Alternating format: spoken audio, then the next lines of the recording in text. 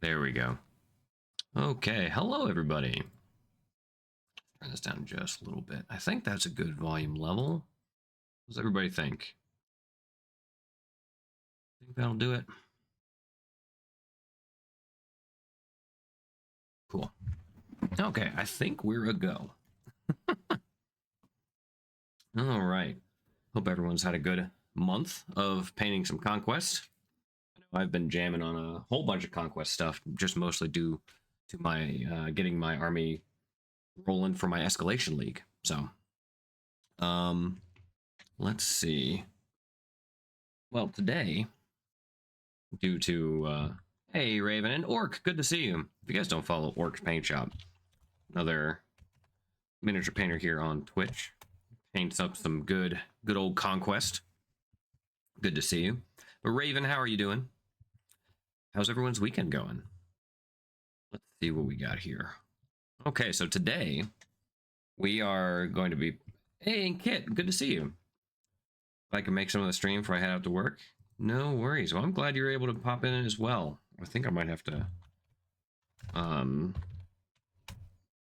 have to wait for a few minutes to give another shout out. But if you guys don't follow Kit Race as well, please make sure you do. Good to see you. Welcome, welcome. So today we have something I'm very excited about personally because I've been waiting for this faction for like 5 years now, I think. So, but we are going to be painting the Shaunahas Shi. I know it's a bit of a mouthful, but I did a poll online to see what people wanted this painted as, and the poll results, because if you didn't know, in this kit there are 2 different heads, which is pretty cool. So you have this one that you can see in the art right here. It's gonna be a little hard to see right now, but it's basically kind of like a snowy owl, right? The other one, which is really cool, is this more elf-like head with the kind of funky hair going on here. So I like both. It was very hard to choose, but this was kind of meant, from what I remember Stavros saying in the happy hour, this was supposed to be more so like the summer version, because the Shaunahas Shi can be summer or winter, right? So, but people were really digging the owl. So I did a poll online, and it's about 60% of the folks on Instagram, and I think probably about 70 on Blue Sky were keen on seeing the owl head be painted. So that's where we're at. But even though it's kind of more intended to be winter themed, we're gonna, the army kind of goes and waxes and wanes in the seasons, right? Just like real life. So I kind of want to paint my army to be a little bit of an amalgamation of all the seasons. So there's going to be some blues in there. There's going to be some greens. There's going to be some maroons and oranges. There's going to be a little bit of everything. Hopefully we can tie it all together really well. That's the hope, at least. GP get him? What's GP? But as we typically do, we're starting with a good old-fashioned black base coat. What I think we'll likely do is typically I like to do kind of some underpainting a little bit. But what I think we might do is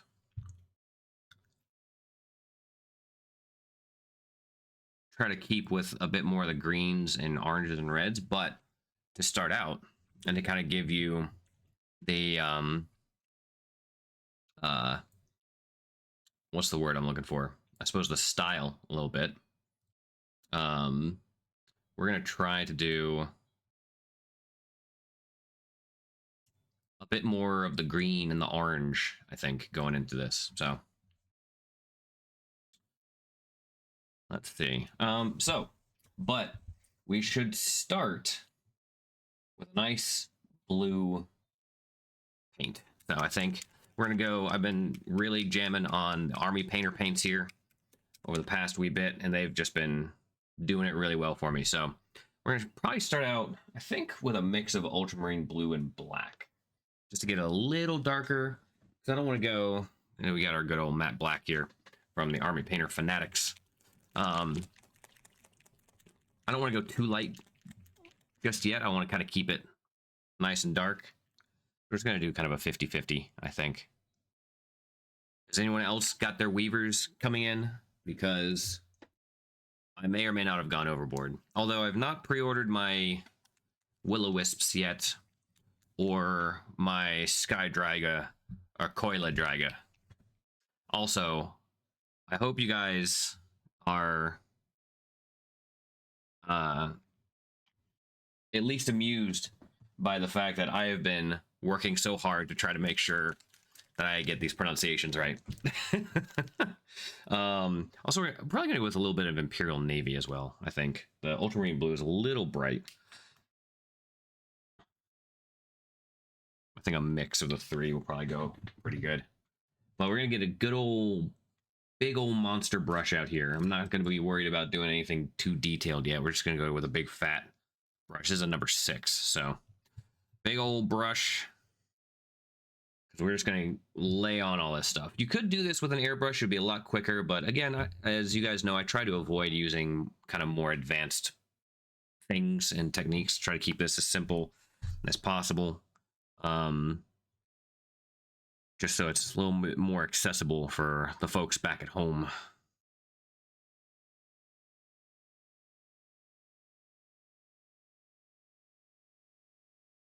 If anyone, I know you can't paint along right now because these aren't out yet. But if you'd like to pre-order them, there is a link in the chat.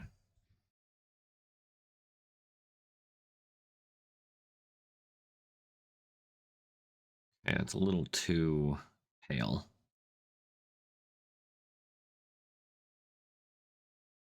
There we go. No, I have 2 armies already. That is true. I suppose that's kind of fair.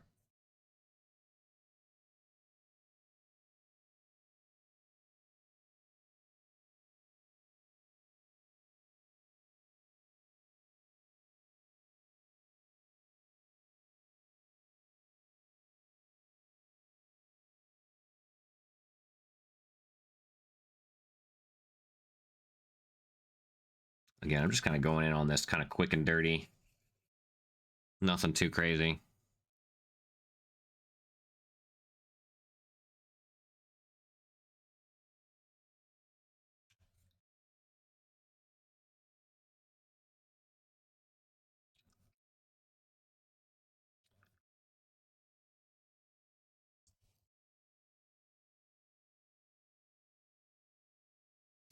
And this is more just to kind of establish a nice bit of the atmospheric effect.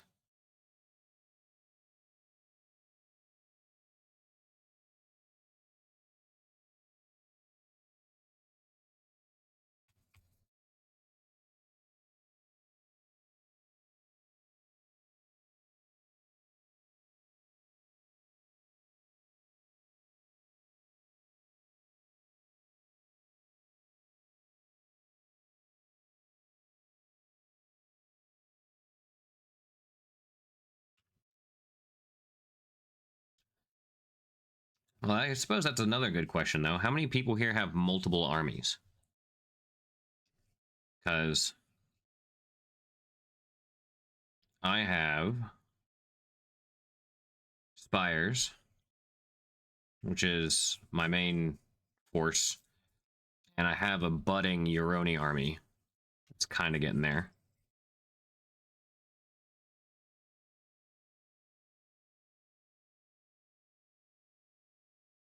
But I've pre-ordered most of, if not all of, the Weavers. I just need to get my Dragas and my Will-O-Wisps.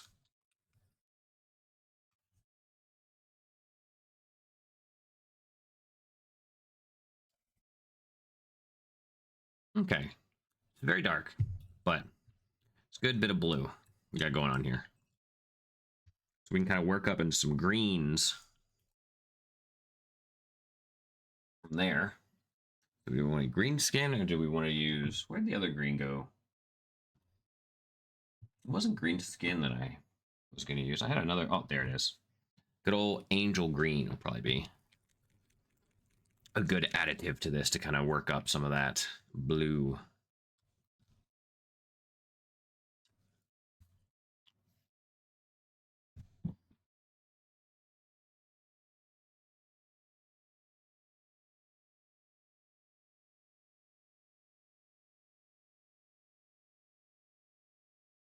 Actually, let's maybe, with this carnelian skin that's kind of dark reddish, I think we'll mix that in with the black and kind of go into some other areas where we kind of want to bring up some more of that like brownish tone.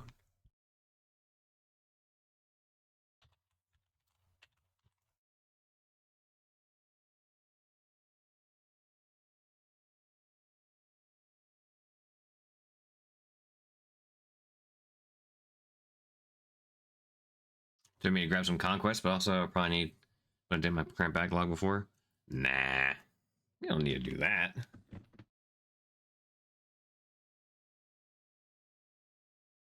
What backlog? Never even heard of it. All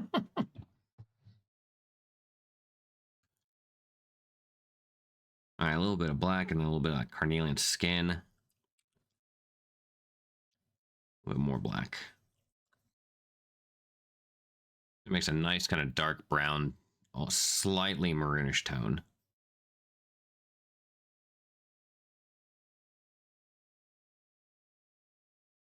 Hmm. We definitely want to put that in.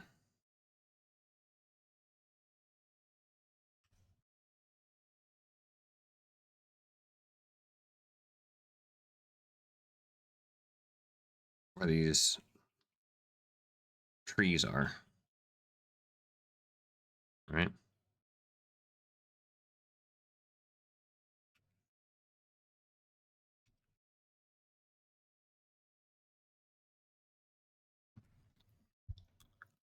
Hey, Mercurial Mark, what's going on? How are you guys doing?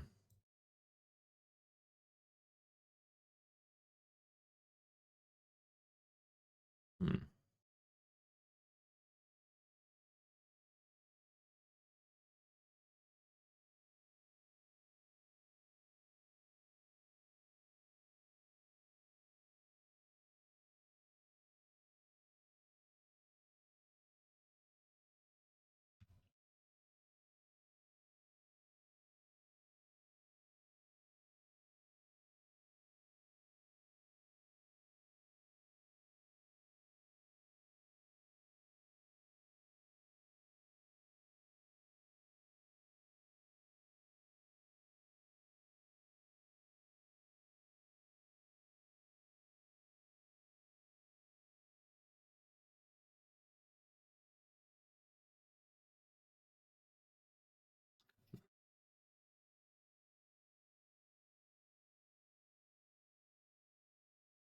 Okay.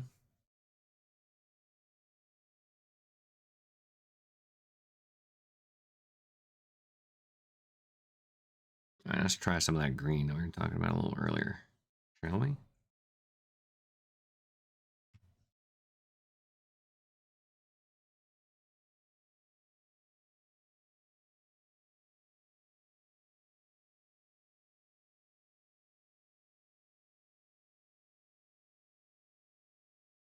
So I'm going for this kind of like creepy, mysterious forest look.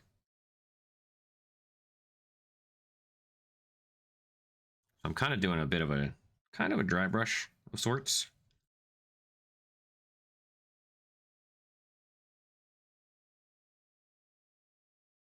And I'm really just like, I'm not worrying about this being too dry and all these other colors and stuff. Like I'm kind of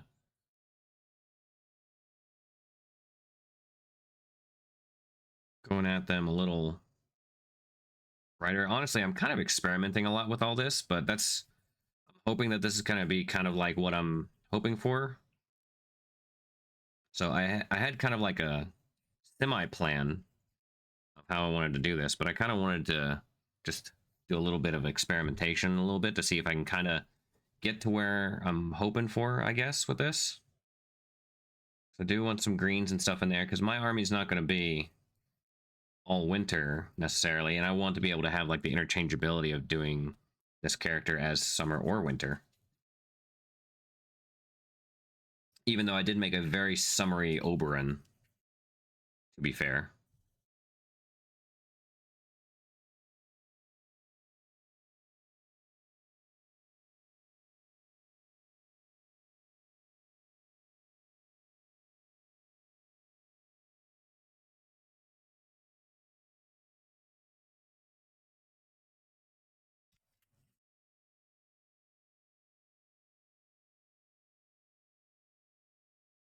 And I'm going to go in with just kind of a heavy hand. Like there's a good bit of paint on this. I'm just going to kind of just stipple around where I feel like a lot of the light's going to come up, right?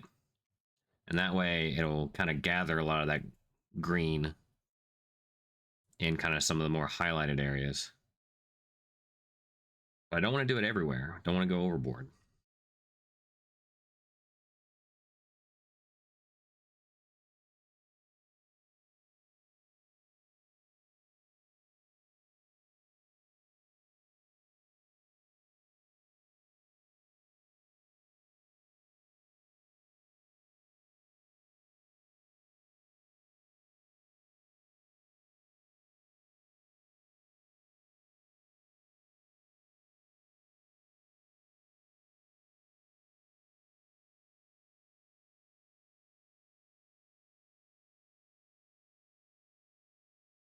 There we go. If I get any more, the risk of being crushed under the weight of all those boxes collapsing on me.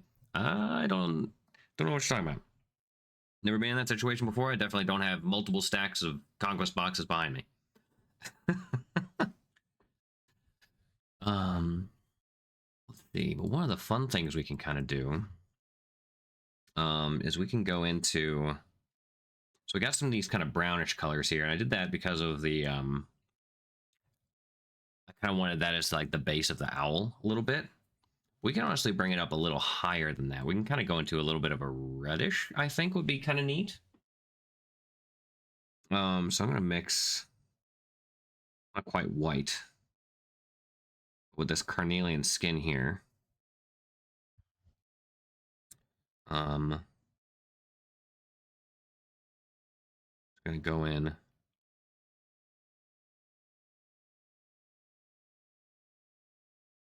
That's kind of where I want a lot of the like. We're just kind of sketching at the moment, kind of where I want some of this stuff to be.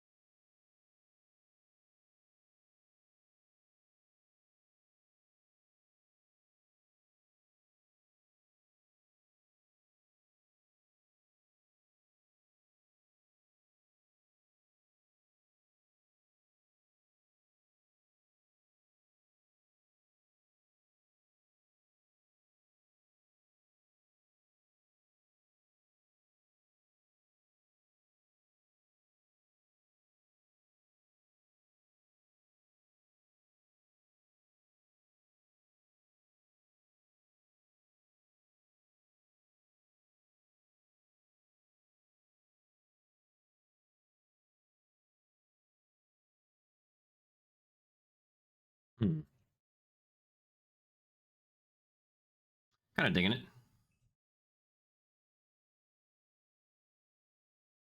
What are you guys getting into this weekend, though? You guys got any conquest going on this weekend? Hopefully.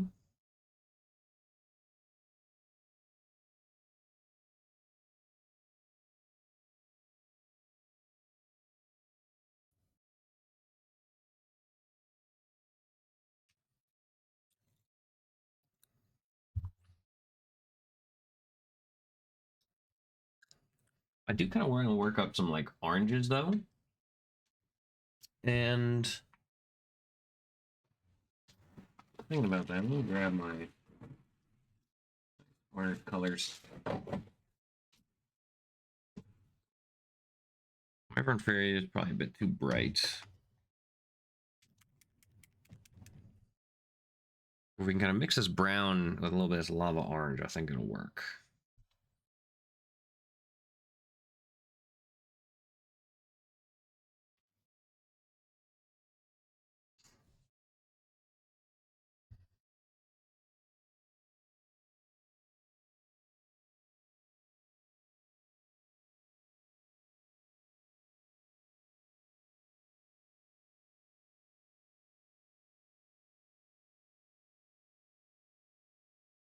Go back in a little bit.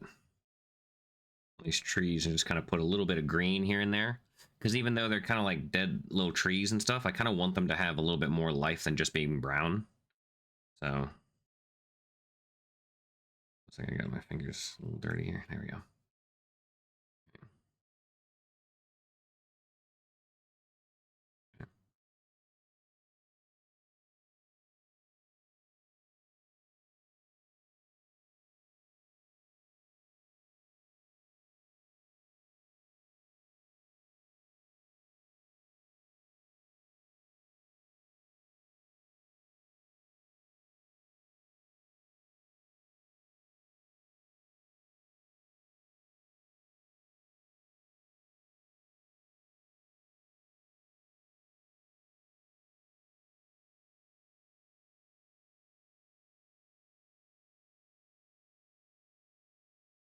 Okay, let's try to work up a little bit of this orange with this really dark brown that we have going here.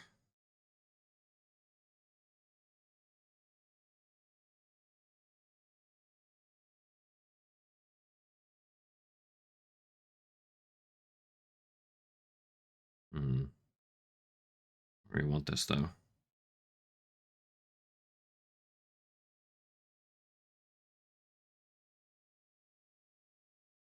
Not sure if I'm feeling that or not.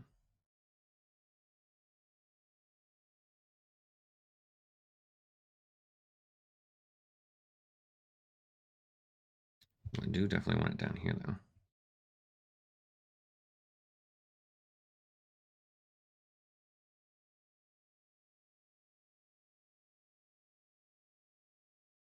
Hmm.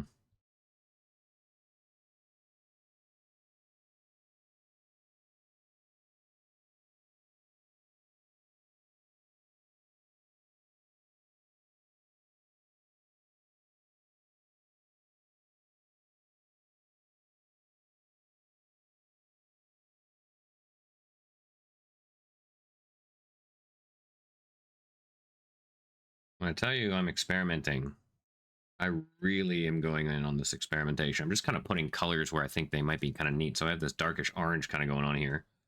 Maybe on the face a little. Because we want that to be the centerpiece anyway. So I'm trying to think of where I want to kind of focus people's attention. And I kind of want to focus folks' attention up here. In this general vicinity. I think that'll be good. Kind of work up some stuff from there, but then we can kind of go in and do more of these kind of like dark reds and oranges and kind of this mold berry, I think, will probably be good. Kind of going into a little bit of the purples, less reds. So, work for me. Yesterday was Monday. Oh, I see. Back to that night hot on Wednesday, though. Nice. This mold berry is going to be a good color to use.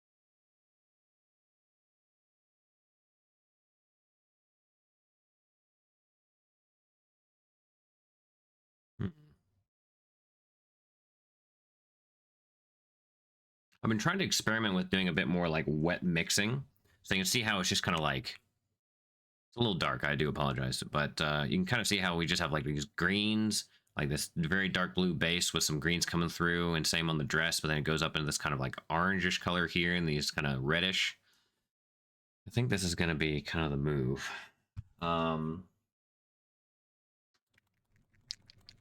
We definitely want to bring it up to kind of a lighter green. I'm going to go ahead and start working with this green skin. It turns itself into a bit more of like a yellowish green, right?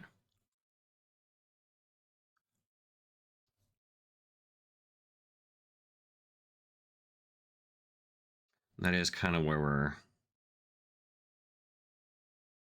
heading with some of this, so.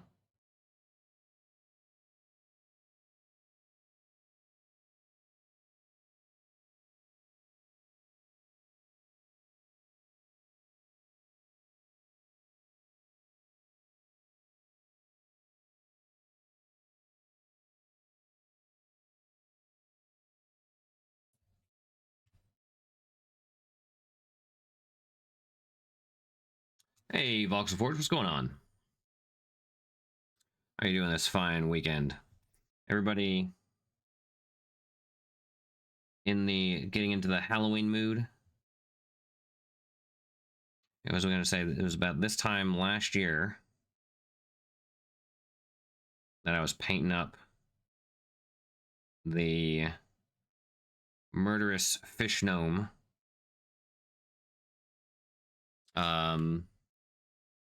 Oh, what was her name?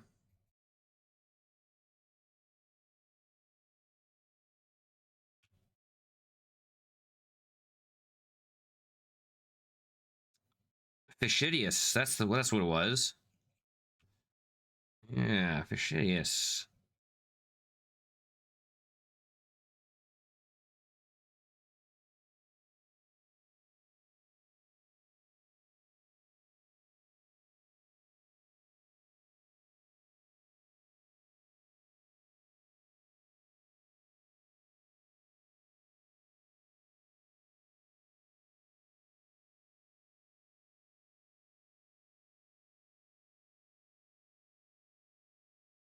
Okay, as you can see, we're just kind of sprinkling these colors around a little bit, right? Nothing too crazy. Sculpting some monsters, I guess it's Halloween. There you go. I'm kind of going like for a little bit of everything on this. Like I'm not restricting myself to like one particular kind of um,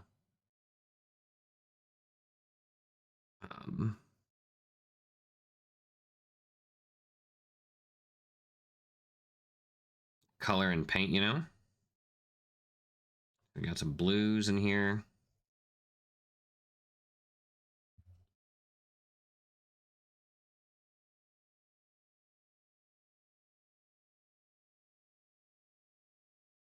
A lot of blues on the ground, particularly. That's kind of where we want a lot of the shadow, right?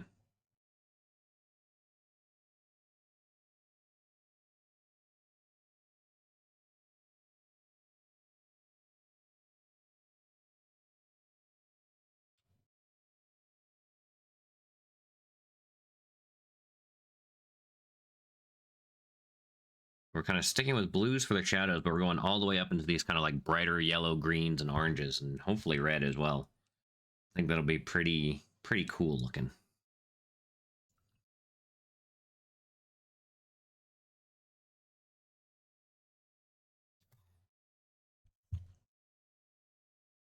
Let's see. Use a little bit more of that down there.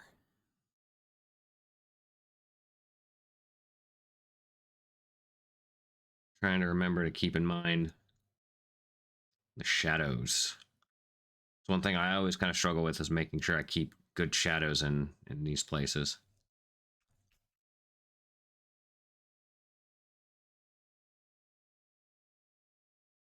Ugh.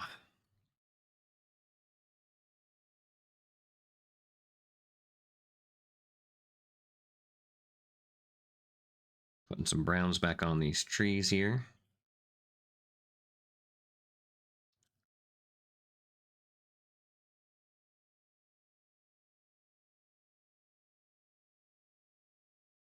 Okay.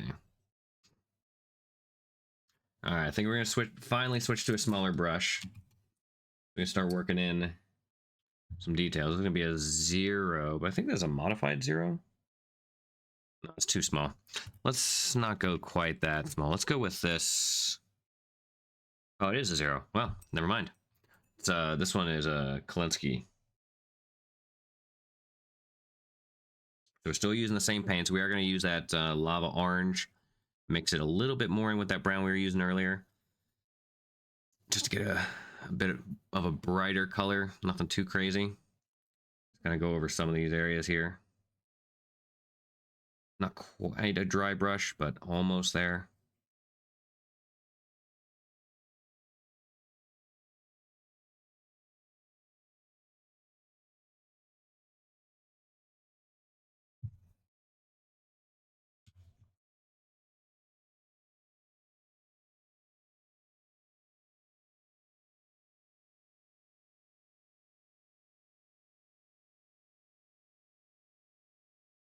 Looking pretty good. And then we'll go back in.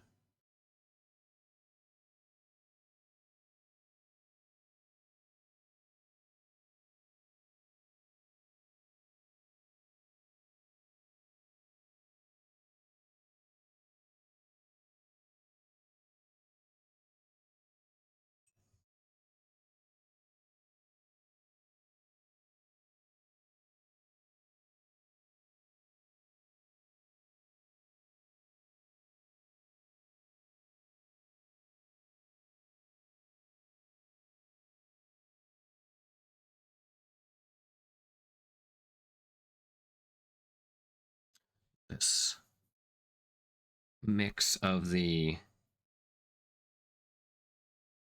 orange and this carnelian skin a little bit with just a tiny little bit of black.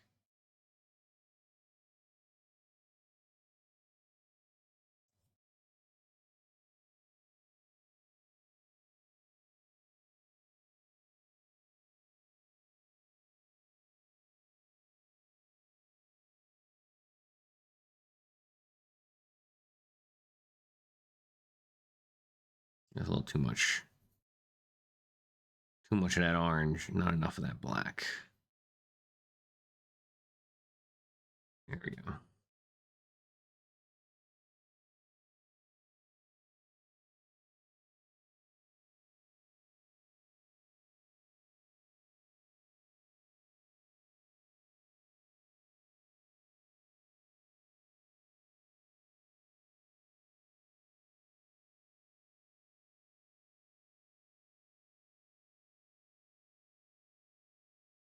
Just real thin layers, nothing crazy.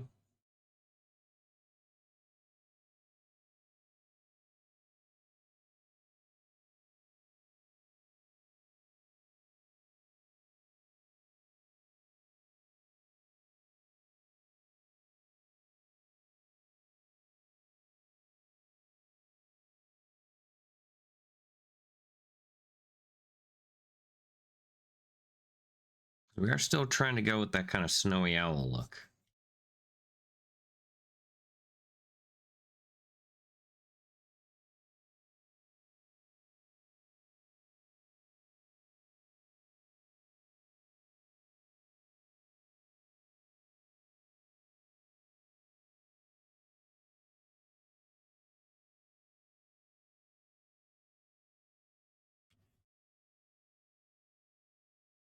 Hmm.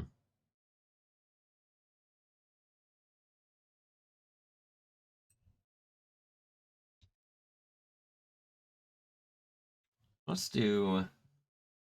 I really want to do a really dark red. Wyvern Fury for brown. What red shall I do?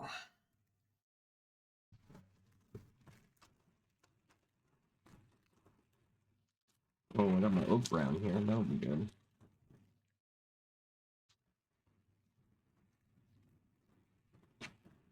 Those are my pinks and purples. I don't necessarily need my pinks and purples. I went for a lot brighter colors when I went for painting the Oberon. I'll show you here. but I'm doing it in kind of different style. So this is the Oberon we had painted, but we were going for a very bright, yellowy summertime for it, like kind of fun forest. He's still not quite done. I got to do his cape and everything, finish that up. But this was kind of the first experiment of this um of this army's colors. So let's go ahead.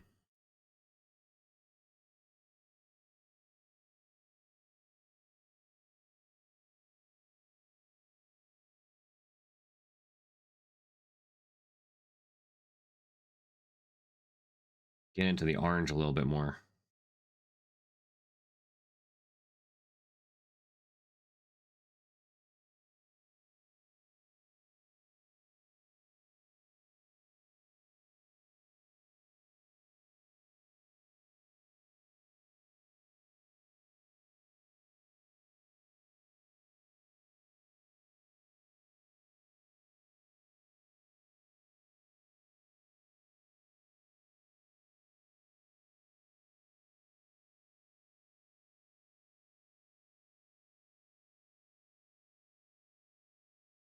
There we go.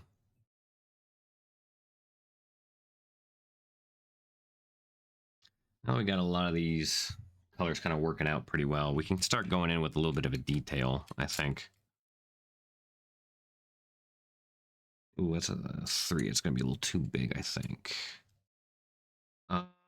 This is technically a 2, but it's kind of one of those cheapo brushes. But it's got a nice little point on it, so I think this will be probably solid to get started on. Nice yellowy greens here, I think. So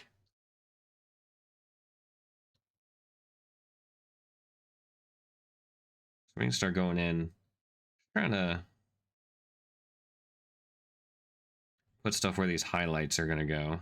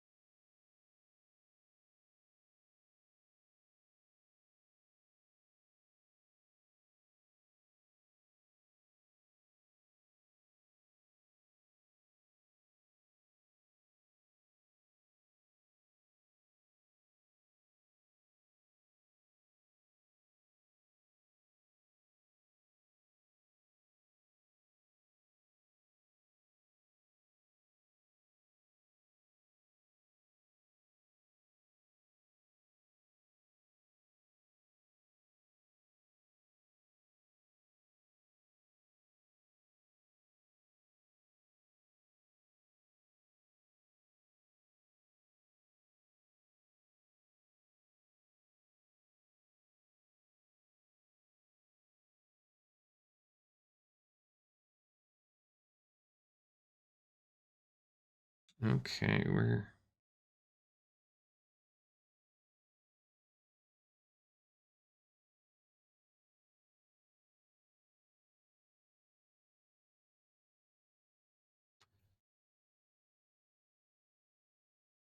one thing I like about the Weavers, well, anyone who knows me, I am a big fan of wood elves in general, of any style, shape, and form. Growing up, Legolas was my favorite character, like the elves of Mirkwood and all that, reading The Hobbit and stuff back when I was a kid. Thranduil. But I'm absolutely in love with the way that these the Weavers have been done, and I've just been biding my time over the years. I told myself way early on that um I would play Spires until the Weavers came out, basically. And I'm not gonna give up on my Spires, don't worry. But definitely through a I was kind of not expecting them to come about this soon. I'm very happy they are. Especially as a fan of like non-human factions. Very, very pleased.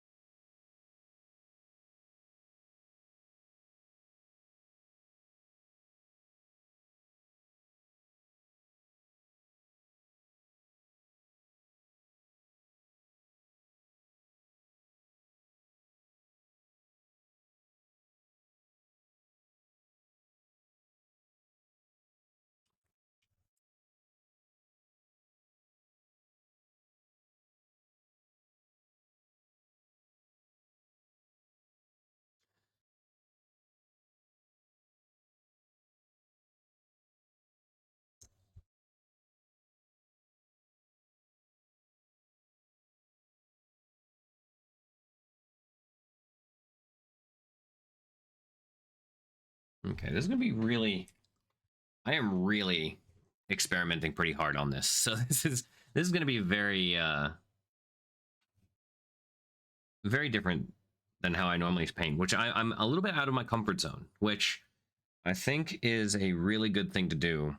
One, when you're trying to experiment and stuff and find out new things, but if you're really trying to learn about, you know, painting miniatures and stuff, going outside of your comfort zone is extremely important.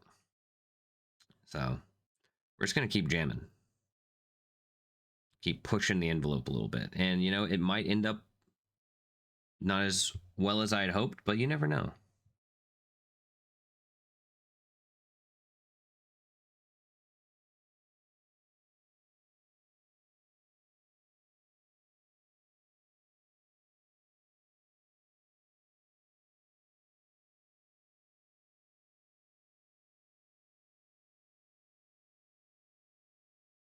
I mean, it's always a fun time. Yeah.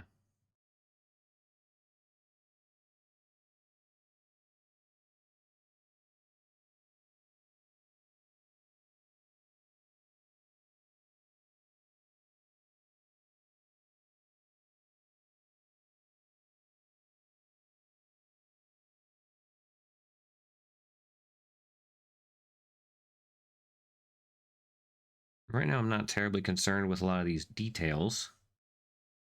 I'm just kind of putting the colors down.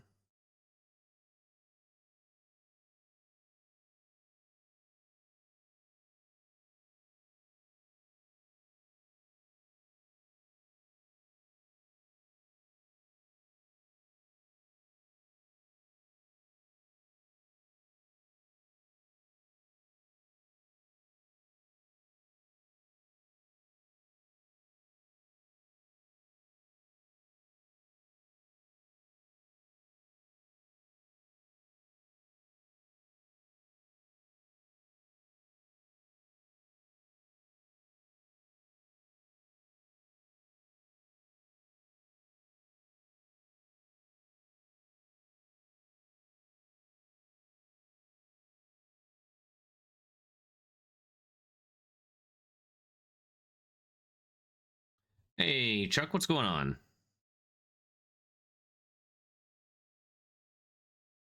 Ooh, that's a little too much, I think.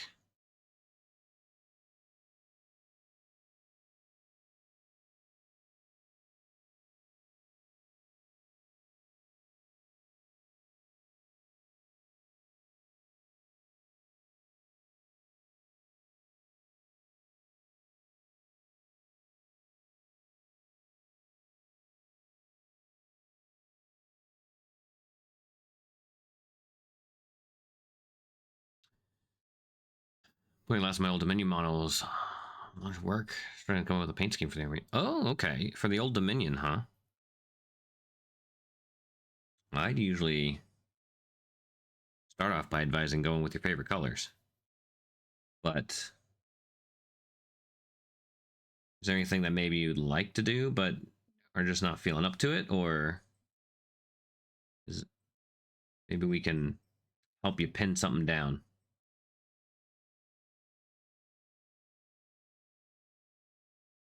Old Dominion's a great faction to paint because there's so much you can do with it.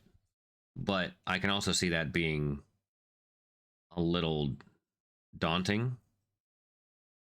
Maybe not maybe daunting's not the right word, but I can see that being a little maybe intimidating, I suppose, because it's like you can really do so much. So I can definitely see it's like one of those things where you have so many options, you're just kind of like paralyzed as to what to do. I get that way. Um, so maybe I'm just talking from my own experience, but um,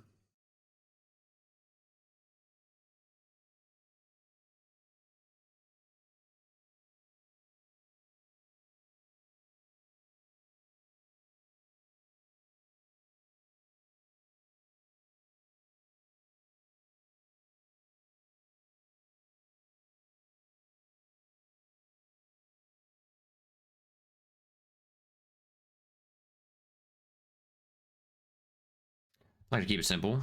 I'm full tilt with my Wadroon. Don't want to sink that much time in the second army. That's fair. Because I also have a bunch of Uroni. I get that. Someone who also has a bunch of Uroni to do.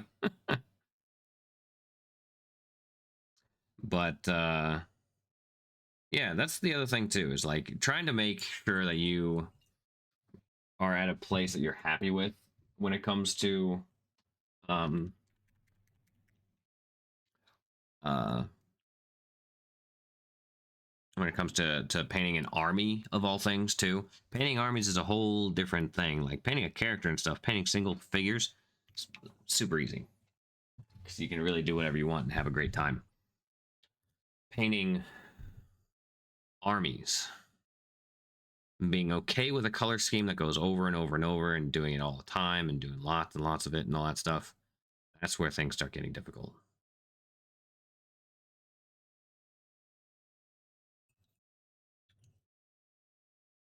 We do a fairly high tabletop paint job for the army. At the end of the day, I'm likely going to give the OD or the WAD away to somebody who wants to play them but doesn't like to paint. That's totally fine. I get that too. And honestly, it's I love when folks will be cool with doing that too, because I'm likely going to try to give my Euroni army to a buddy of mine too. Just because not super keen on the painting and stuff, and I just want him to enjoy playing. So I get it. Um,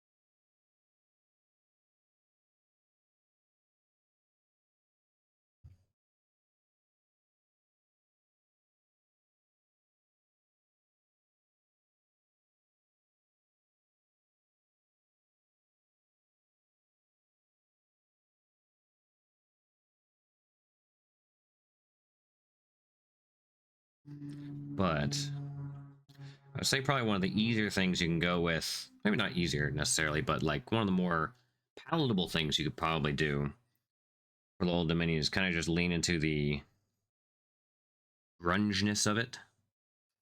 There's a certain element of kind of grunge to the faction, right? And that I've found at least makes things a little easier and more palatable.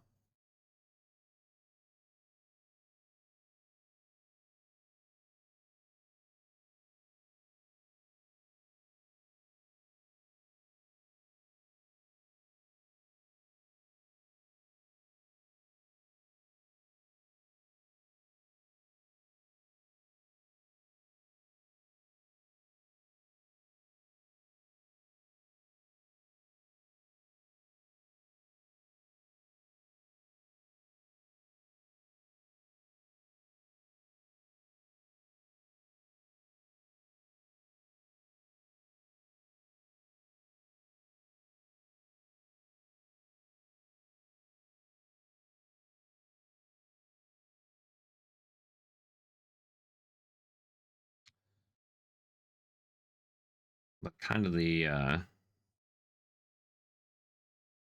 feel like a lot of the techniques to get that kind of like grunge undead look, like lots of the rust effects and lots of washes and stuff, will really make painting an entire army of that go a lot quicker, I think.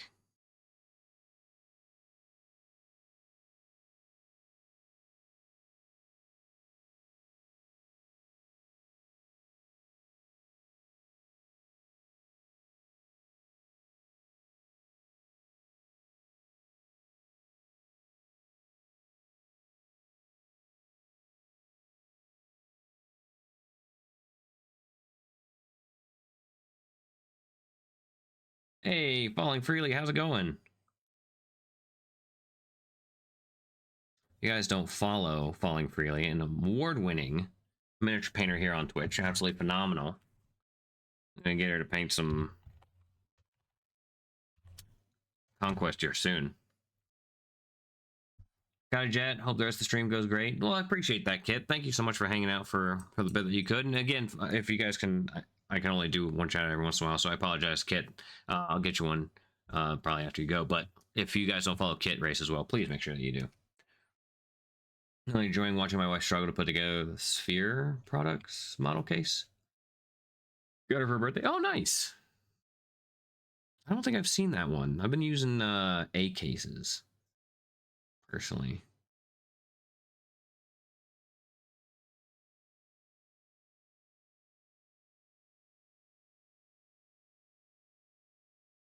Right, Shadow, doing well. How about you? You get my hand on some Conquest models one day. Yeah. You aren't going to PAX Unplugged, are you? I'll say I'll bring you one. um, Walter, take it easy, everyone. Absolutely, dude. Thank you so much for hanging out.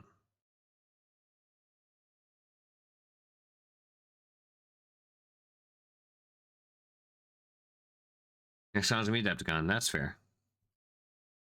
Honestly, it was that was my plan as well. Um, until a friend of mine was like, "Hey, I want to go to PAX." I was like, "Well, they have a miniature painting competition there, and we had a chance to see some of my friends, and it's going to be more board game centered, but that's okay, you know."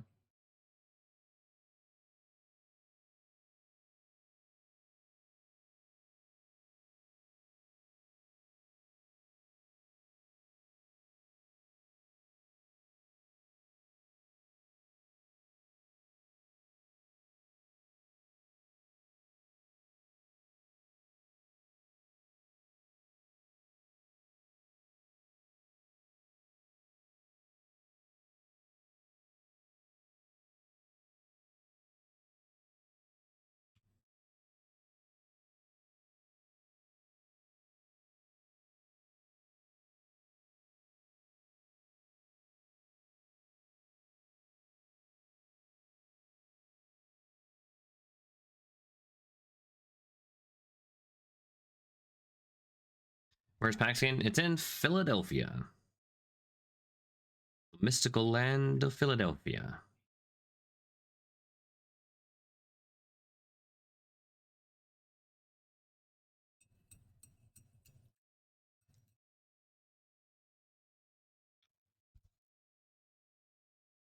Okay. We got this demonic yellow we're probably going to use to mix with the green to kind of bring it up a little bit. The yellow is going to be kind of like our big final highlight, so I don't want to get too far into that. So, welcome back, Orc. Good to see you.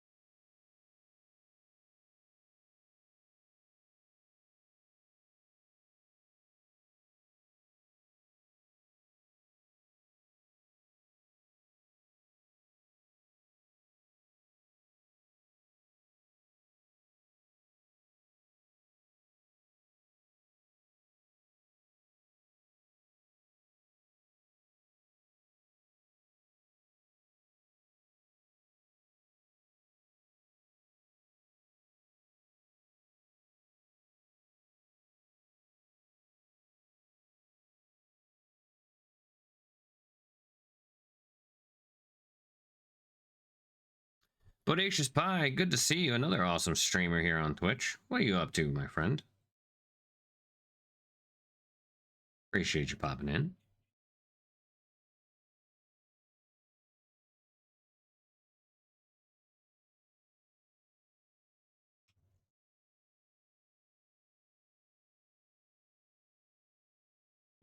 You need to tutor your busting this out? Yeah, I'm trying. Honestly, we're not doing too bad. For an hour in, we're getting there. The thing is, and this is kind of where this is really kind of experimental and something I've not really done before, is I'm trying to go for like some pretty legitimate white snowy owl with the feathers, but mixing it in and kind of keeping it all atmospheric with the rest of the the piece is not terribly easy. Know what I mean? So it's a learning experience for me. But we're pretty much just painting this on vibes, and I've been trying to do projects that kind of keep me more on vibe, if that makes sense. Love the colors you got going so far. Thank you. I've been inspired by another painter who actually was who was in Colors of Conquest for an amazing looking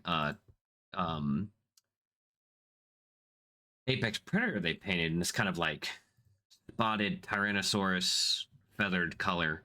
But they painted up this kind of wood elf with these really nice maroons and greens and oranges all kind of blended together. And they are from Poland. And in Polish, they have a term for people who are like really into fall. And I'm gonna butcher the pronunciation, but it's like just seen Naira, I think. And it basically just means like fall obsessed. And so they were trying to go for this kind of like very intense fall color for their stuff. And I was like, dang, you were my inspiration for this. So I'm trying to but the person who did it goes by the handle of T-Rex Anna underscore paints. So you're a great vibe. Well, I try to be. So I'm trying to somewhat emulate how she had put hers together. I'm not sure I'm quite getting there, but you know, it's happening. We're getting somewhere. And I'm not upset with this. Honestly, I kind of wanted to really work in, especially the oranges and the greens, because it's a nice mix of kind of like it could be summer or spring, or it could be kind of fall. And I have this underpaint. It doesn't show up super well here, but I have this underpaint of this very dark blue, which I could work up more, and I likely will into something a little bit more. So kind of speckling in a little bit of blues here and there, I think will probably be a good idea. But the hard part is going to be trying to get all of this worked up into white for the snowy owl look, right? That's where I'm going to have a lot of issues, and that's what we're likely going to need to start doing here very soon. So we have some good old-fashioned white, some matte white from the army painter. And I want to kind of work in a little bit of the orange, not a lot.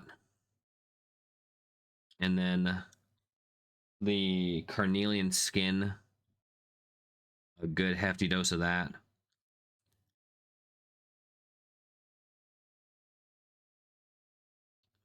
But trying to work this up into white. And the other thing to keep, I'm having to remind myself right now, because I just realized my frame of mind was not in the right place. White is not white. White is not white, and black is not black, and or maybe white should not be white and black should not be black. In order to keep it atmospheric and kind of cohesive with everything else, white should only be, if at all, just the final teeny little highlight. It should never be the paint you actually paint with without mixing. So we're going to try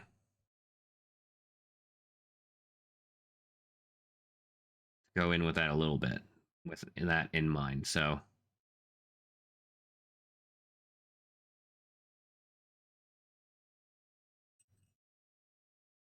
it's turned into almost kind of a pinkish peach, which is okay.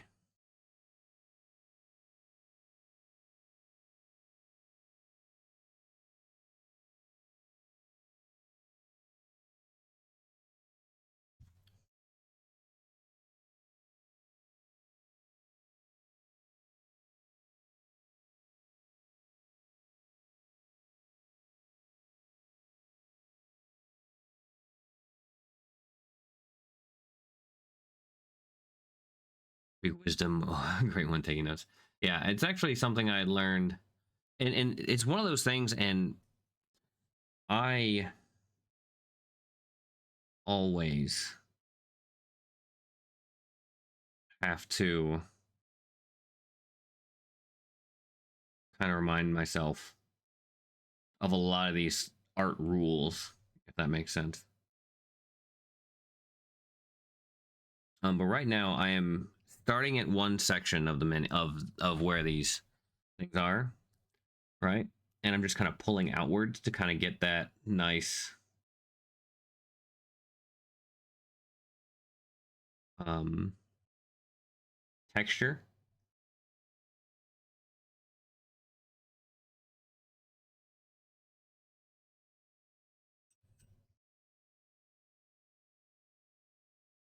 And the other thing I have to keep in mind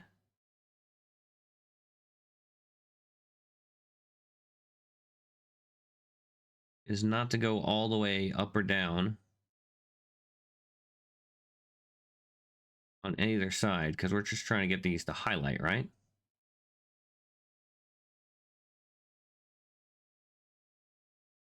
So I want to keep the shadows nice and dark. I'm likely going to have to go back in on the shadows anyway, but I don't want to do extra work for myself later on.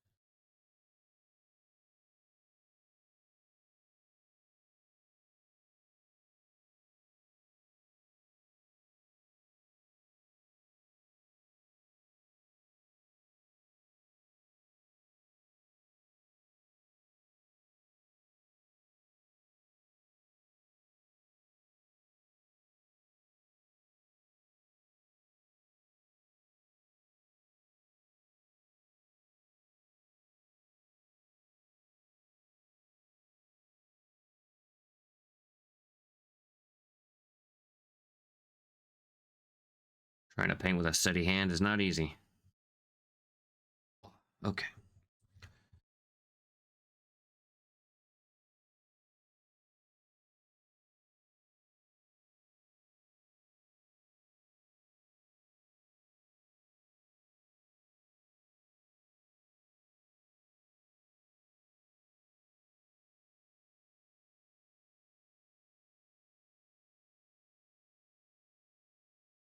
Okay.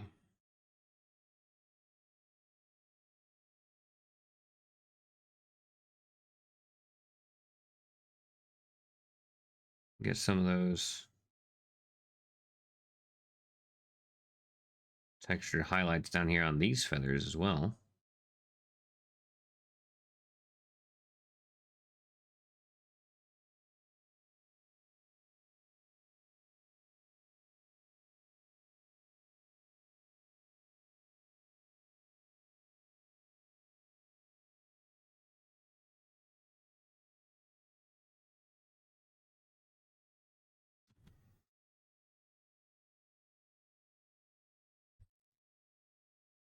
Glass Princess Scara. Thank you so much for the follow. Welcome in.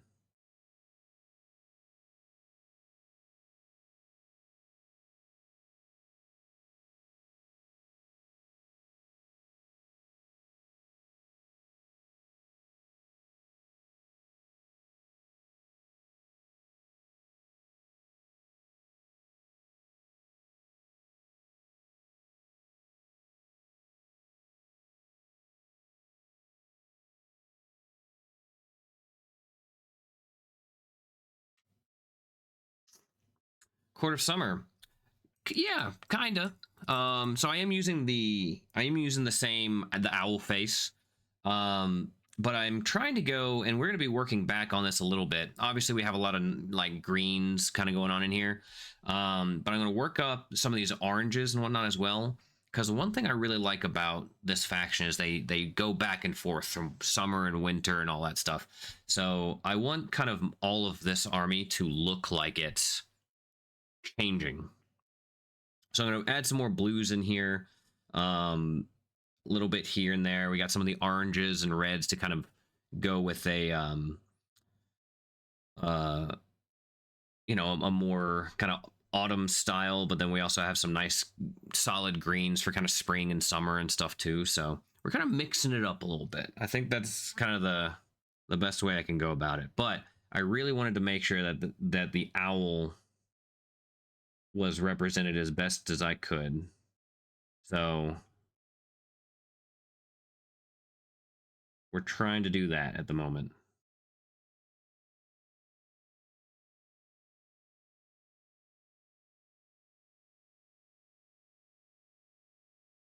Pretty well. I appreciate it. How are you doing this fine weekend?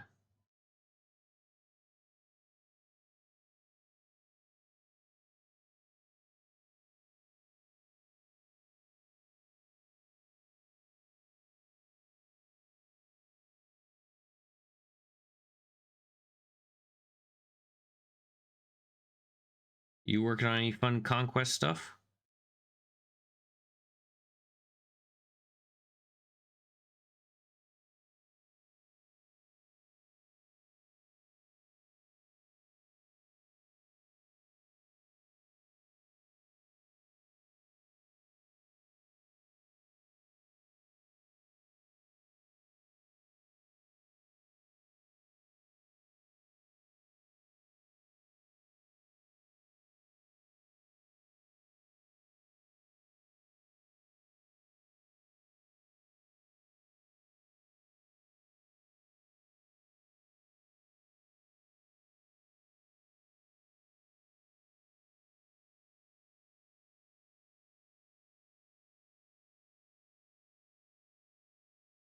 Okay, not too shabby.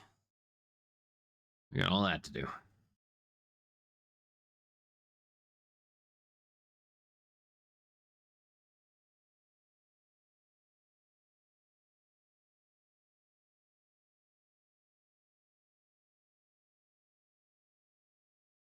So I say you don't have no one here has to go into doing all the colors on these and all these textures on all these feathers. Just a little bit extra. But it is kind of just about a steady hand on this one. But the real goal to making, and I'm not doing the best job here because I am trying to get through a little bit quicker, but if you can get a constant kind of same textured look, like the same brushstroke length and everything like that, you get some really, really nice, strong feather looking elements. And there's already some nice areas in here that are kind of sculpted, which is great.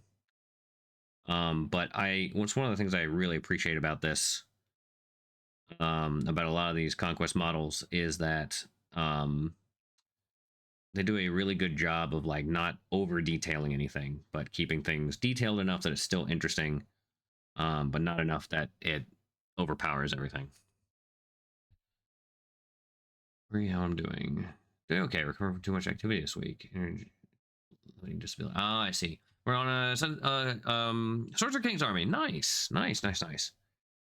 I really like the Sorcerer King's faction.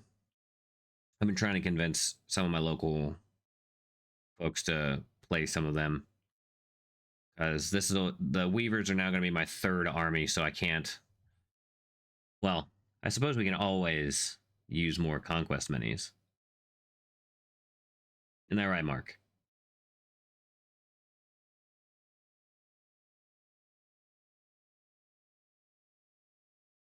Wait, you do things extra? Your Pearly Spires totally weren't an indicator. Hey, shut up. Oh man. Actually, you want to see something really funky? It has nothing to do with painting this, but it is I was working on adding an extra unit or two to my Spires army. And I decided to try something out last night that I thought was kind of neat. Check this out. So, I don't know if any of you have dealt with 3D pins before, but I put my Terraform together, and instead of just having a giant pole sticking out of the ground, I got a 3D pin and sculpted this wireframe around here. And I'm going to take a, and it's hard, like I'm putting significant pressure on this. It's sturdier than I expected it would be. But I'm going to take a flat-sided, like wood burner tool and melt it down and so it's smooth, and then put some more texture back on top so it looks like a giant spiky crag rock kind of thing, so it's not just a pole sticking out of the ground. So, and I'll put some more down in here and stuff too. So I thought it'd be an interesting experiment to try. I think with some texture paste and stuff and whatnot, it'll like work out pretty solidly. You're talking about painting a conquest? I need to paint me one. I'm gonna change my goal of having a mini painted by every friend. Oh yeah, of course. I thought I was just waiting on you to figure out which one you wanted to have painted. Get a new army. At least you don't have the problem. Yes, I'm now at 3 2K armies. Shared custody of 2 more. Nice.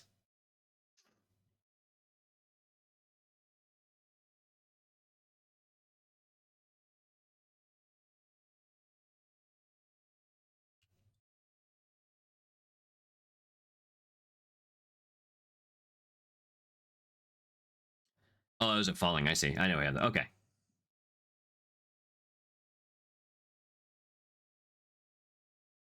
See falling? I told you we'd get you to paint Conquest soon.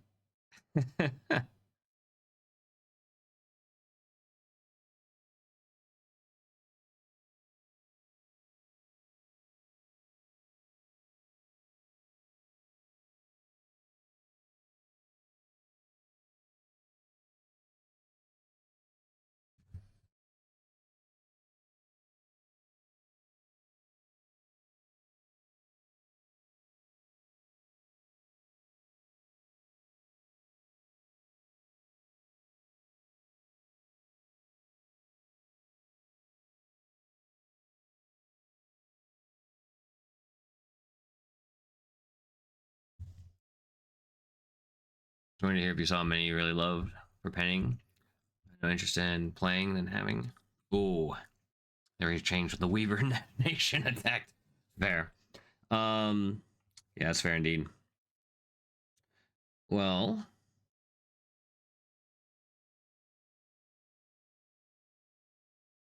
I'm trying to think if there's a particular one. So I say I do have a bunch of fish gnomes coming in, but feel bad just giving you a little fish gnome.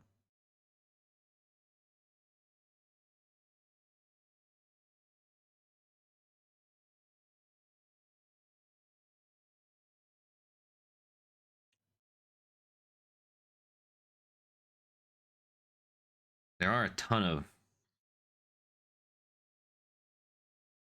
them that I do want to paint though. Varna was up there, but then I got to do that for Colors of Conquest. So it's already painted.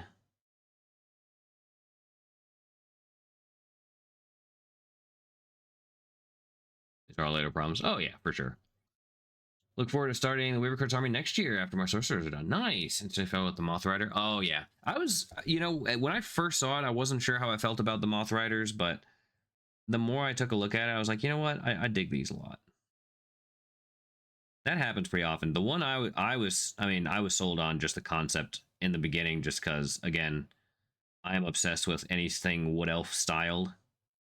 Like, uh, in Old World, Wood Elves are my thing. And in Lord of the Rings, the Elves of Mirkwood were always my jam. Um, in I think of what other things had Wood Elf. Oh, if anyone played Guild Wars, I played Guild Wars a ton, and the Sylvari were my jam.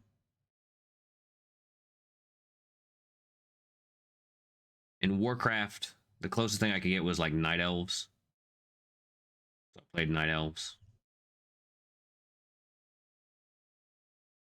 My very first D&D character was a Wood Elf.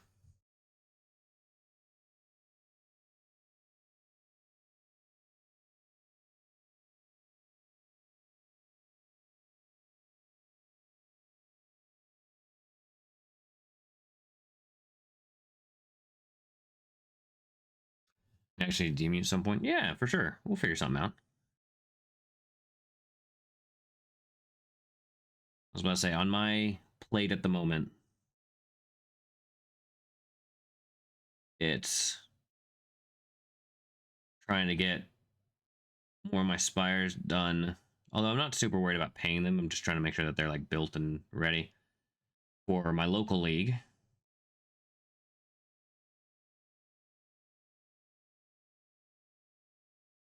And then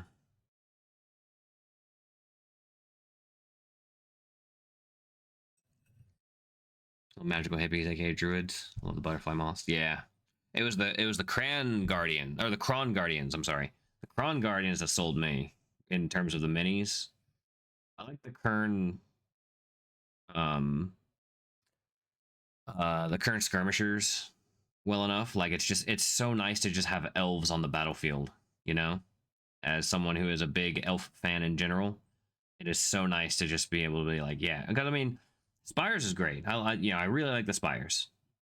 Um, but they don't really. I mean, they kind of do. They're all like clones and nasty little creatures. You know, they're not like elves on the battlefield, except for like the HQs. You know, your Biomancer, your Ferromancer, your High Clone Executor. But technically, a High Clone Executor is still also a clone. He's just like graduated. You know what I mean?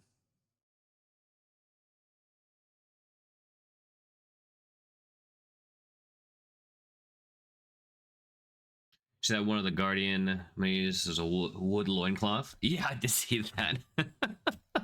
I got a good chuckle out of that. I like.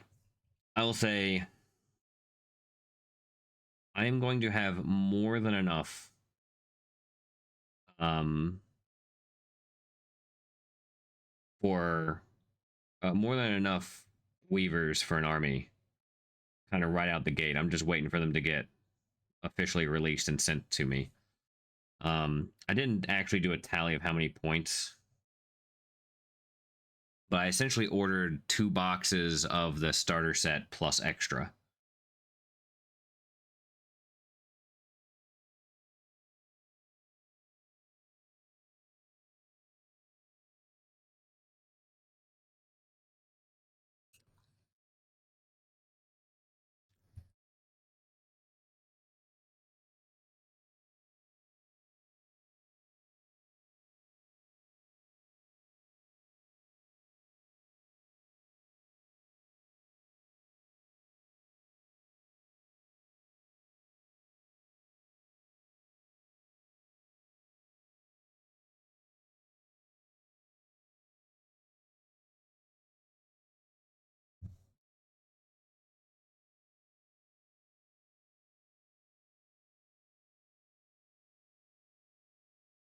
You should probably zoom in a little bit. Just did 2 boxes plus one fee. Yeah, I did. I had 2 boxes, an extra cron, an extra kern. I think I did 2 extra skihan, riders or Skihan. I got an extra Vorshi. I think that's it. And I'll likely do one of each of the Drygas. Get my Flower Boy and my boy Goth? No. Sky Dryga. That's what it is. I think it was one extra. How many Kern do I have? I think I have. Did I get 16 of them? I might have gotten 16. Oh, now I'm curious. I'm going to look real quick.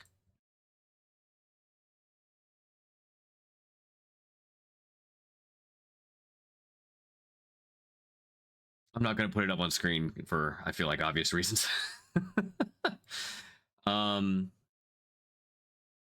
Let's see. Okay, so the Weaver Quartz starter comes with 2.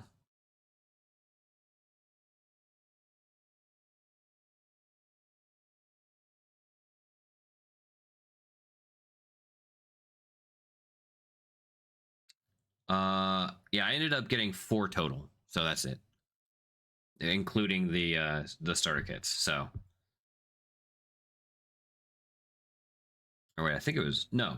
Did I just get? Yeah, yeah, it was just that. It's not too many. Yeah, it has 6 stands, 2 boxes worth. Yeah, I just got that. I thought I ordered an extra one, but apparently I didn't. I ordered a lot of moth. Is what I did because it already comes with 2. Or it comes with 1. I had another one.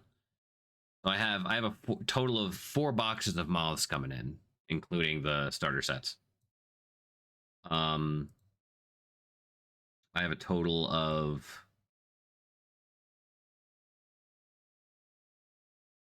I ordered an extra Kron Guardians. So yeah, I ordered a lot.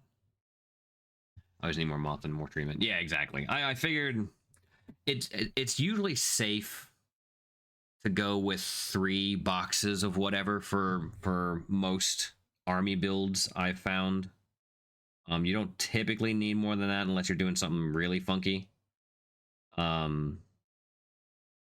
But if you really want just like the most versatility,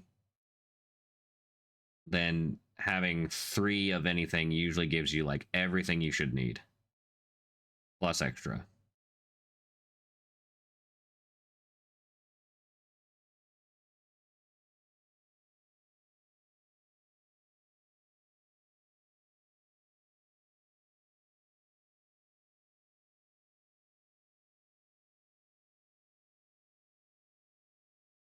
At least in my experience.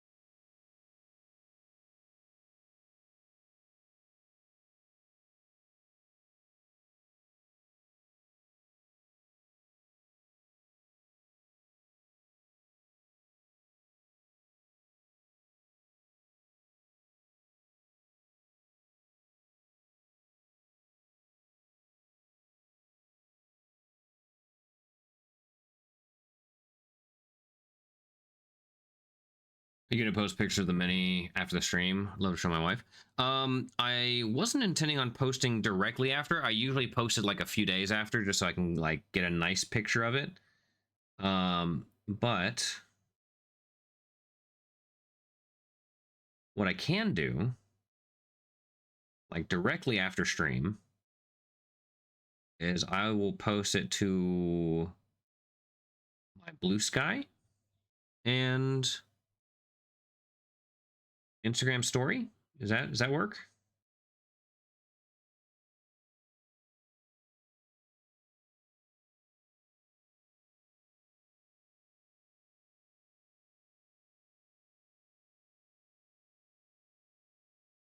Is she also doing Weaver course as well?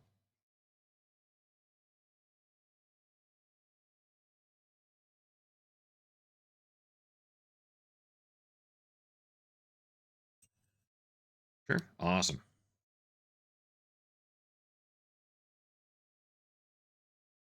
Oh, just for a quick reference, I'll go ahead and post my link tree. Although it's not link tree, it's called BioLink, but it has all my links in there. In the chat here. It should work. Where's playing with Drune? Oh, nice. So plenty of feathers to paint.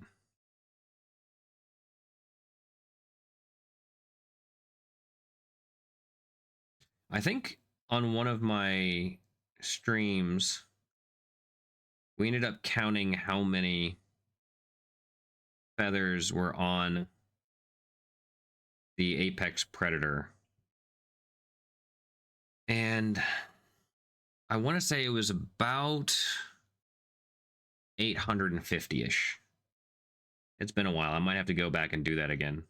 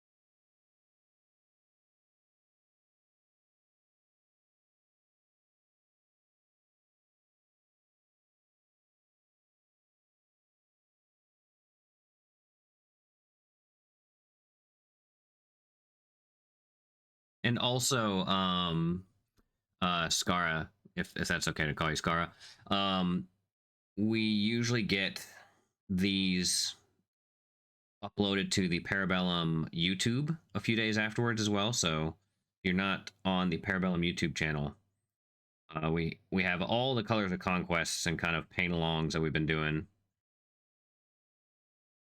from day one. So we've been doing this over a year now, which is kind of cool. Kara. Oh, I'm sorry. Okay, Kara. Gotcha. Or Kara.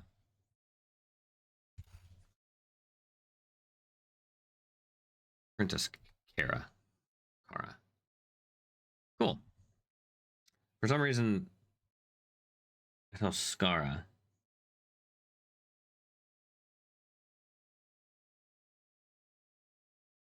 Either pronunciation? Okay. Cool. I appreciate that.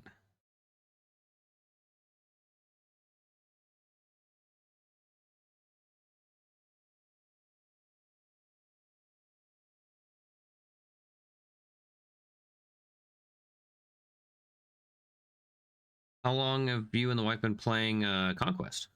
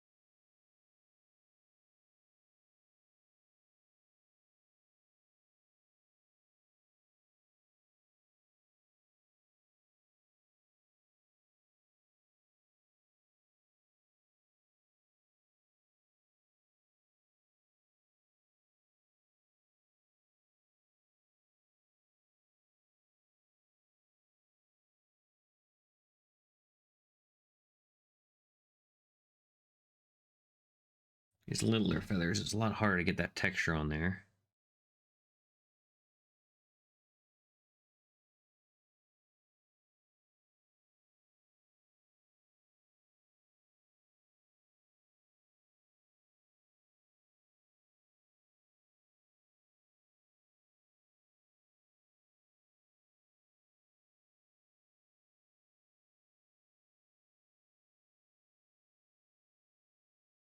We just learned about it in late August. Oh, that's awesome.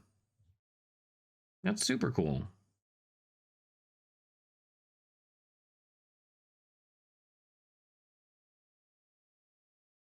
I was gonna say it didn't happen to be at the Nova Open, was it?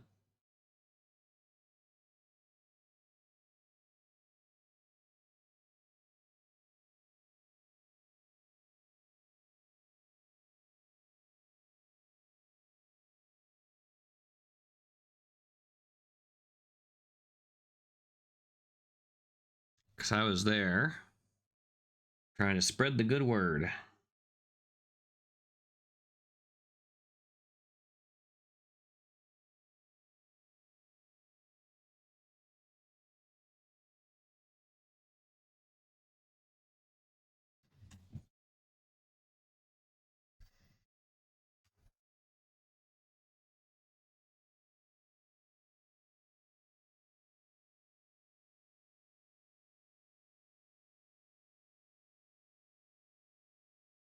Been a wargamer.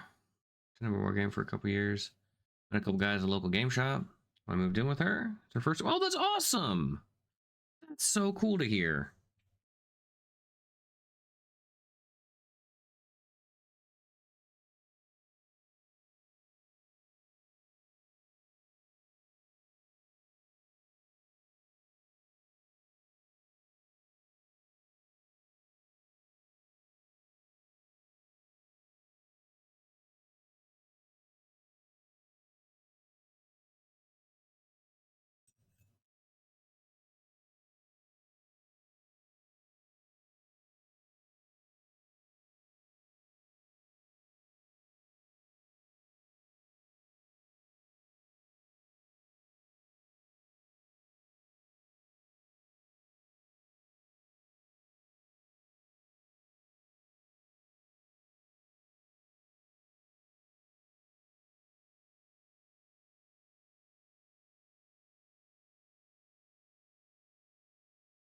So I've got her into getting already because we're both RPG fans. Oh, nice.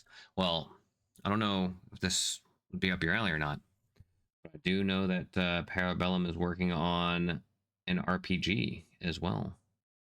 I'm super excited about that because that means we can use all these models for more than just a war game.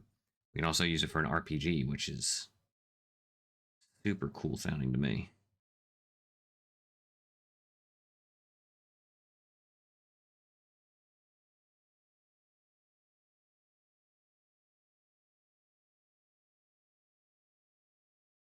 Yeah, it'll likely be a very long time before we see it.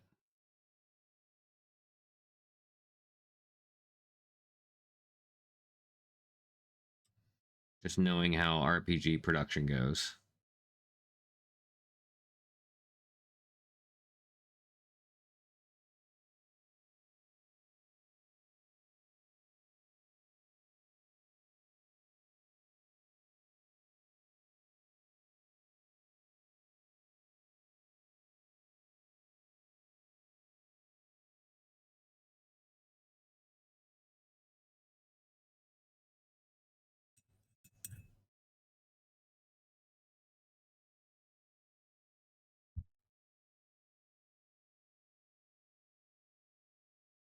So what paints are you using to paint the pinkish feathers? Yeah, so right now I'm using a mix of a tiny little dot of lava orange, a little bit of carnelian skin, and then mostly matte white. Good old-fashioned matte white. It's making this kind of pinkish, peachish color going on in there.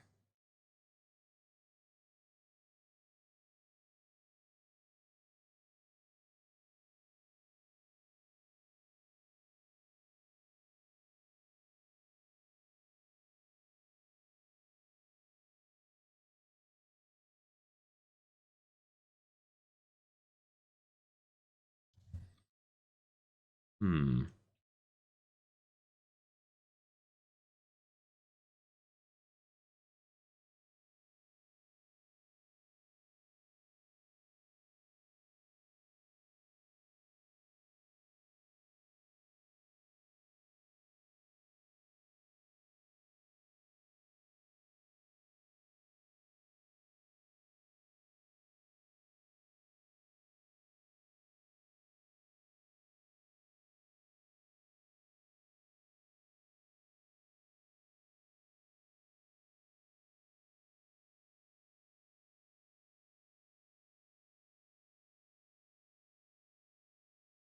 But the reason we're going with that right now,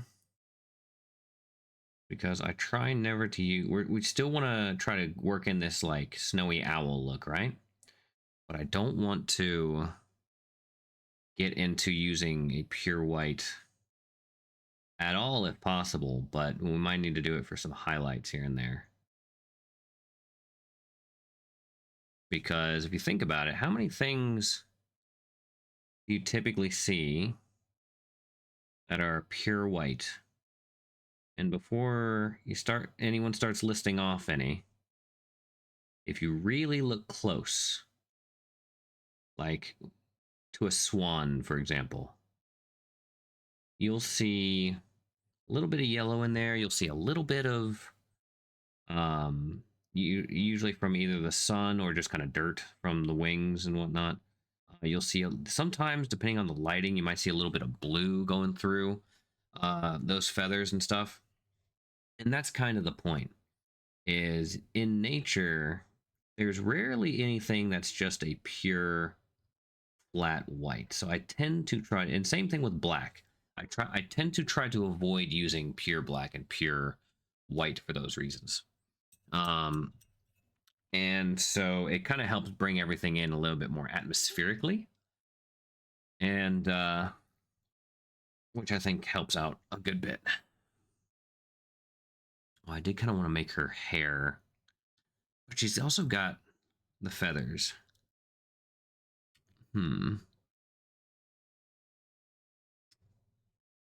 Conundrum indeed.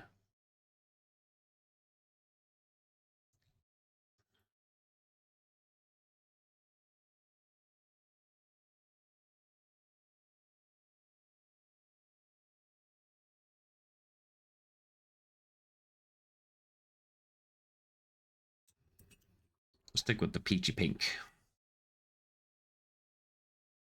And what we might do, we might go in with an almost pure. I might do an off-white, kind of like a screaming skull type of thing or something. That might be a little too white though for a snowy owl look. Thinking about it, but what we can do in the meantime, while we think about it, I'm just going to mix a little bit of yellow with this green skin that we've been using earlier. And I'm just going to do a little bit of kind of highlighting around, a little sketching a little bit.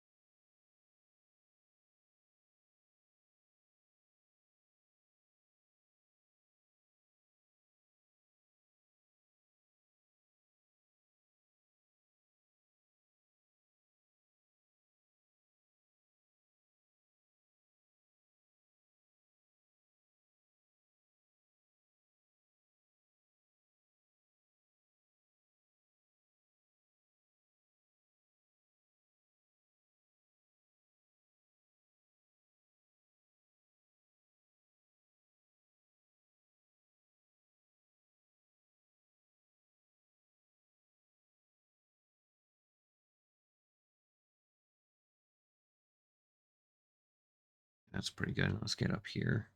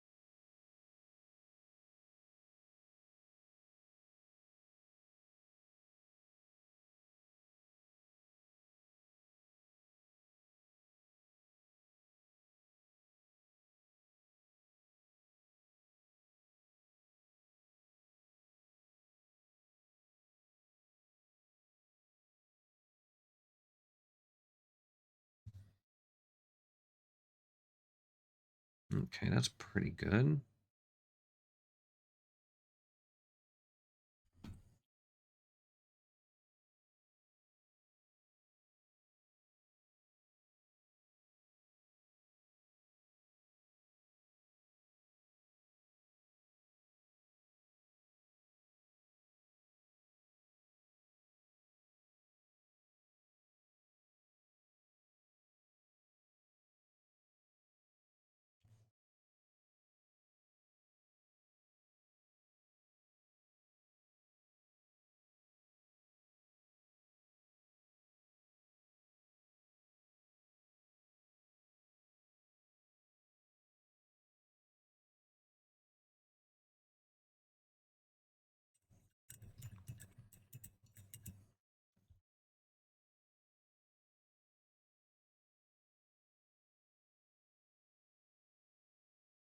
Okay, I got a little bit of that orange I used earlier and that yellow together. Like a much brighter orange. That way we can just kind of go through. Hit some of these details a little bit.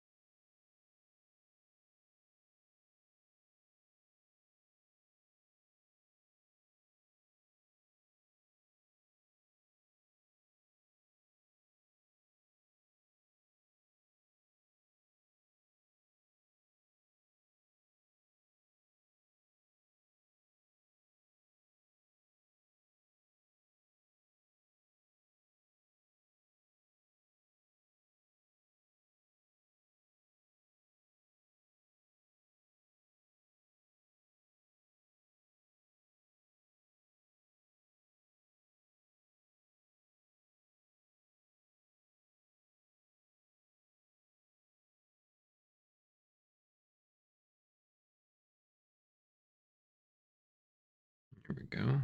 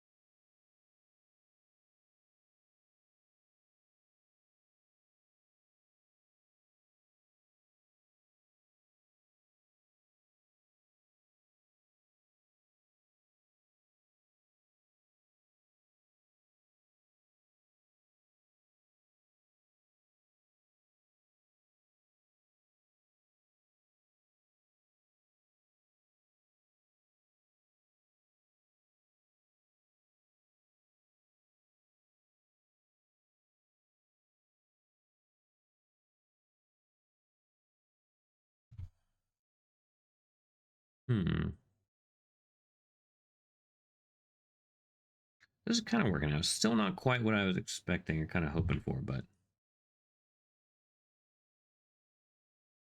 I think we're getting somewhere though. At the very least, this is a really good learning opportunity. Kind of see what I need to change in order to make my army scheme a little more something like I wanted.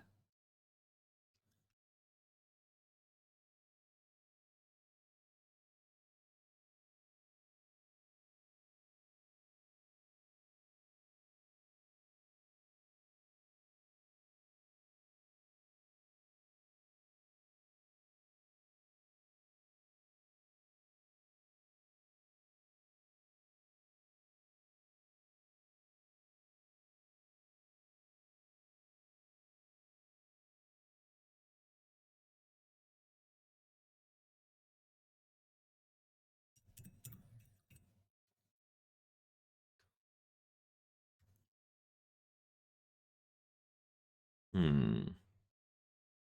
Oh,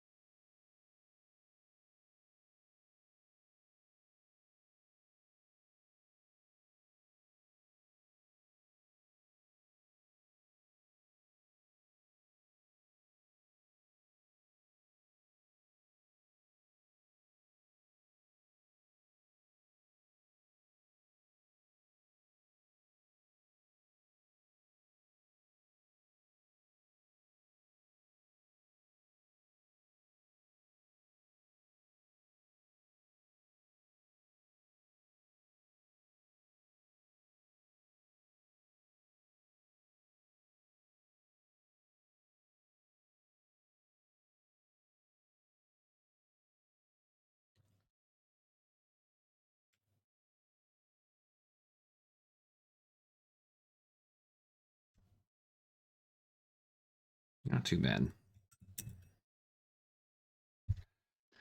Okay. We've been going for about 2 hours. So what we're likely going to do, we've gotten some pretty decent progress, I think. But I'm not digging how much of a flamingo this is looking. So we're going to have to come back and refine that a little bit. Maybe do some washes on the wings, I think, might help. Get some speed paints in there. See what we can do with that. But we'll be back here in just a few minutes, so don't go anywhere. If you have any questions or comments or anything about Weaver specifically, I've been doing lots of research recently. Even if it's a pronunciation, let me know. We'll be back here in just a few minutes.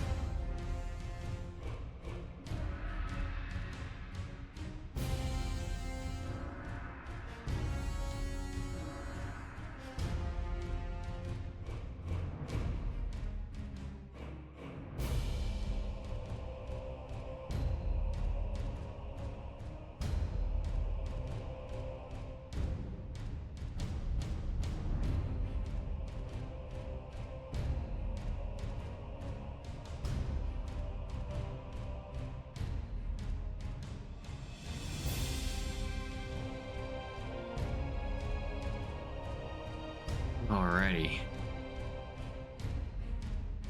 We are back. It's very important to make sure that you get up, take breaks, stretch your back, things like that. Didn't mean to rhyme there, but you know what I mean. It's important.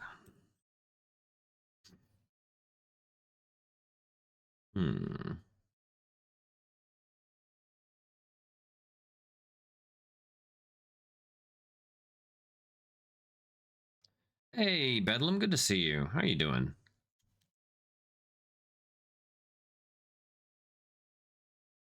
Okay, I don't want to go pure white, but I think we might go with something close to it. Maybe this ancient stone might work. I think we'll do this ancient stone.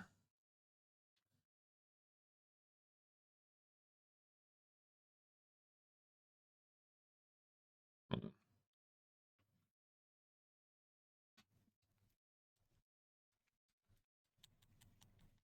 Pretty sick, but it's pretty much over. Still got tons of tests, I'm afraid. Oh, I'm sorry to hear that you're sick, man.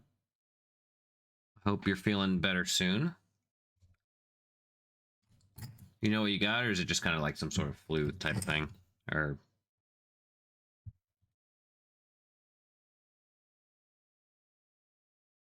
hopefully it's nothing too crazy, though.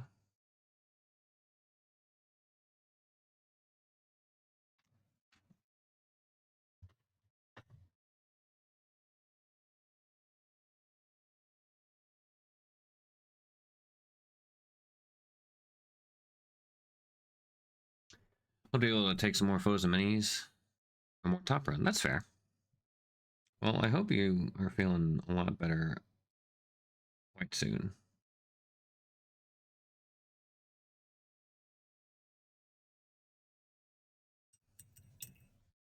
A fun little Crusader Noble Lord awaiting. Oh, nice. Heck yeah.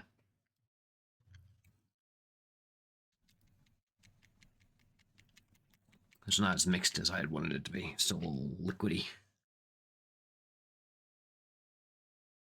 There we go.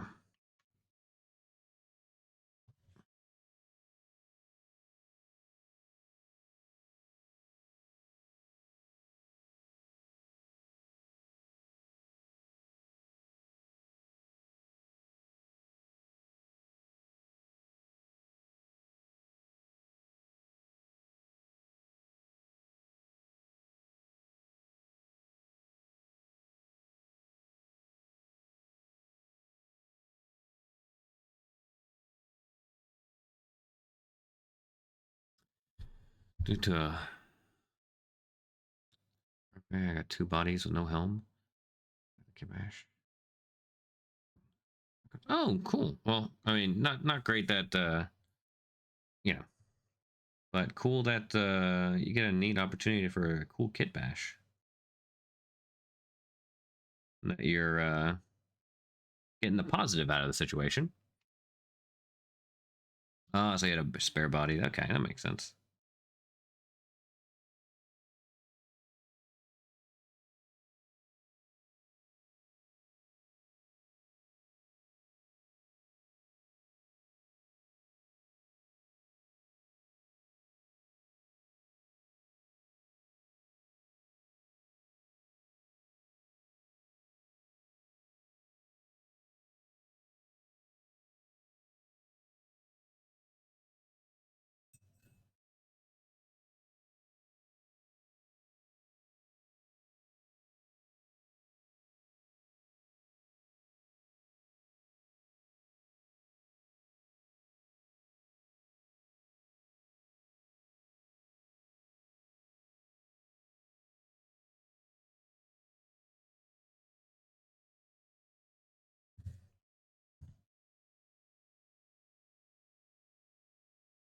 You announced new Colors of Conquest today? Yeah, for last month's Colors of Conquest winners. Yep, we are going to do that.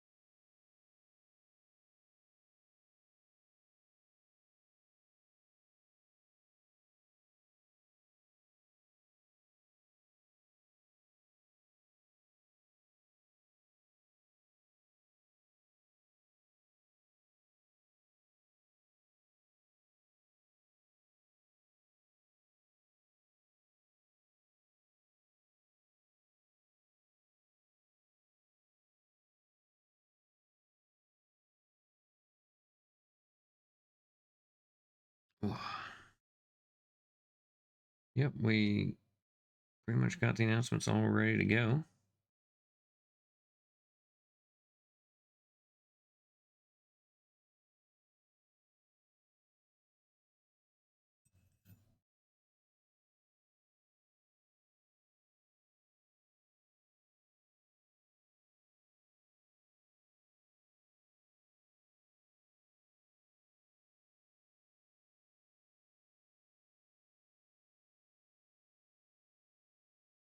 Waivers are mostly going to be winter themed. Ooh, okay, Kara. Something my costume ideas. Awesome. Yeah, I was thinking it would be really cool to go just like a straight up winter theme, but I'm indecisive.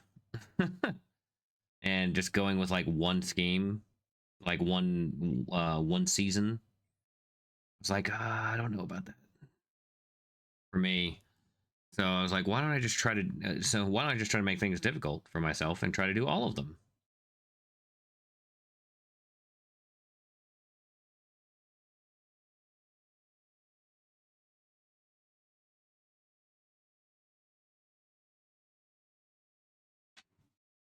Those do nothing for me. Probably get the morning wood dragon. That's one way to call it.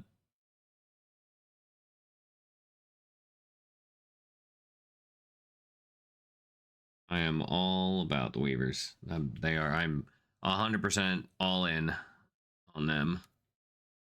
Funny enough, um, I saw that the official faction dice for them. I was not expecting it, but the official faction dice are orange, and I was like, "Did you guys do that just for me?" So I've been talking about Weavers forever, and they're like, "No, it wasn't. It wasn't specifically for you." And I was like, I know. I'm just kidding." But I was super stoked to hear that the official faction dice are orange. I was like, you guys really did just make this faction just for me. I'm going to convince myself that that is the case.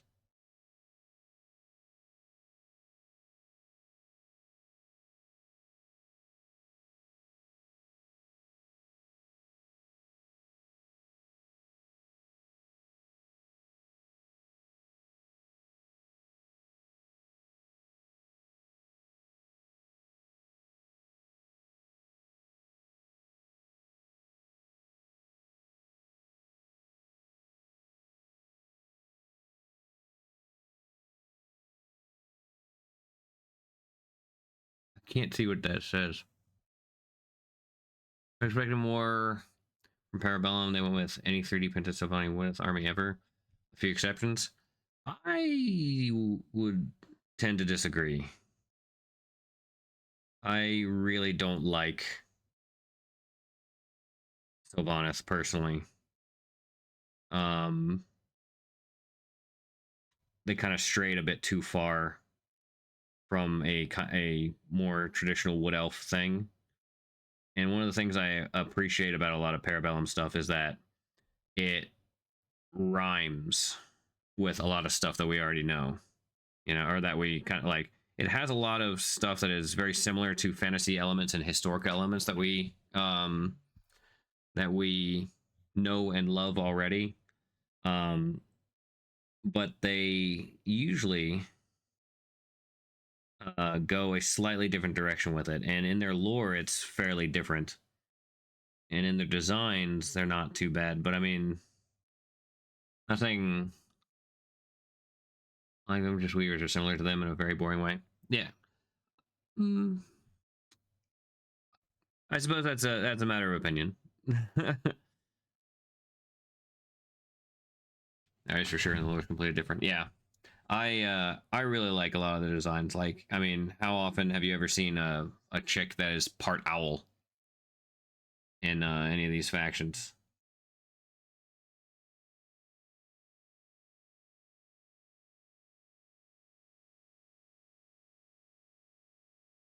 I expected something more, I guess, Geigerish. Uh, I suppose that's somewhat fair. I'm glad they didn't go that direction because I feel like it would have just been like more naturey spires because spires are already have that Geiger on lock.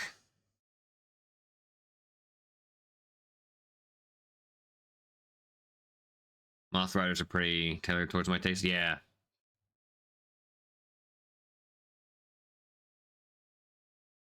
It was the Kron Guardians that really sold it for me. I've not seen treemen that look like that. Or treemen that look that good, I should say. There's a lot of different ways you could go with a type of like tree man, you know?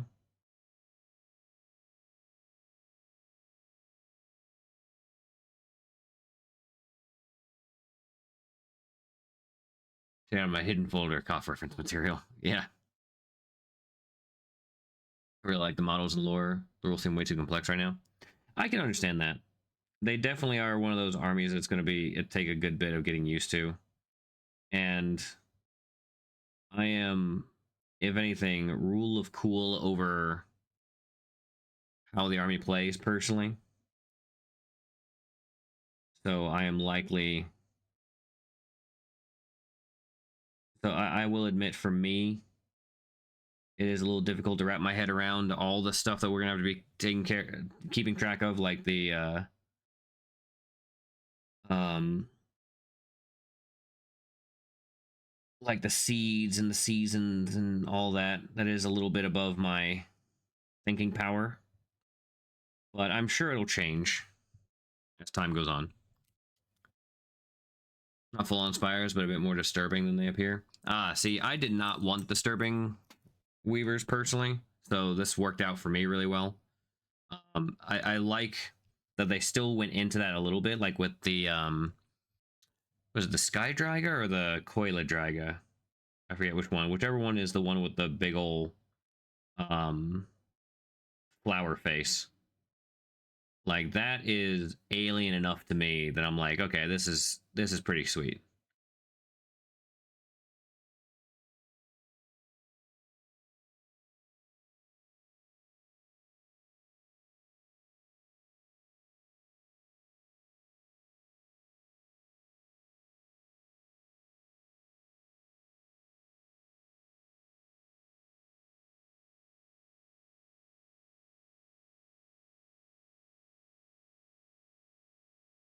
Got skedaddle for now. Need to take the meds. We're talking about Colors of Conquest, so no one to log back in. So typically we do that towards the end, which will likely be, depending on how we go with this, it'll probably be, so right now it is 3:18 p.m. for me. It'll likely be about 5:30, so probably in about 2 hours, 15 minutes ish.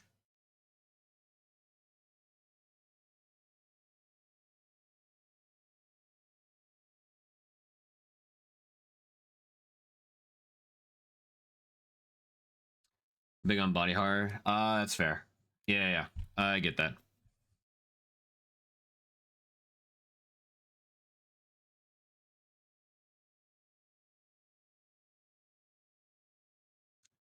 I don't mind the body horror, but I like it more focused on certain things, like the spires.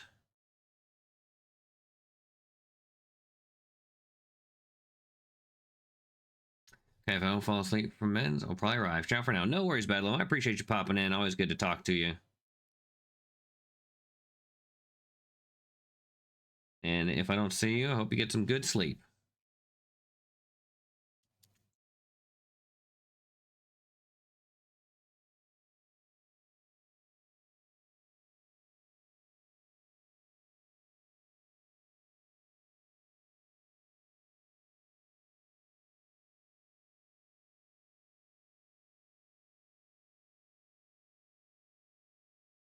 Just fall, just fail every dice roll. You won't ever have to worry. Easy. Have you been watching me play? I suppose. Well, some people may have seen me play. If the play on tabletop game is any indicator, I am not the best.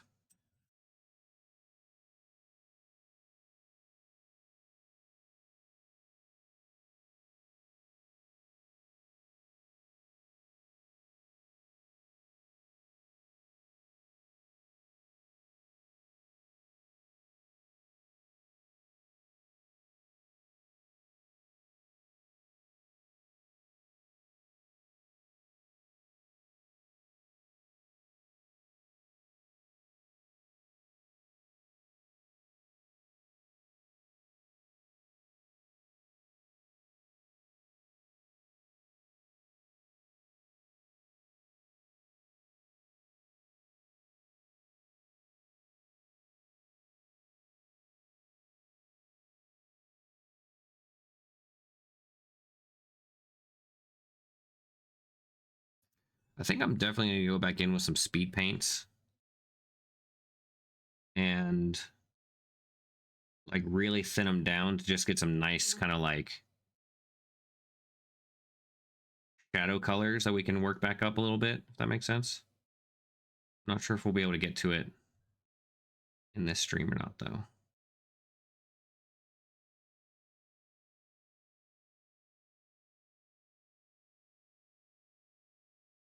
It's definitely looking a lot more pink in the camera than it is in person. Maybe it's because... Did that help?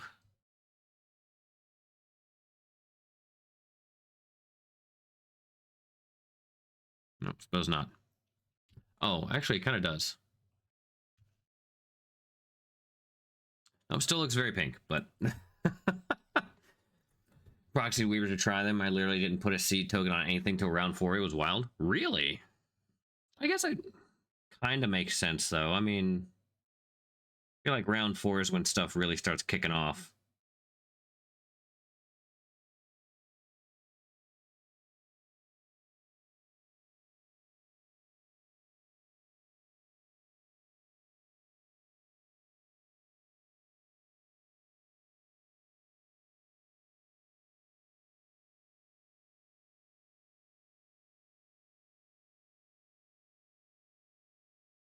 Did all of you pre-order your Oktoberfish?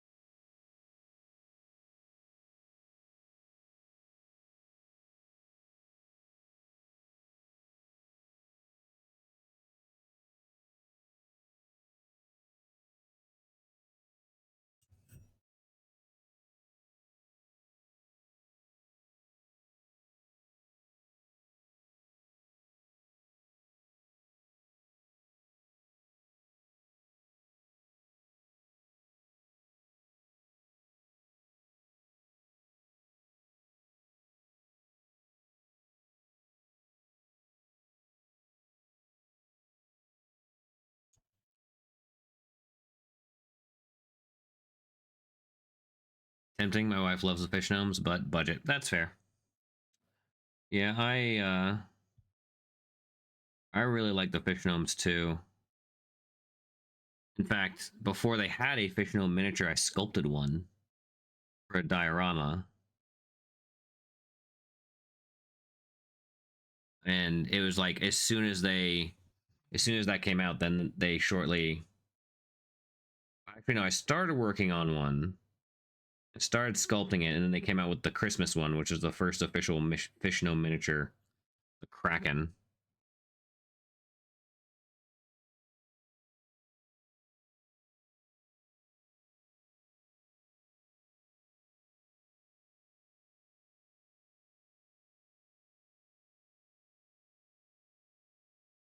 But I started working on one before they had one.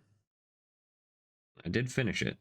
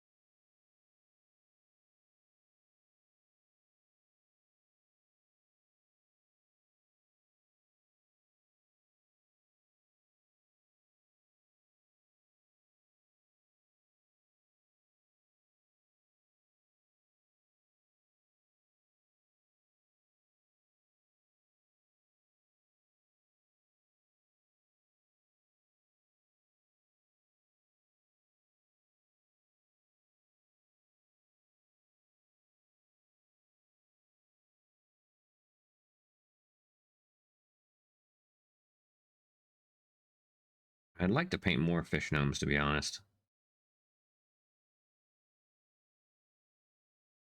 I did, for my Uroni army, I got the samurai, and I just put him on a big medium base. So he would count as my daimyo. And I named him Namazu, because Namazu is a Japanese folk tale of the reason that Japan has earthquakes, because there's a giant catfish underground that thrashes about occasionally.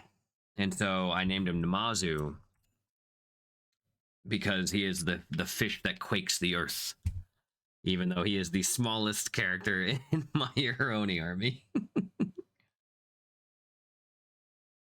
But I thought it was like perfect considering he was a daimyo, who the daimyos are already like really good. They are a hardy character to go up against.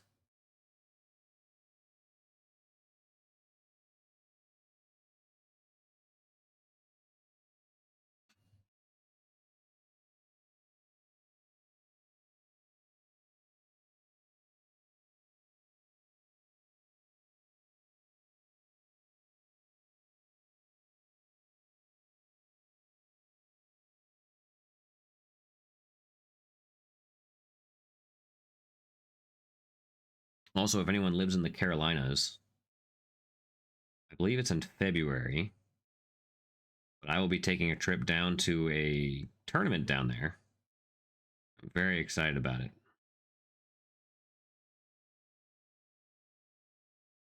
I don't know if I'll be playing. But I'll certainly be going.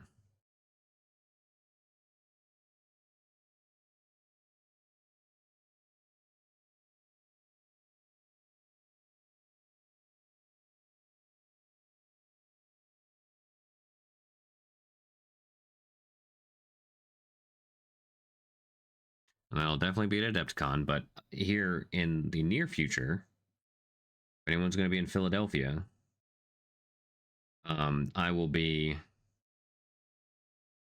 um, going to PAX Unplugged next month.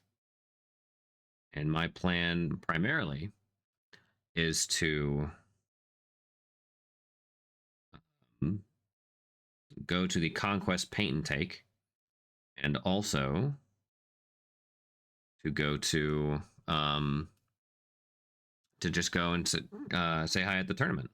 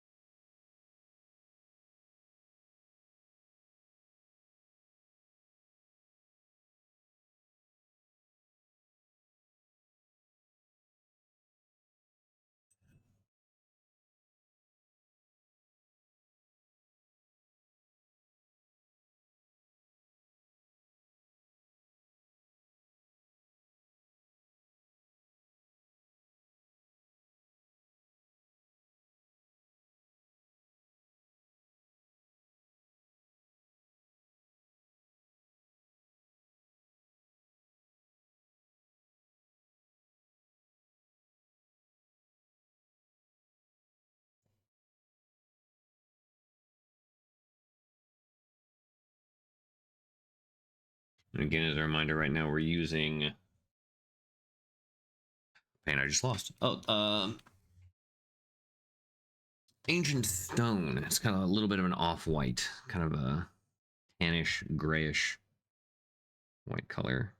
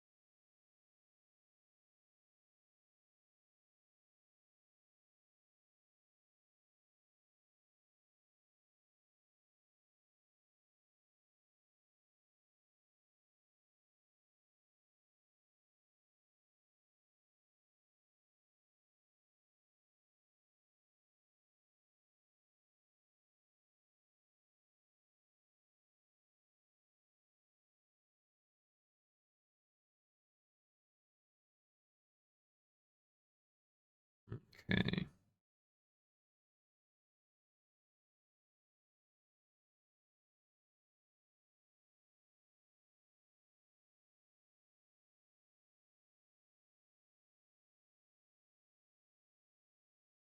Okay. Starting to get there.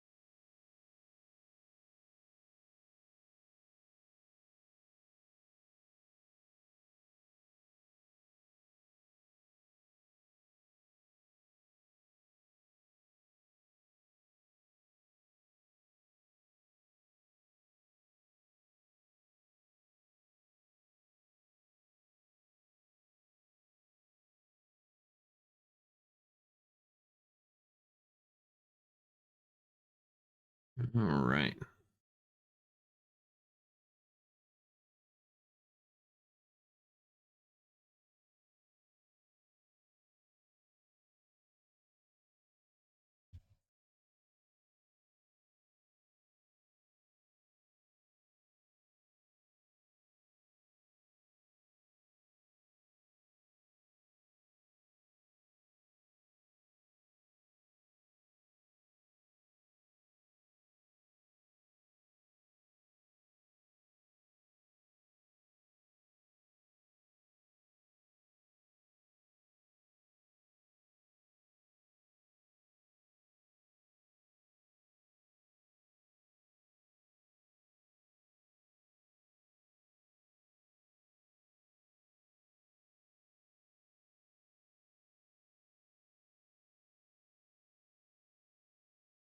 Cool.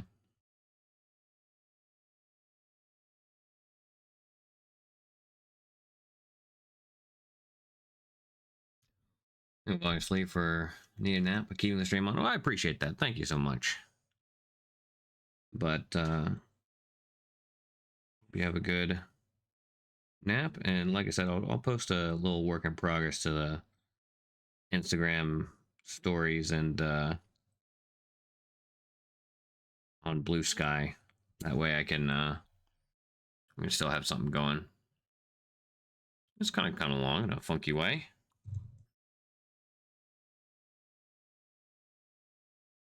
Hmm.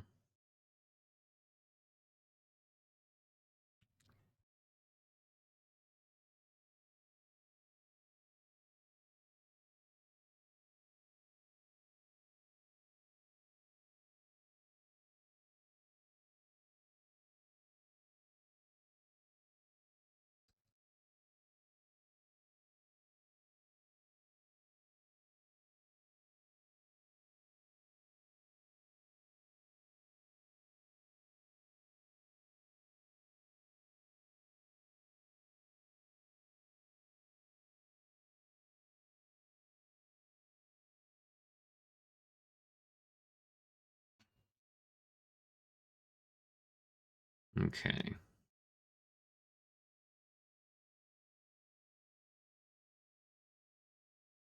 So, what we have here. I think I might want to do a little bit of red around her face.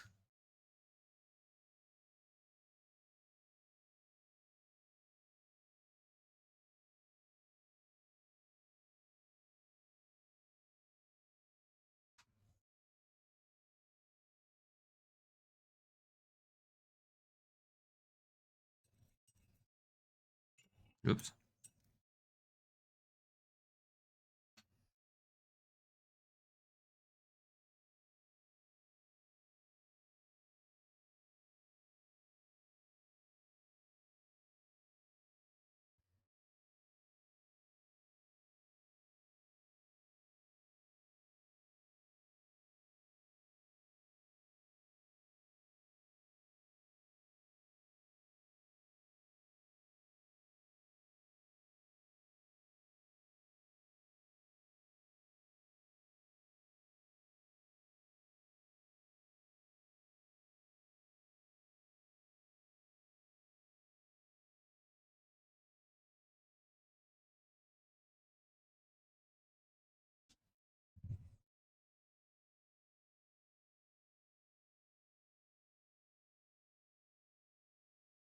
I don't remember if I got these wings or not.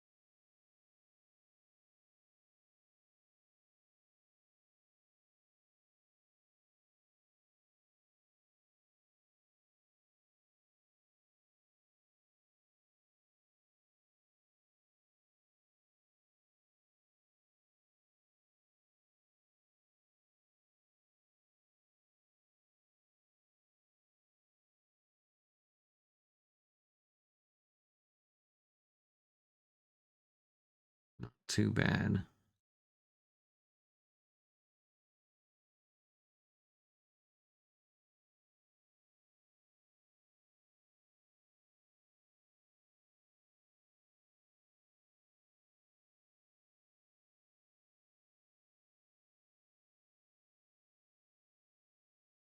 Anybody doing anything fun for Halloween?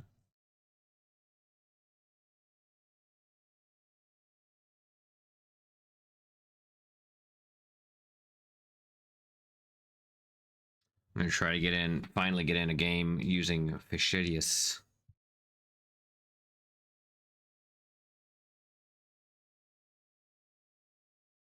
Because I think that could be a lot of fun.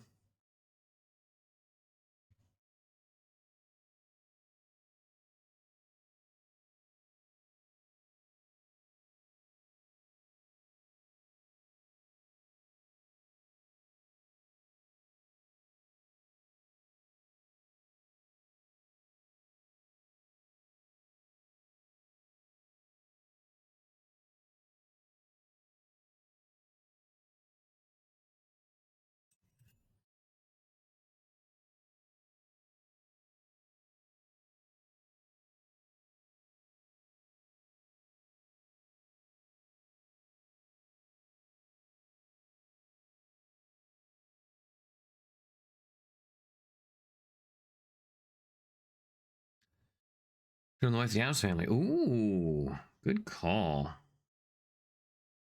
Just the first one? I'm assuming you mean the 90s ones.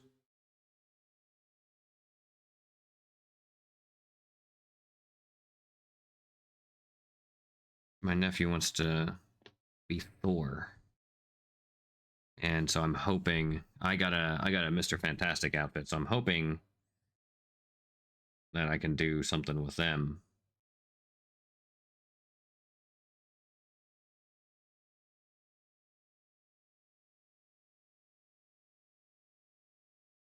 It'd be nice to spend some time with my nephew.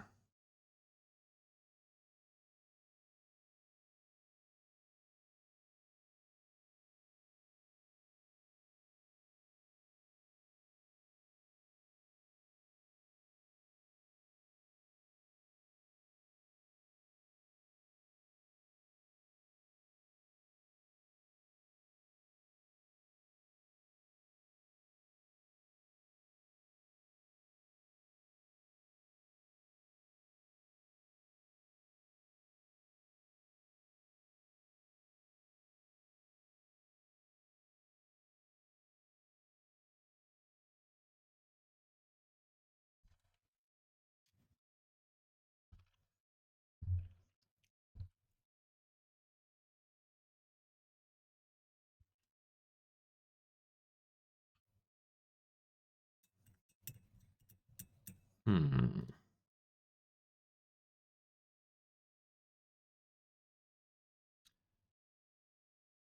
don't hate this, but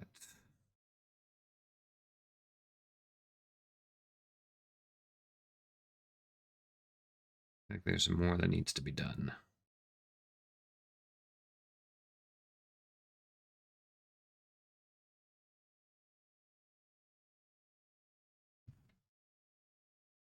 I think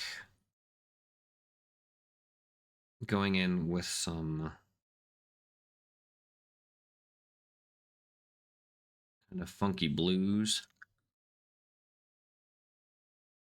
and red, blues and reds in particular, I think is maybe what we need to do. Take a look and see what we got. I think going to some speed paints might work.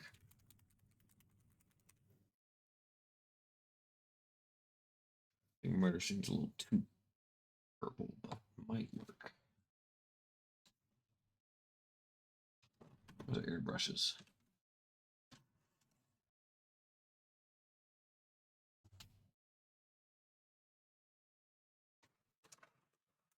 These are speed paints. What is this? Slaughter red might work. Bright red though. Magic blue. Doesn't matter. Caribbean Ocean. Ghoul green. Algae green might be good. This periwinkle. Poppy red.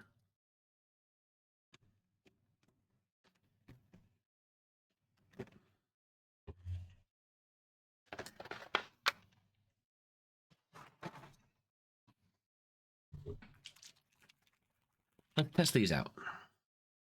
Original movie she's never seen. Oh wow. Well, she is in for a treat.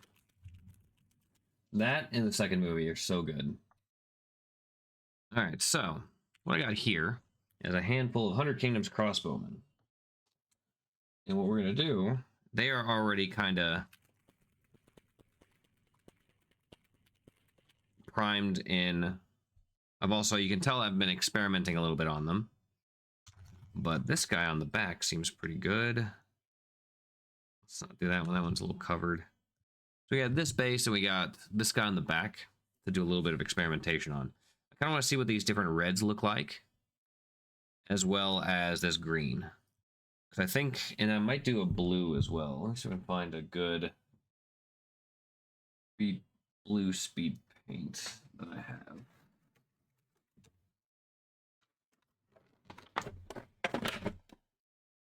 I have magic blue. It's a little lighter than I was hoping, but not bad. Oh, here we go. Beowulf blue. That's kind of dark looking. Okay.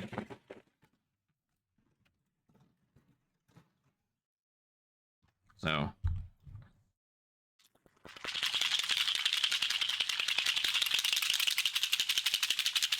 There we go. So we're going to try to do a little bit of an experiment, just to kind of see how these turn out. Okay. So first, I'm going to get my little speed paint palette here.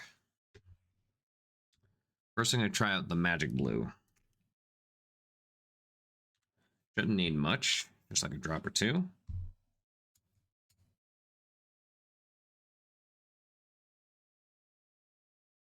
We're going to put just a little bit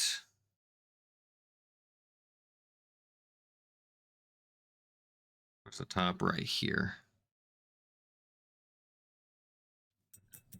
That's all we got to do.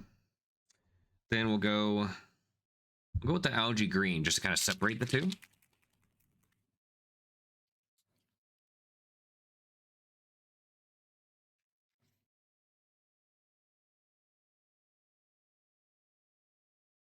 I'll go ahead and put that in the, kind of the midriff right here.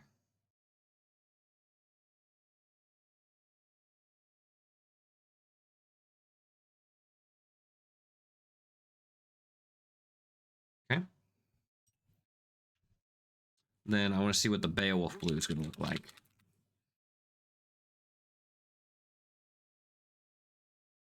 It almost looks purple. This very like midnight blue to it.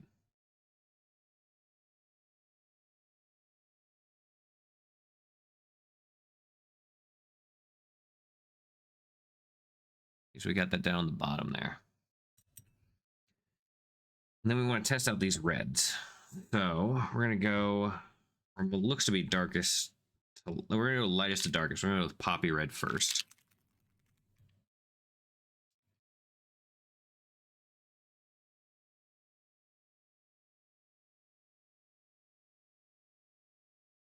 Just going to go on his leg up here. That is really thick. Wow. Okay.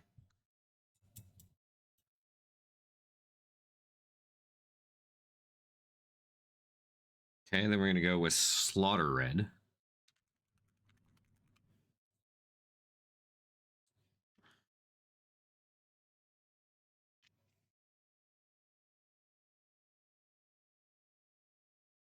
And for that, I'm just going to cover the top of this here, I think.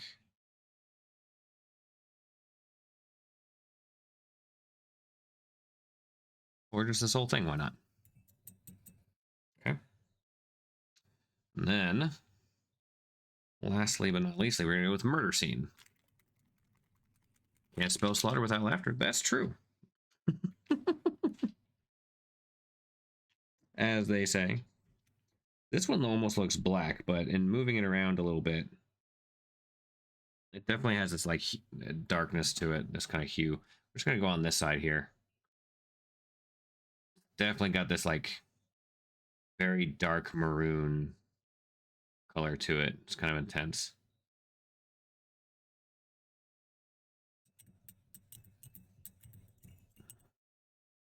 Okay, so what we can do is we can just kind of, we already see how this is playing out a little bit. I think this slaughter might be the way to go. But at the same time, if I could take a little bit of this red, a little of this bluish magenta, makes kind of a really nice looking dark purple, almost as dark as the murder scene, but not quite. It's pretty similar though.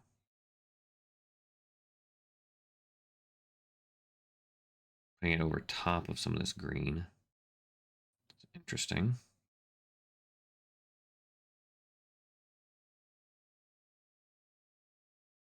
Oh, there we go. Using a little bit of the murder scene and that green together. Looking really nice. We could likely use that. But I won't likely need to use the green for this murder scene. I think the murder scene might be the way to go.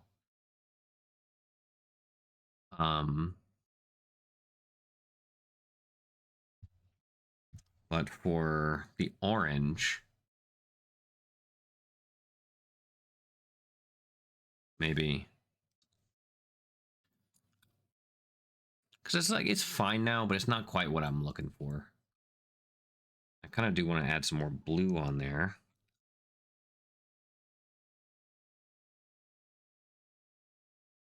Hmm.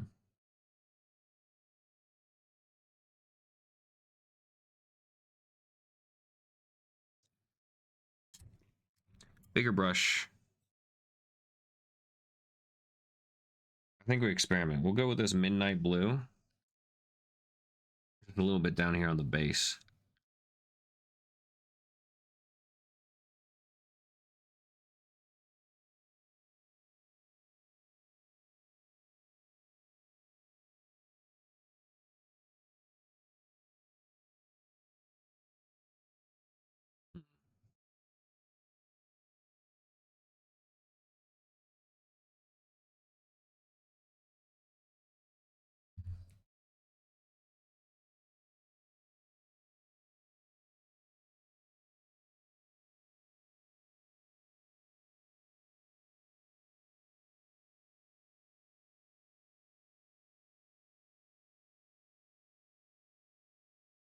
Hmm.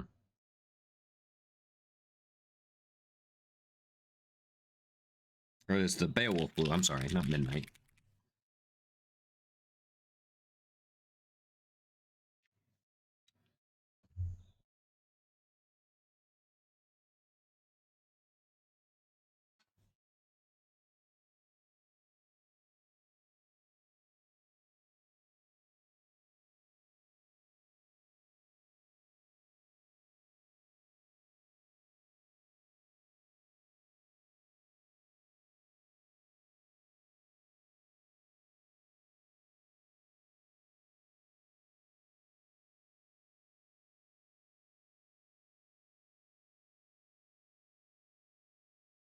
Okay. Think maybe that's what we do.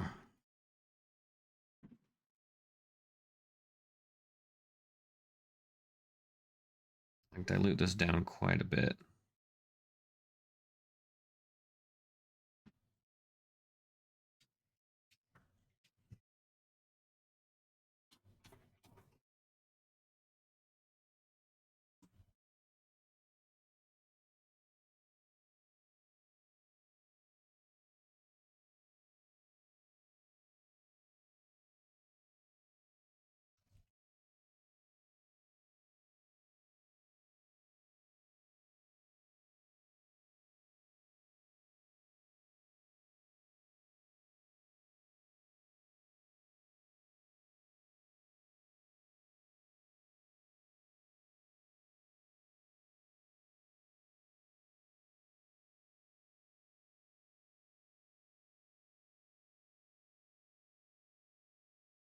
I don't know if this is going to go poorly or not, but it's going to be an interesting result either way, no doubt.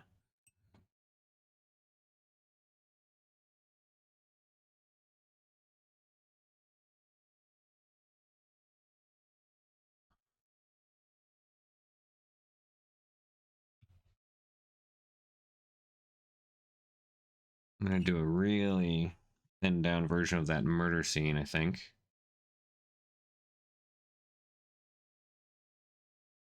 Maybe that's not red enough. Maybe I need to use that for...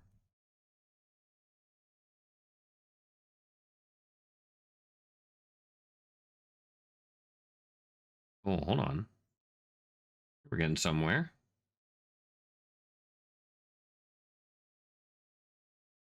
Really digging how this murder scene's kind of looking on the greens here.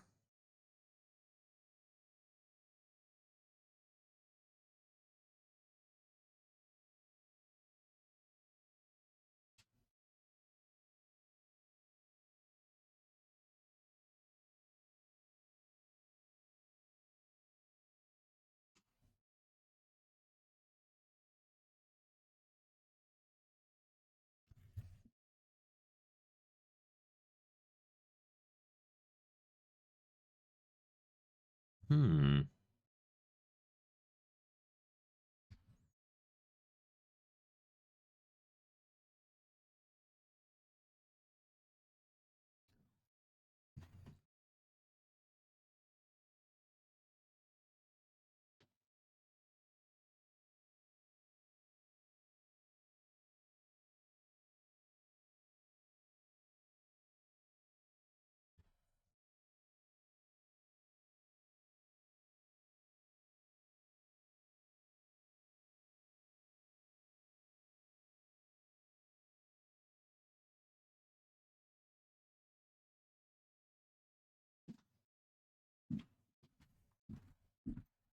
Okay, well, this is interesting.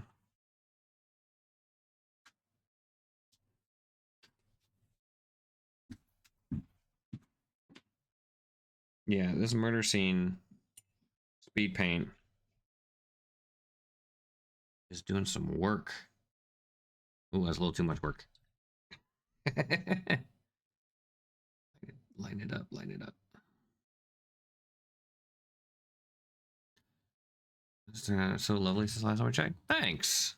I'm trying out some weird funky stuff with it. I'm kind of going in with this like really dark maroon speed paint all over it, including the green, which is kind of odd. But I'm digging it.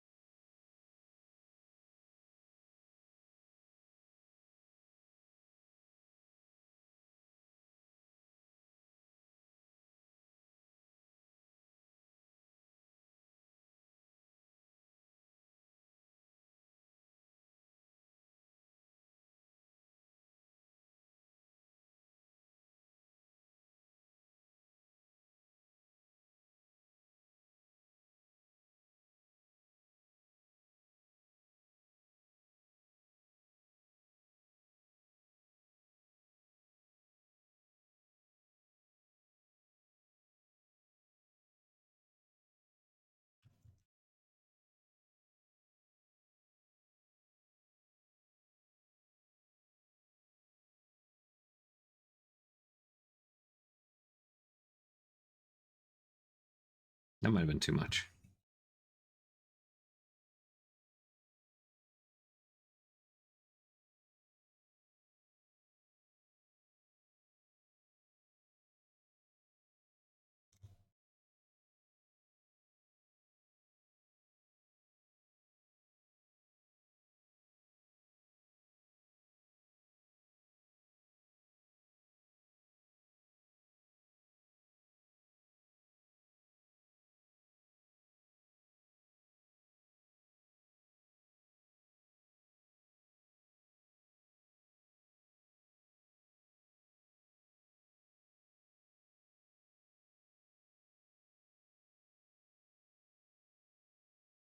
Hmm.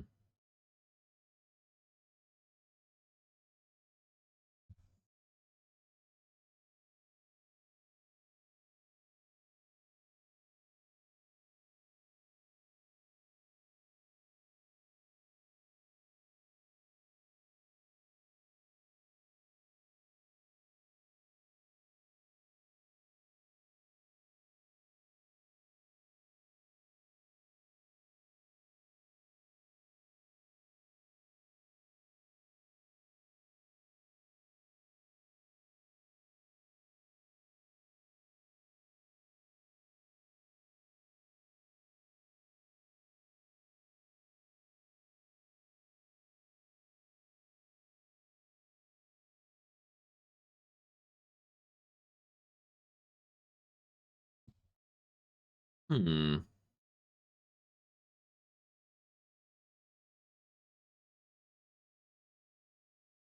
Yeah, I'm not hating this. Yeah, it does work, doesn't it? It's funky. Like we'll lighten this up to still be like as white as we can, I think, on like the face and on the feathers and stuff. But it's definitely pulling everything together in a pretty nice little atmospheric color, right? I think. Hmm. Now if we can get a little bit, bring up the greens a bit more into those oranges again, I think it could work. And we can just kind of highlight these browns a little bit more. Hmm.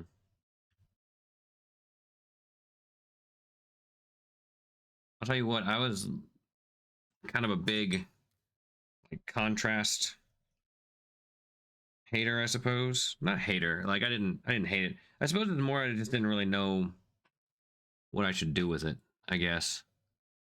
Um but I'll tell you what, after working with these speed paints now, especially for the past few of these streams, so nice. They're so nice. Let's get a little bit more of that murder scene.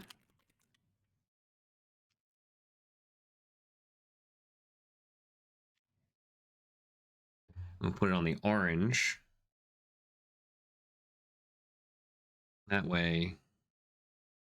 Ooh, that's a little too much.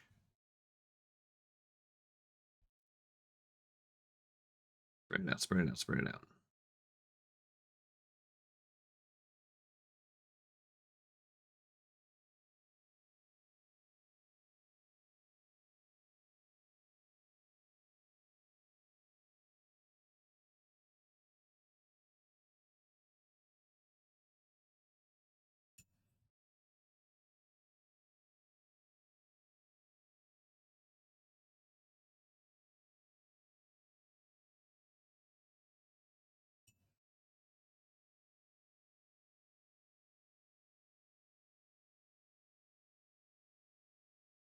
I really like this idea of this kind of like mystical forest with the weavers. I don't want them to be like, I don't necessarily want it to be readily known for folks to be like, oh yeah, this is clearly a summer army or clearly a fall army or clearly a spring or summer or whatever. I want people to be like, well, it's nature, you know.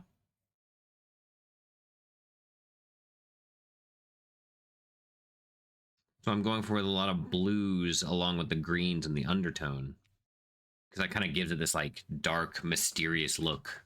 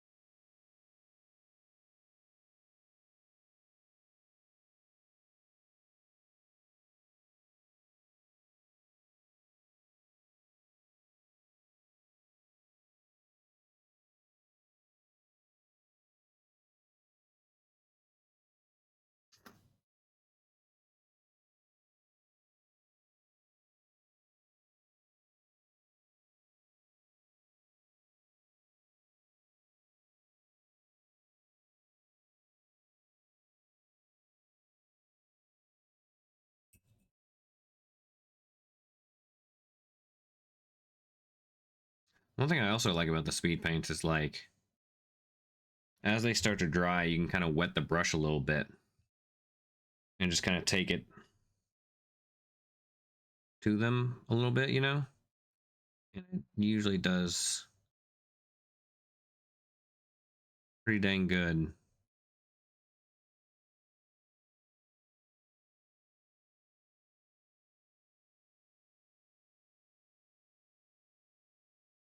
I just lost my train of thought.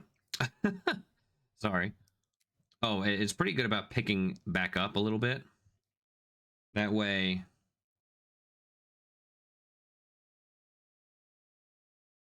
you can like kind of blend it still a bit.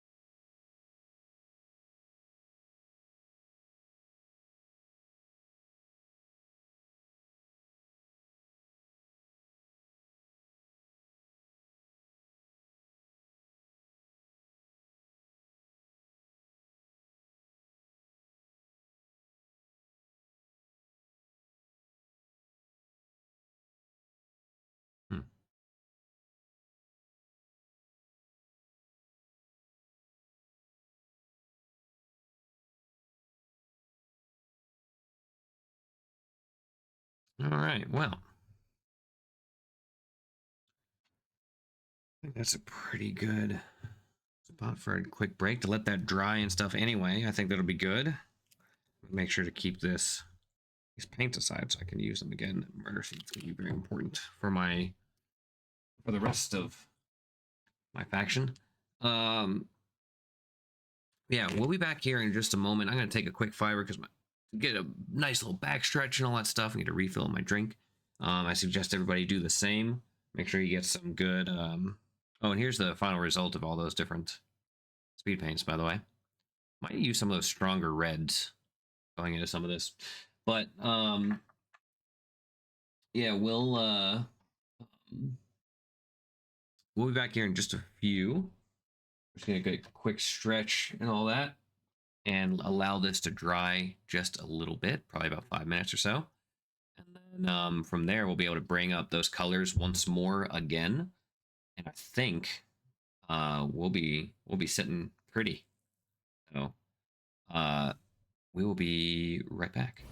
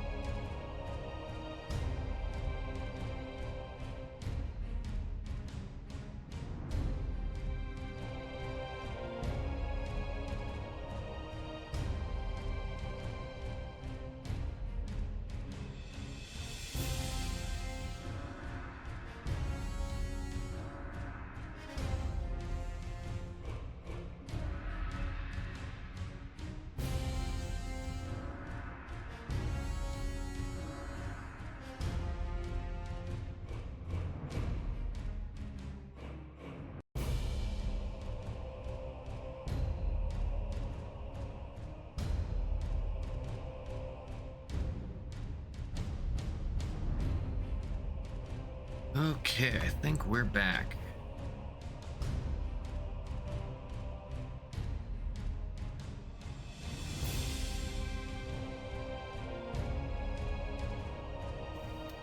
Here we go. Alrighty. Let's see here. Get this done. Cool. All right, so thank you, Falling Freely. Much appreciated. So basically, now we've gotten all these blended colors. Basically, just kind of work back up the colors that we had before, which may sound redundant a little bit, I guess, but I feel like this is the way to kind of really work a lot of these colors back up properly. That makes sense. So we're going to go in with this orange.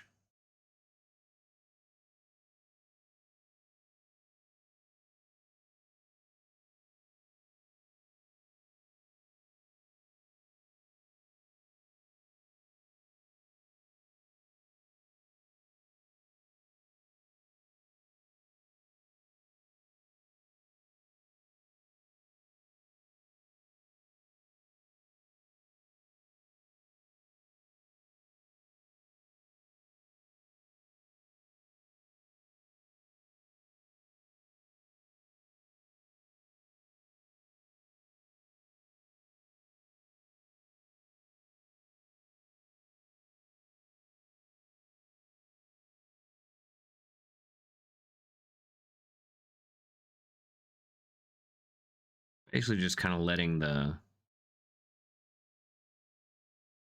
contrast blend everything. And then we work it back up with the same colors as before. And that'll give us a nice blended midtone.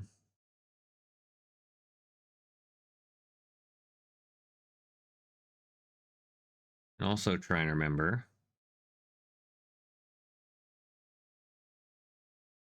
we kind of want to have a focal point, right? So this area right here is going to be kind of our focal point, which is why I don't mind the rest being too dark.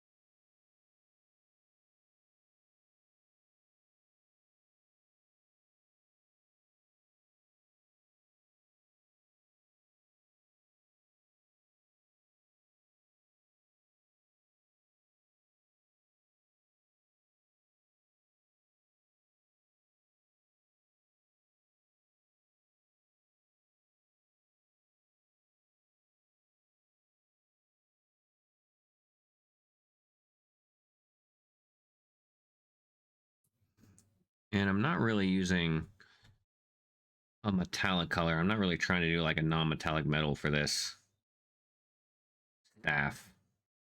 I'm just using orange.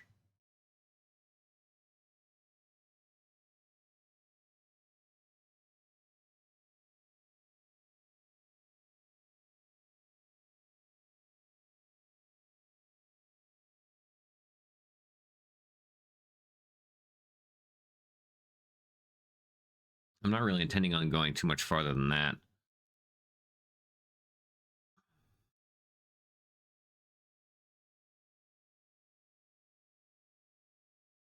Because I don't want to use metallics in this army. I suppose that they would use some sort of metallic things, like be kind of surprised if they didn't use metal at all. But at the same time,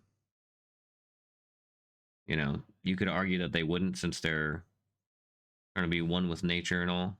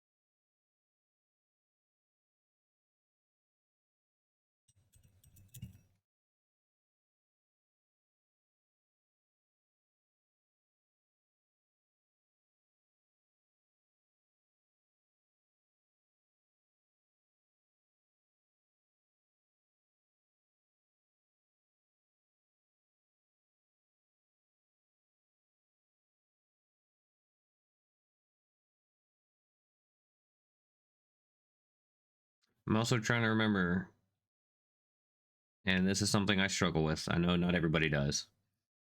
But for me, I struggle with trying to remind myself that not every piece is going to be a competition piece. And that it's okay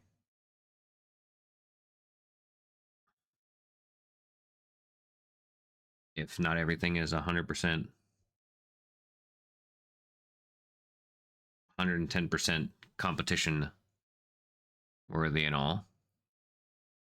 Gotta remind myself a little bit here and there. It's like, that's all right. No biggie. I was about to say, falling freely probably feels me on that. It's like, especially if this is going to be for an army, I shouldn't be spending 90 hours. Why am I so dark? I shouldn't be spending 90 hours well, on,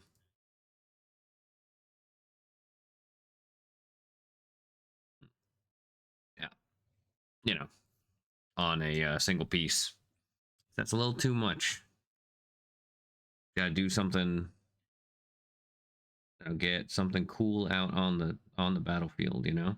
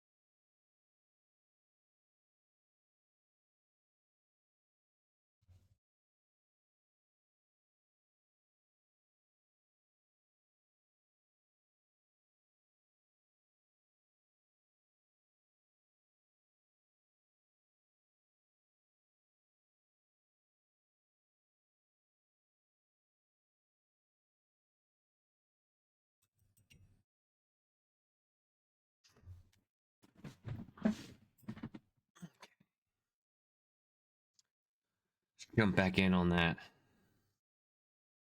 green.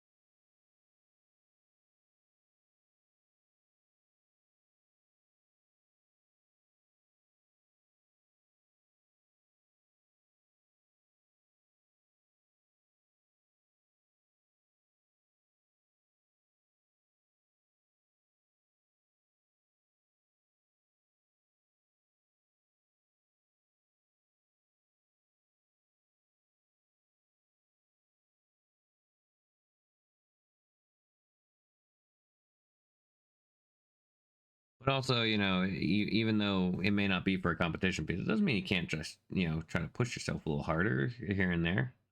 Just gotta, especially when painting an army, you have to set healthy expectations. I think if you want to get through it. Now that I've am in the club of having a fully painted army for a game, um, after like 25 years of not doing that, I would paint like 3 or 4 characters, basically call it quits. not not the best.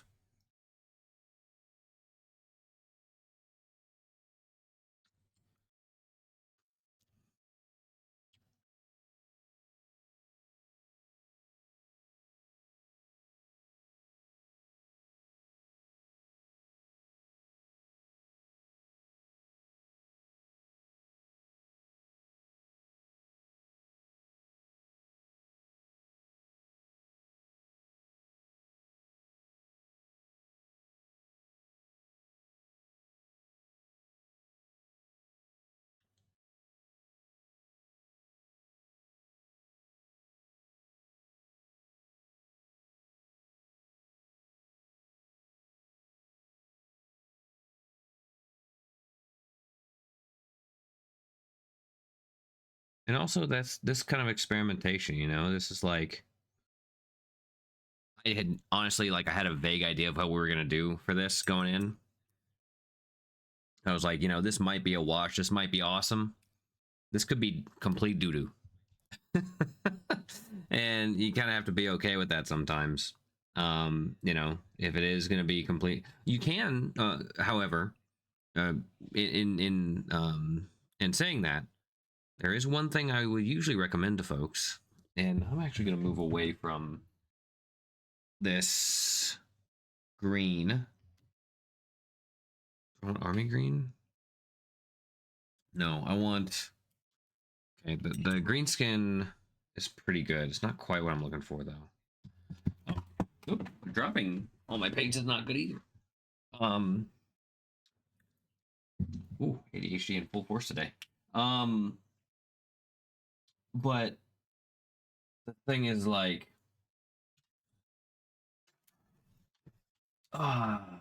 just completely left my head. Don't mind me. This is not like you guys are here to listen to me or anything.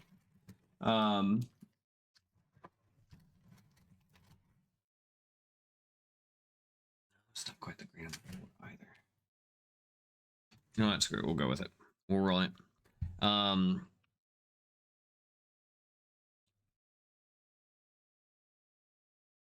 you know what?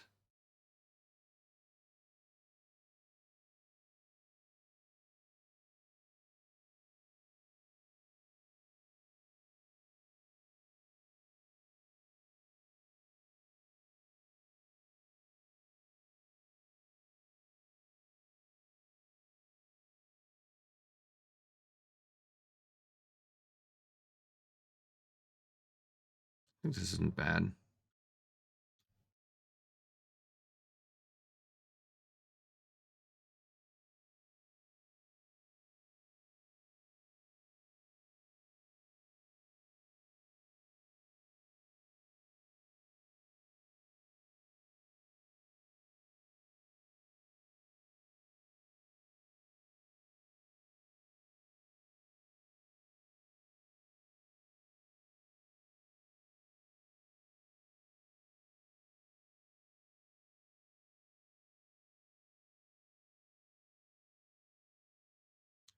Okay, yeah, this isn't too bad.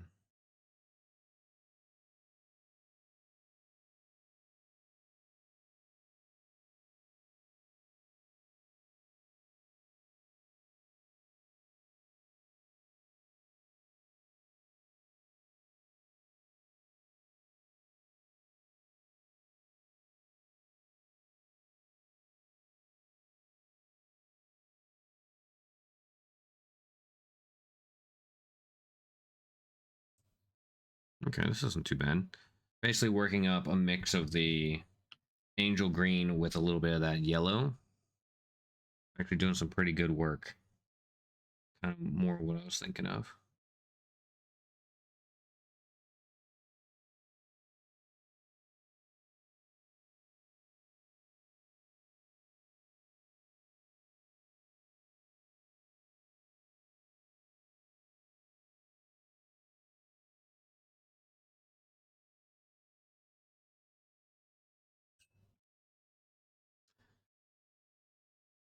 Also, I feel like I need to, like, Halloween's coming up next week.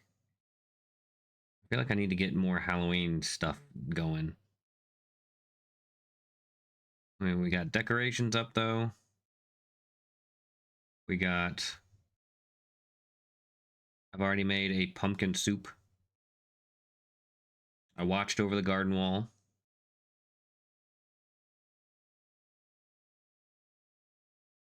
Basically, did all the things.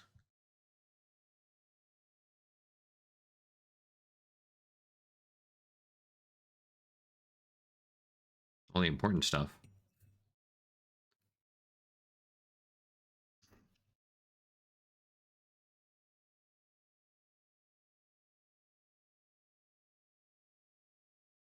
And tomorrow I'm going to a pumpkin patch.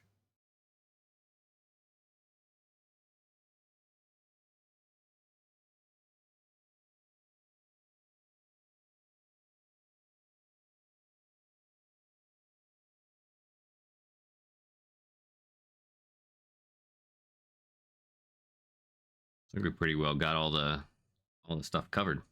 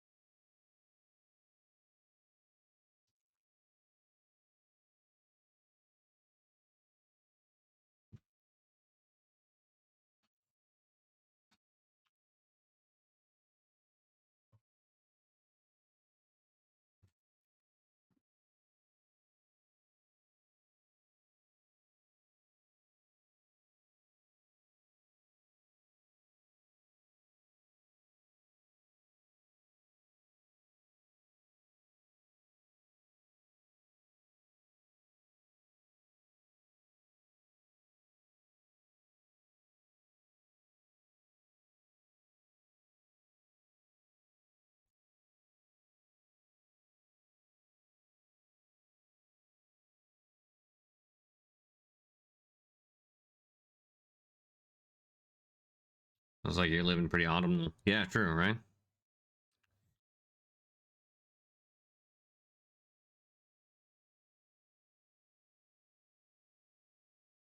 Actually, I have this. I have a really fun autumn themed Ren Fair outfit. I thought about wearing,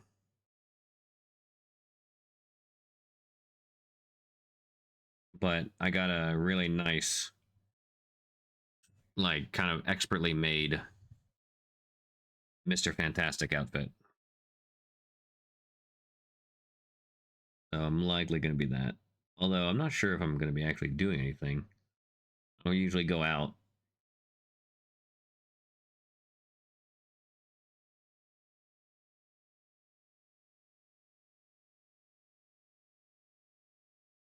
So there, I'm sure there will be kids coming out and trick or treating.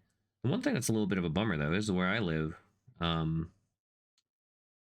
They haven't fixed our street light, so it's really, really dark, and we're kind of towards the end of the road.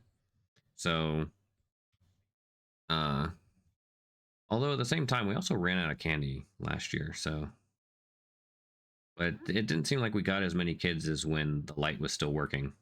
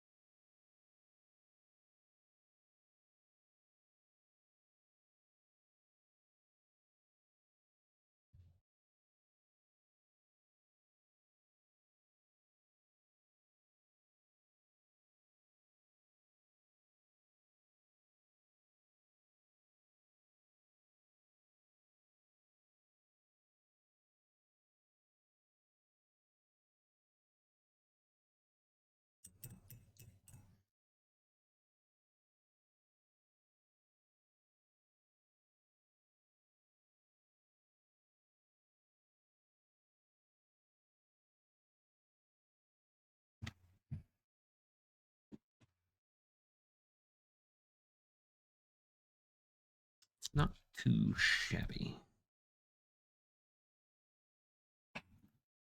Okay.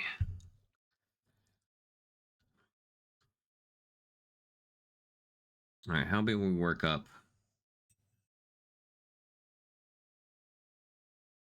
the feathers?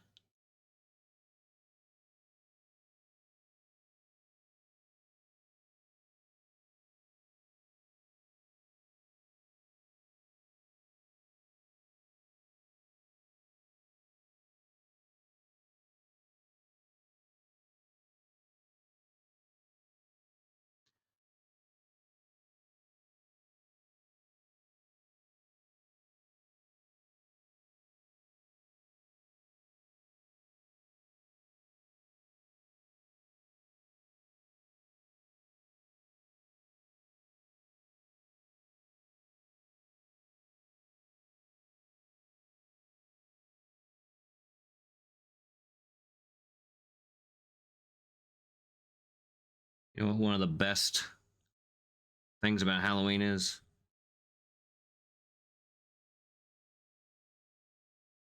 There's a lot of orange.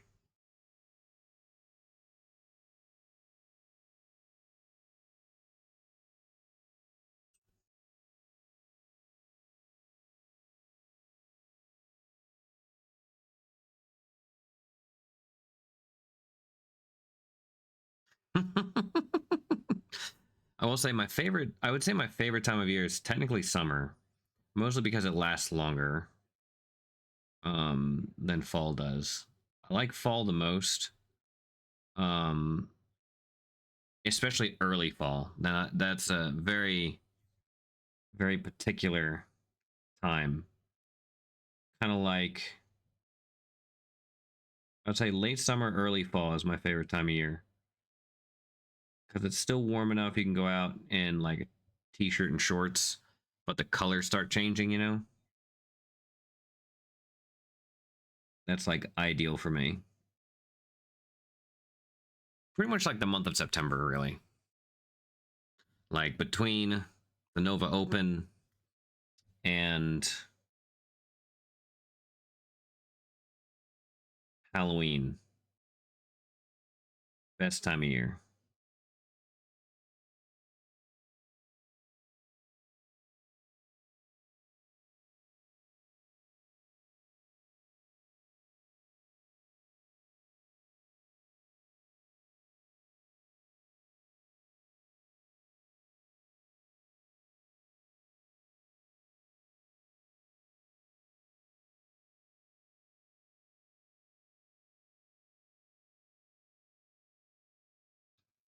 We're using this ancient stone because it's just a little bit of an off-white to kind of go down and do some highlights on these wings.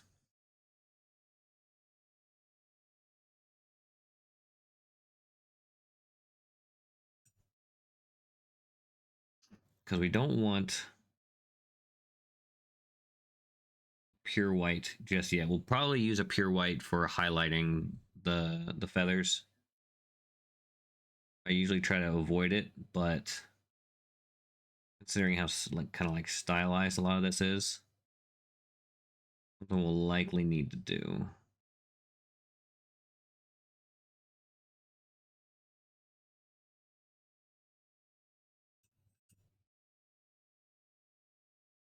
And this was a good learning experience overall for this piece, or for this army, how I want to do their color scheme,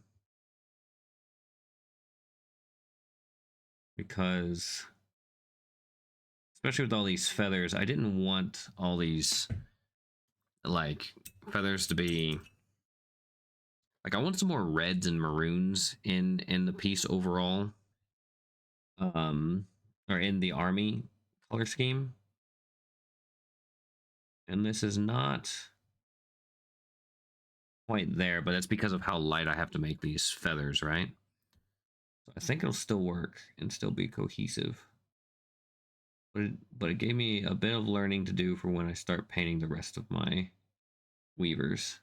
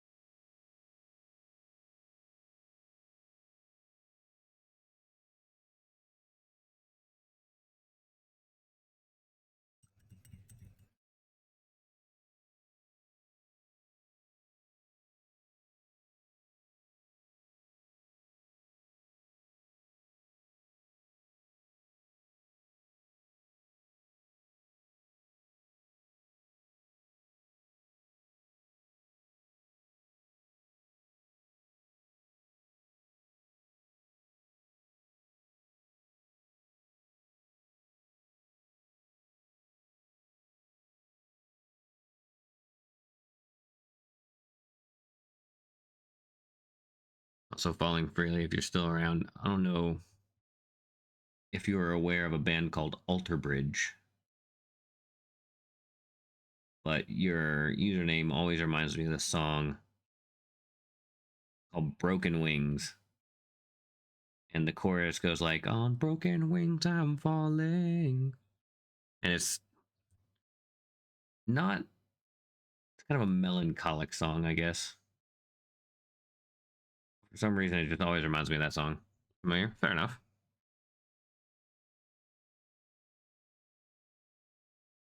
I used to, that is a recurring song on my long drive karaoke list.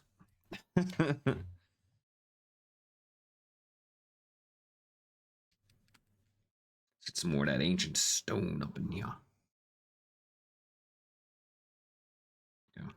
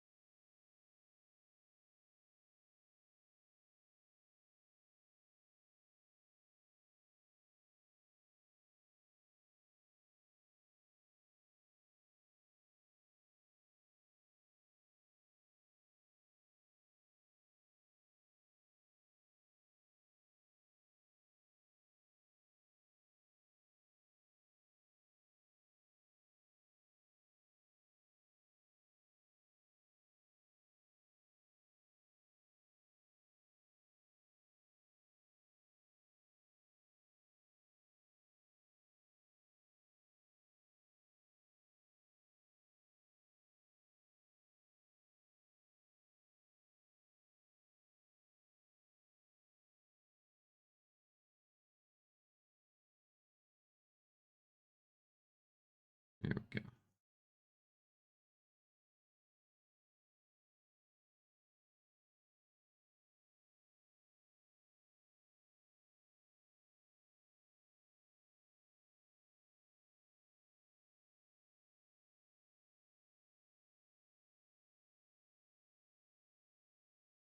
Okay.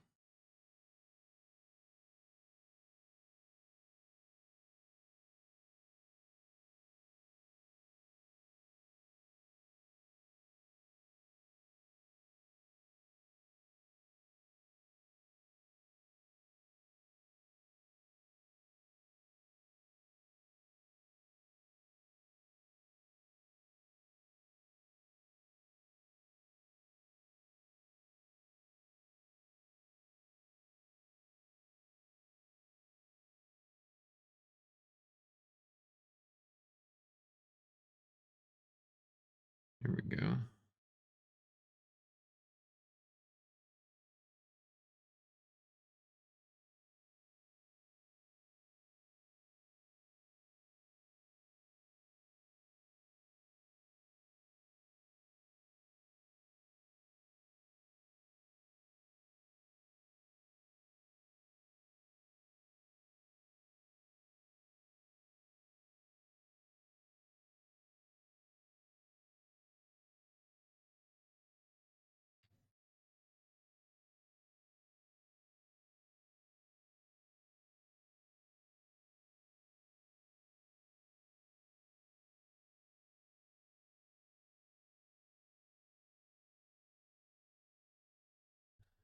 Better than Tom Petty? I'm gonna be honest with you. I don't know if I could name a Tom Petty song off the top of my head.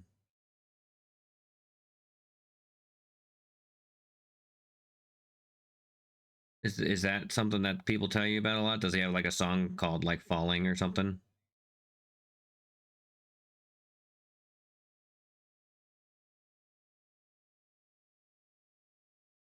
It's one of those things. Oh, that was Tom Petty? Huh. some reason I thought it was a lot newer than that.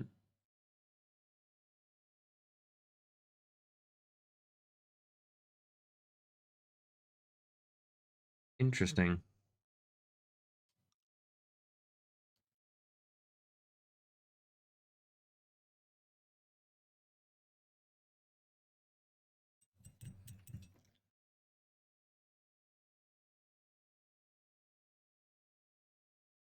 Yeah, I do know that song though. Yeah, I bet you. I'd not be surprised if you get that a lot.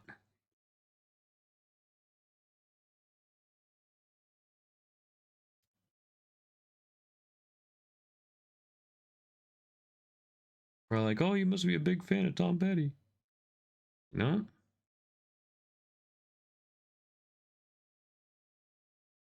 I have two similar predicaments because of my penchant for wearing orange, especially in the suit, the convention outfit that I have. Uh, People often assume I'm a big fan of Despicable Me, and I have not seen it. So I was very confused, especially as a graphic design major, when people were asking me about vector. I was like, as opposed to raster, or like what? And then I had to look up who Vector was. I still haven't seen the movies, but it makes sense. I get it. But then it's also the same when when people see my stream mascot, my little platypus, they're like, "Oh, you must love Perry the platypus." I was like, "I'm gonna be honest with you. I only know that he's from Phineas and Ferb because people have told me that." But Phineas and Ferb was like, I was never much of a Disney kid, and it was, I think Phineas and Ferb was like just outside of me watching a lot of like kid shows. I kind of went on to like Toonami and stuff at that point. Although I still watched a decent amount of kid shows, to be fair, I suppose. Like I still do, so I can't really complain about that aspect, I guess. But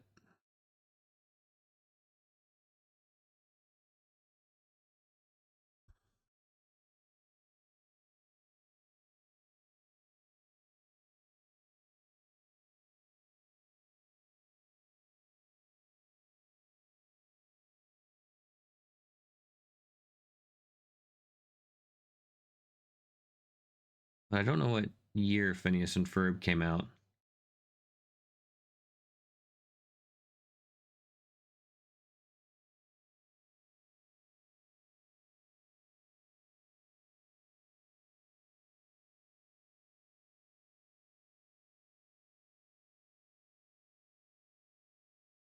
I'm pretty sure it's a little after my time.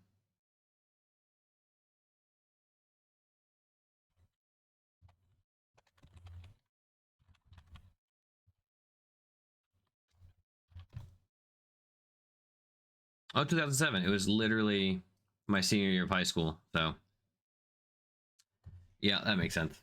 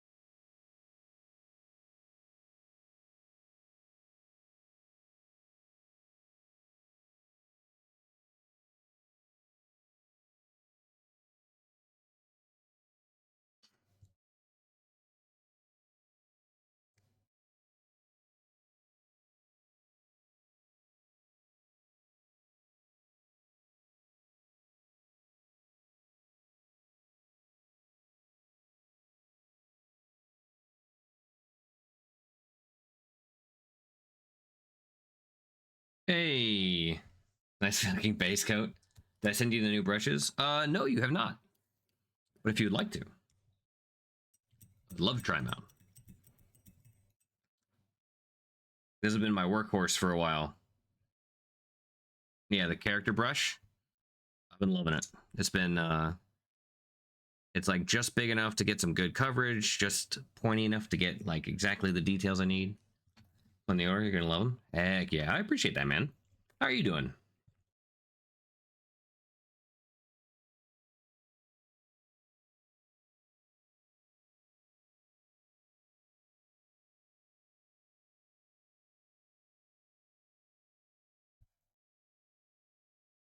We're just jamming on this Saunahas She, and it has been. I've been doing everything I can to make sure I pronounce all the characters and units' names correctly for this army because they're all based on like Irish and Scottish Gaelic as well as like Welsh. So it is a difficult army to pronounce, but I've been trying to memorize. If it to for context, it is the only army within our army build within the Parabellum like army builder app that has a pronunciation guide attached to it.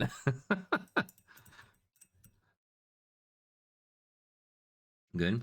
Took a week off. Took the family to the Great Wolf Lodge, Busch Gardens. Oh, nice. Wait, I don't remember where Busch Gardens is.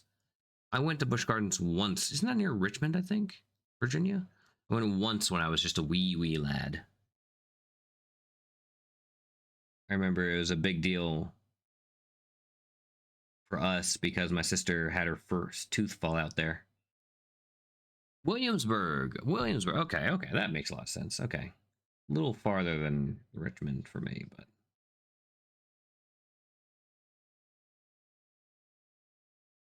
I remember I was really stoked because I got this hat that had like a dragon on it.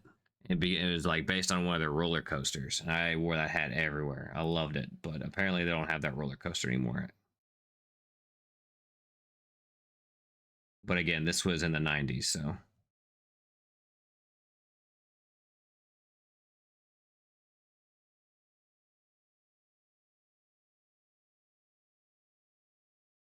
that sounds like a great, nice week off. I'm sure the kids were having a great time.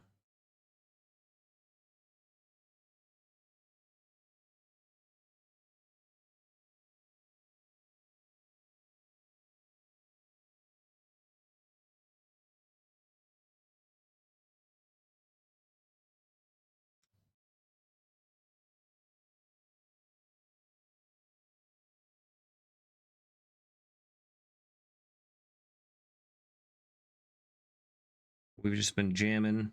I've been kind of experimenting with this piece today here on this stream, and honestly, it's going so much better than I expected. And we've been really doing a lot with the using speed paints over top of colors already to kind of make these really nice blends and stuff. It's been going really well. Kind of getting a funky color scheme down. Now I'm just going back over these feathers. These are supposed to be white, but I want them to keep like their atmospheric look, right?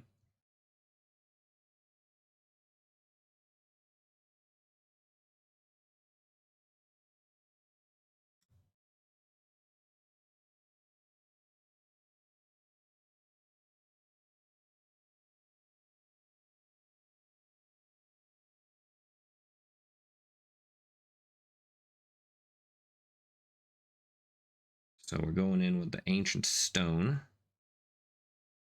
It's not quite white. We don't want it to be directly white yet.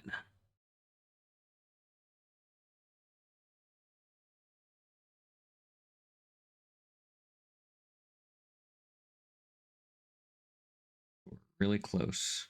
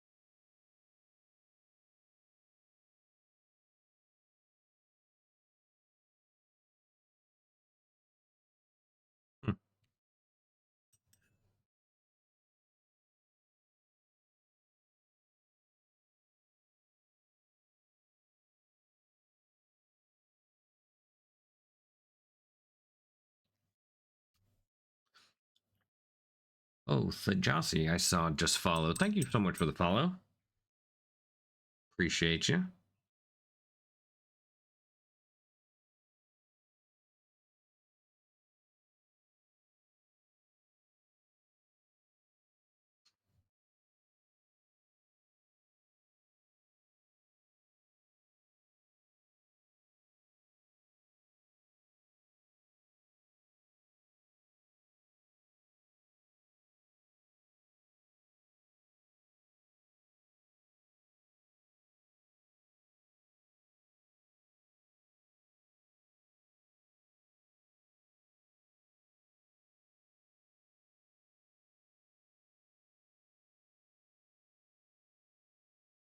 Okay.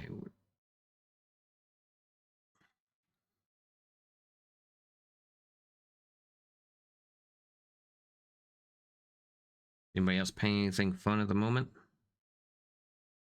Conquest, perhaps?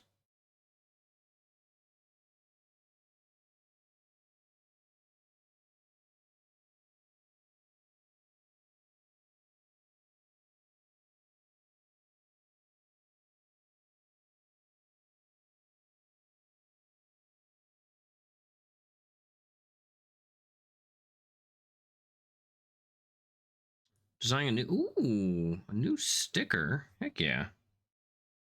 That's something I need to get on. Actually, I really need to get on. I see a hair here. There we go.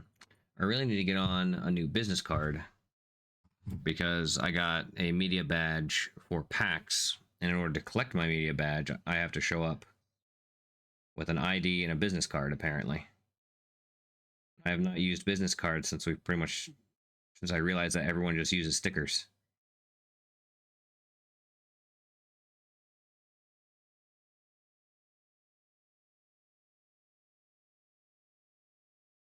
Yeah, I thought it was interesting. I was honestly surprised that I mean I was I was surprised that they offered me a badge, I guess. I just applied for it, basically like anybody else would. They're just like, hey, send us a link to your socials and what your primary platforms are, and this, that, and the other. And I was like, cool.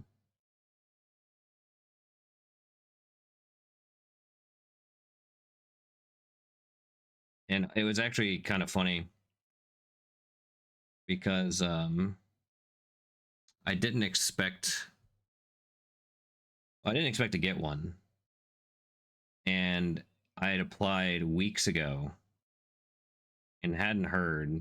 So I was like, well, okay, I guess it's just not going to happen. So, but my friend who wanted to go as well was like, hey, we should probably get on ordering tickets. You know, I was like, yeah, we should just to be safe. So we went and ordered our tickets and all that stuff to get to PAX. Literally that same day, late in the evening, I got an email. Congrats, you've been offered a media badge for PAX Unplugged. It's like, dang it, because the badge tickets were non-refundable. Like, well, thankfully, though, another friend of ours was like, you know what? I've been looking for an excuse to go. Well, why not? Let's go. So he's going to buy my ticket off me, thankfully.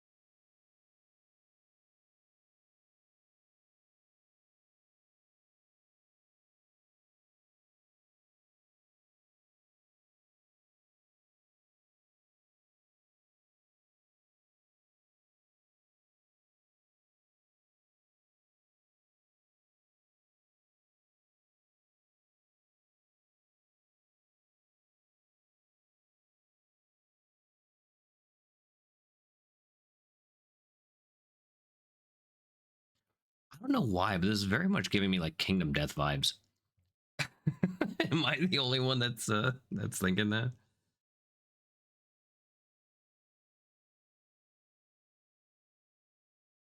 Maybe it's just because of the colors.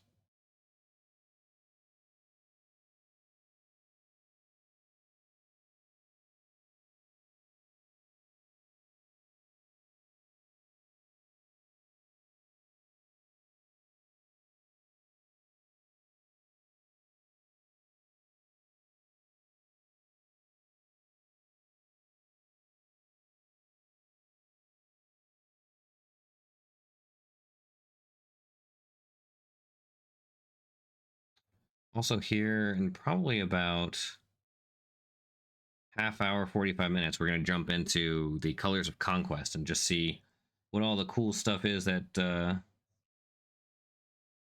folks have been painting and submitted for the monthly online program competition. It's not really a competition. Monthly program, I guess, of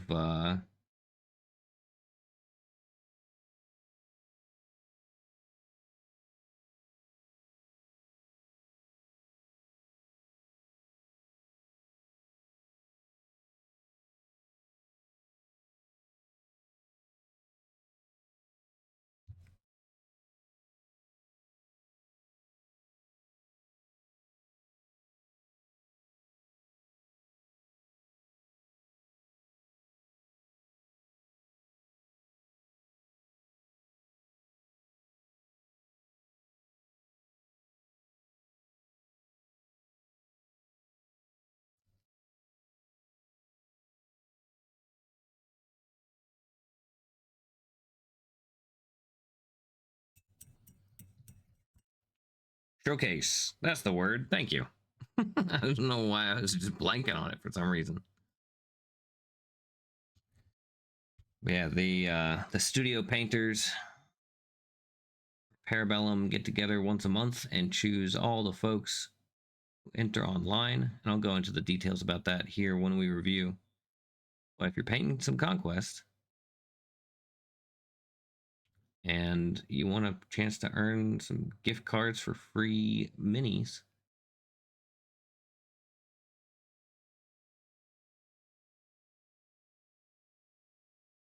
all you gotta do is post them online. Easy peasy.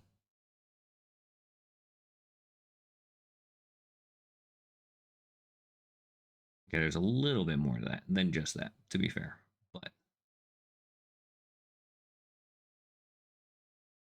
it's like the gist of what you gotta do.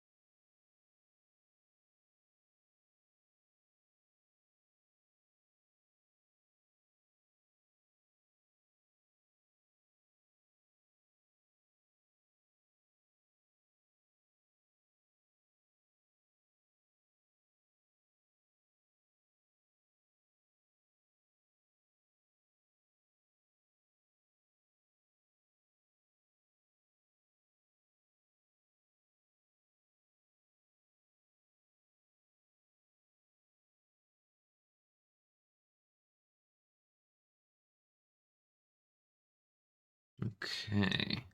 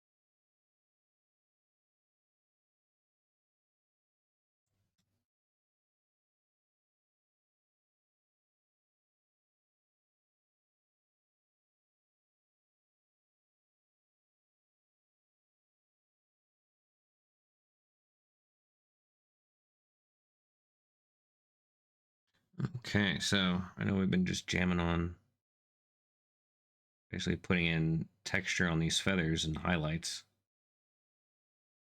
And no one has to go this far. As a reminder, no one has to go that far. In fact, you can do, there is a good bit of texture sculpted onto this piece, so there is a lot you could do just with dry brushing, to be fair. But for anyone who's been following my progression of Conquest as the years have gone on, it took me like 3 weeks to texture and paint all the apex predators. Um,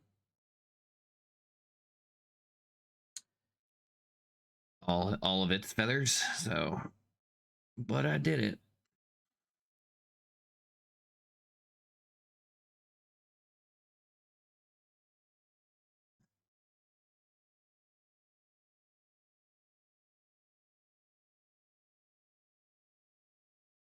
And I almost got on the Apex Conqueror as well. I thought about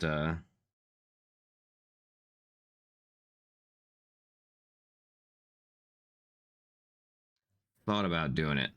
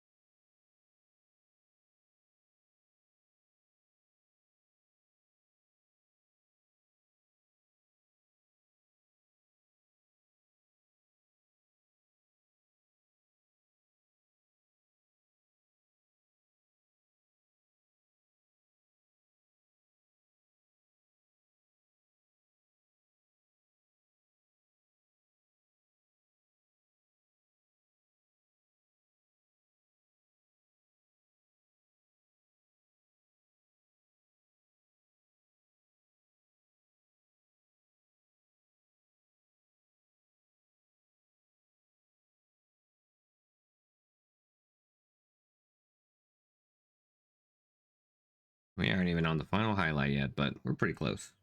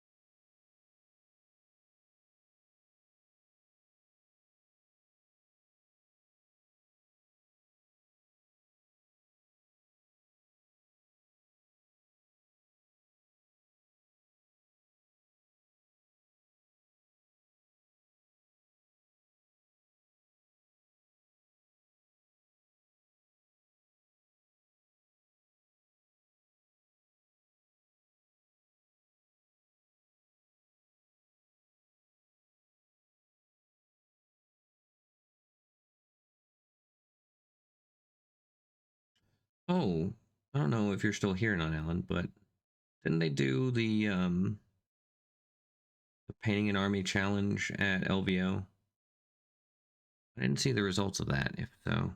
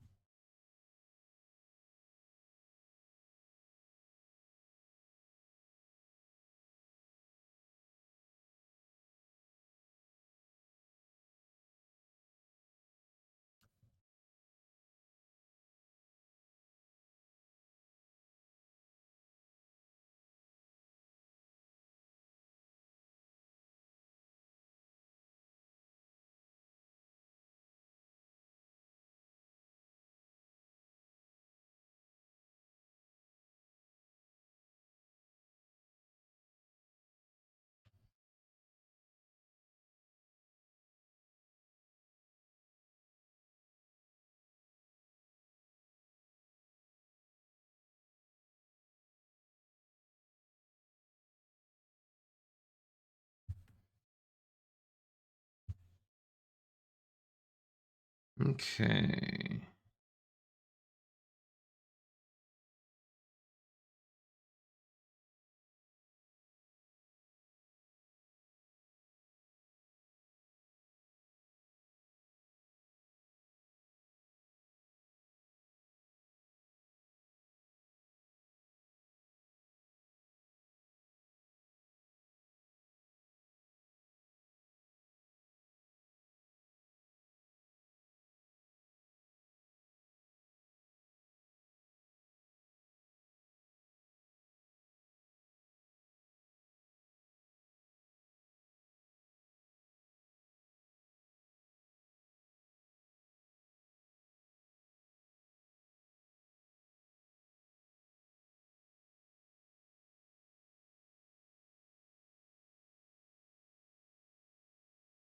Okay, almost done.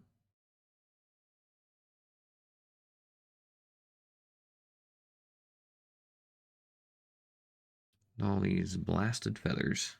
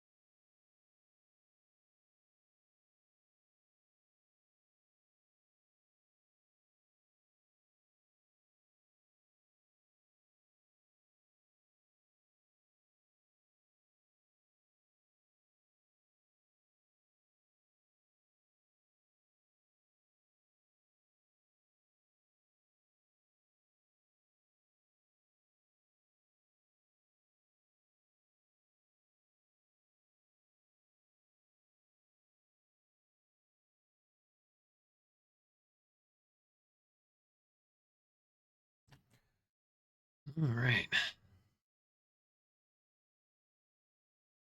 Not too shabby.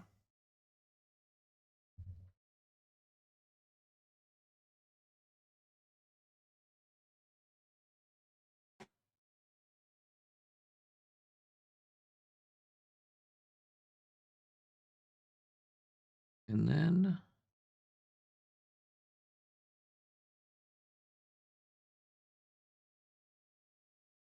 the head feathers.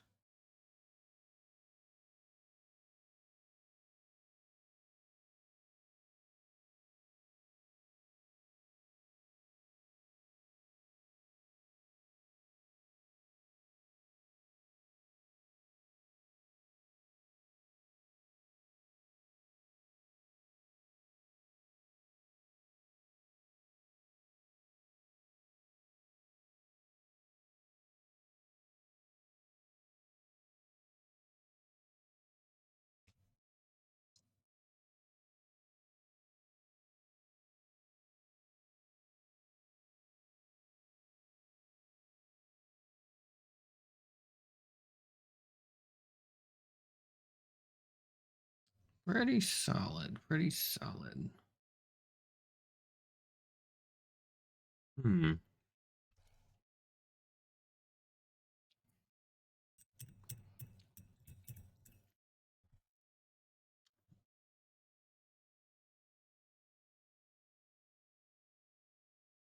Let's work some yellows in here.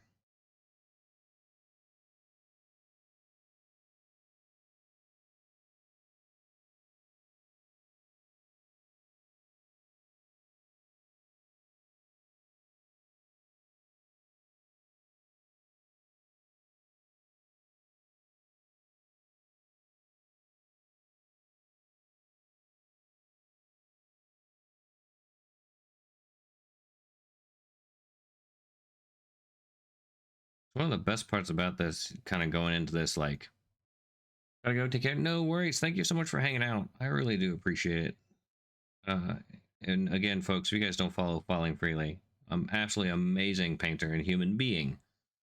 So make sure you give her a follow here on Twitch and all the other platforms where Falling Freely can be found.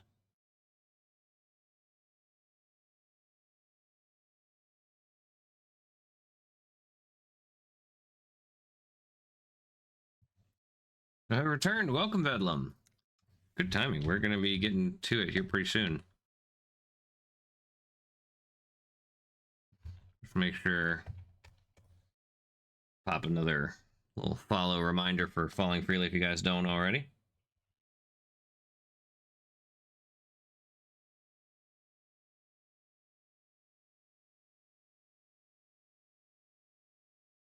Yeah, we're going to do the Colors of Conquest reveals here in just a short bit.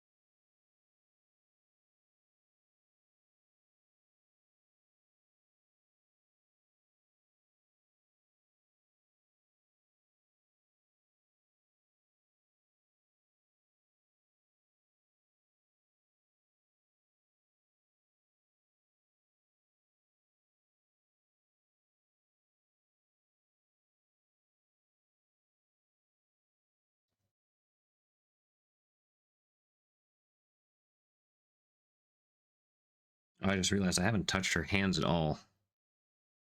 that's okay. We'll get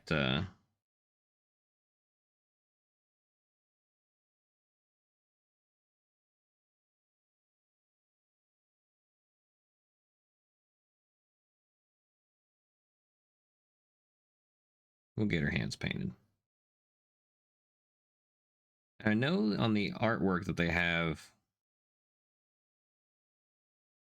and it seems to be kind of a trend that a lot of the exiles have purplish skin as opposed to kind of like more human skin tones, I suppose. And I dig that. But I'm not sure I'm super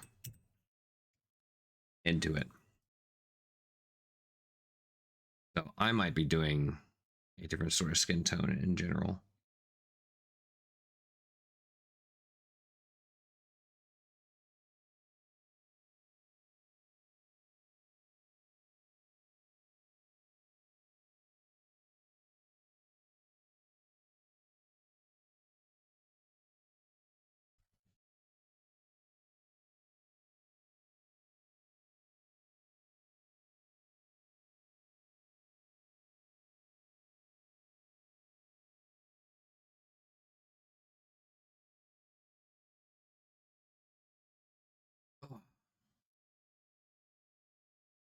Okay, let's see.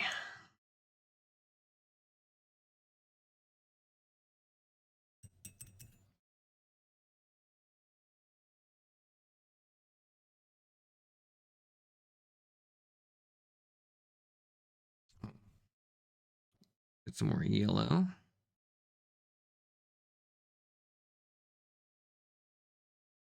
Do a few little highlights here and there.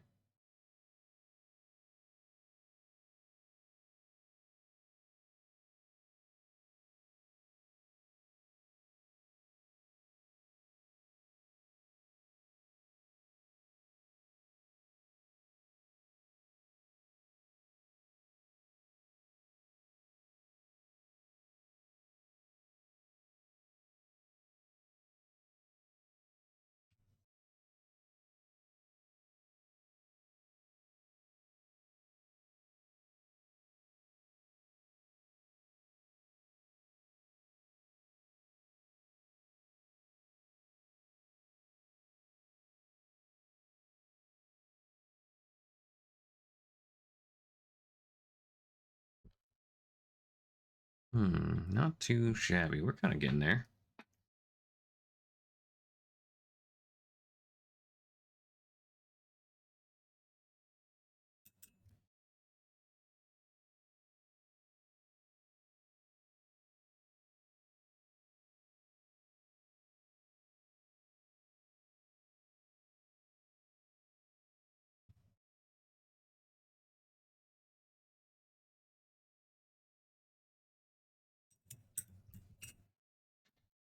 All right, how about take pretty good point, I think. Like this, I feel like we could just call it here and that would be an excellent tabletop quality.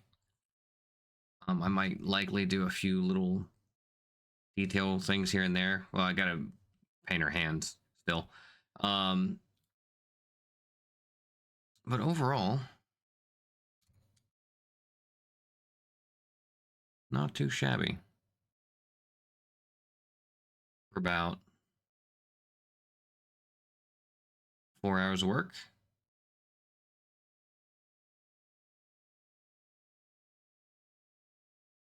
Definitely helped me get into a bit of the fall and Halloween spirit there, I think. But I'm digging it. Awesome. So why don't we go ahead and take just a quick little fiver here real quick, and we could say quick a few more times. I like how it's readable without any heavy colors. Thanks. Yeah, that was kind of the idea. I do plan on this was also kind of just testing out color schemes for what I wanted to do for my army, and I think I do want to go this direction, but I do want to add in a little bit more. Like it's very like this ended up being a bit more pink and whatnot because there are a lot of these feathers, which is fine. because of her like snow owliness. But I don't want to go that with those kind of pinks and stuff on the other figures. I'm definitely going to go with these oranges and greens for sure. I want to add in a little bit of like blues and maybe some reds, and I think we'll be solid on a good army scheme, because we got some of the blues down here. I think that's working well, but we can up that a little bit. So yeah, we're gonna keep jamming. But before we continue on, actually, I wonder if I can just do this. Just gonna stand up, maybe a little bit. But we will do a short break, and then we will get into like the tips of feathers. Thank you.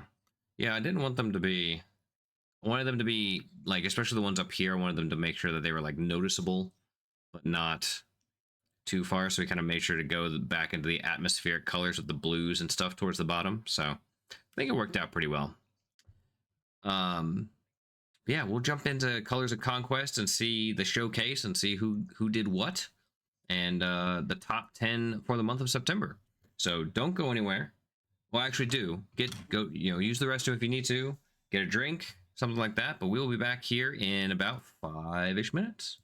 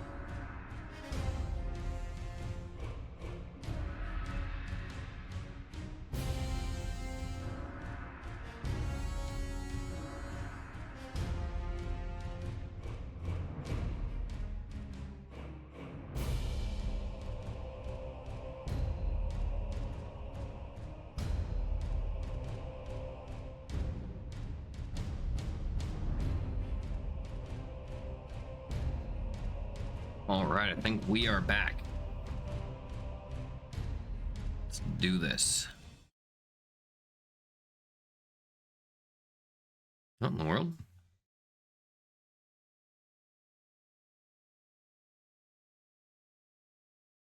Huh.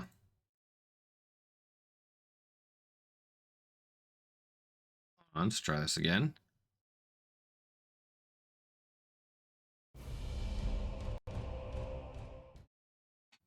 There we go. How odd. Don't know why that freaked out as much as it did. Also, why it's so zoomed in. Huh. Oh, you know what? I had upgraded my there's like some software upgrades for my camera, and apparently that's just made things all sorts of weird. That's all right. Also made it so it doesn't look like it's focusing very well. Oh, that's much worse. Never mind. All right. Ooh.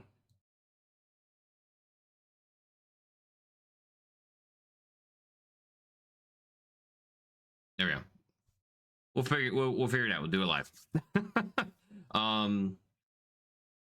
But before we move on, I do want to show everybody, for those who may not be familiar with what the Colors of Conquest is, we can fix that. Make sure we get into the right thing here. Okay. So we're gonna get into the Colors of Conquest and what that is.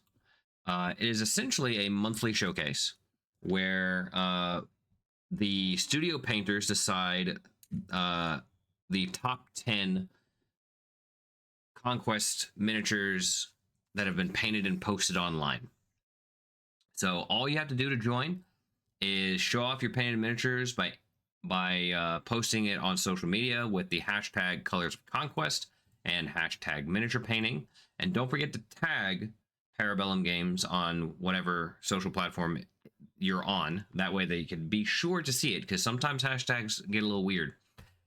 But at the end of each month, the Studio Painter Demo selects the winner from the top 10 submissions. The winner receives a $50 or €50 voucher from Parabellum War Games, and the 9 remaining finalists each receive a $25 or €1 coupon for the Conquest eShop.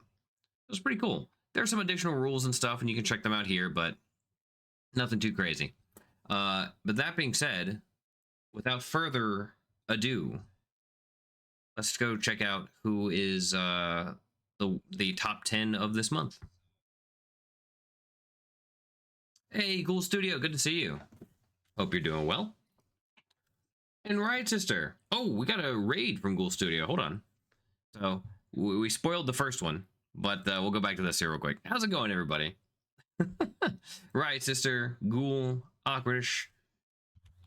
So many amazing folks. We're just going to do a shout out for Ghoul Studio right now, because I only have the option of doing one at a time right now. But make sure you follow all these amazing people. Hope you're doing well. Yeah, how about you? How was your stream? We were just let's go to the paint camera here. Whoop. We're just working on the Shaunahas She, which is this owl lady.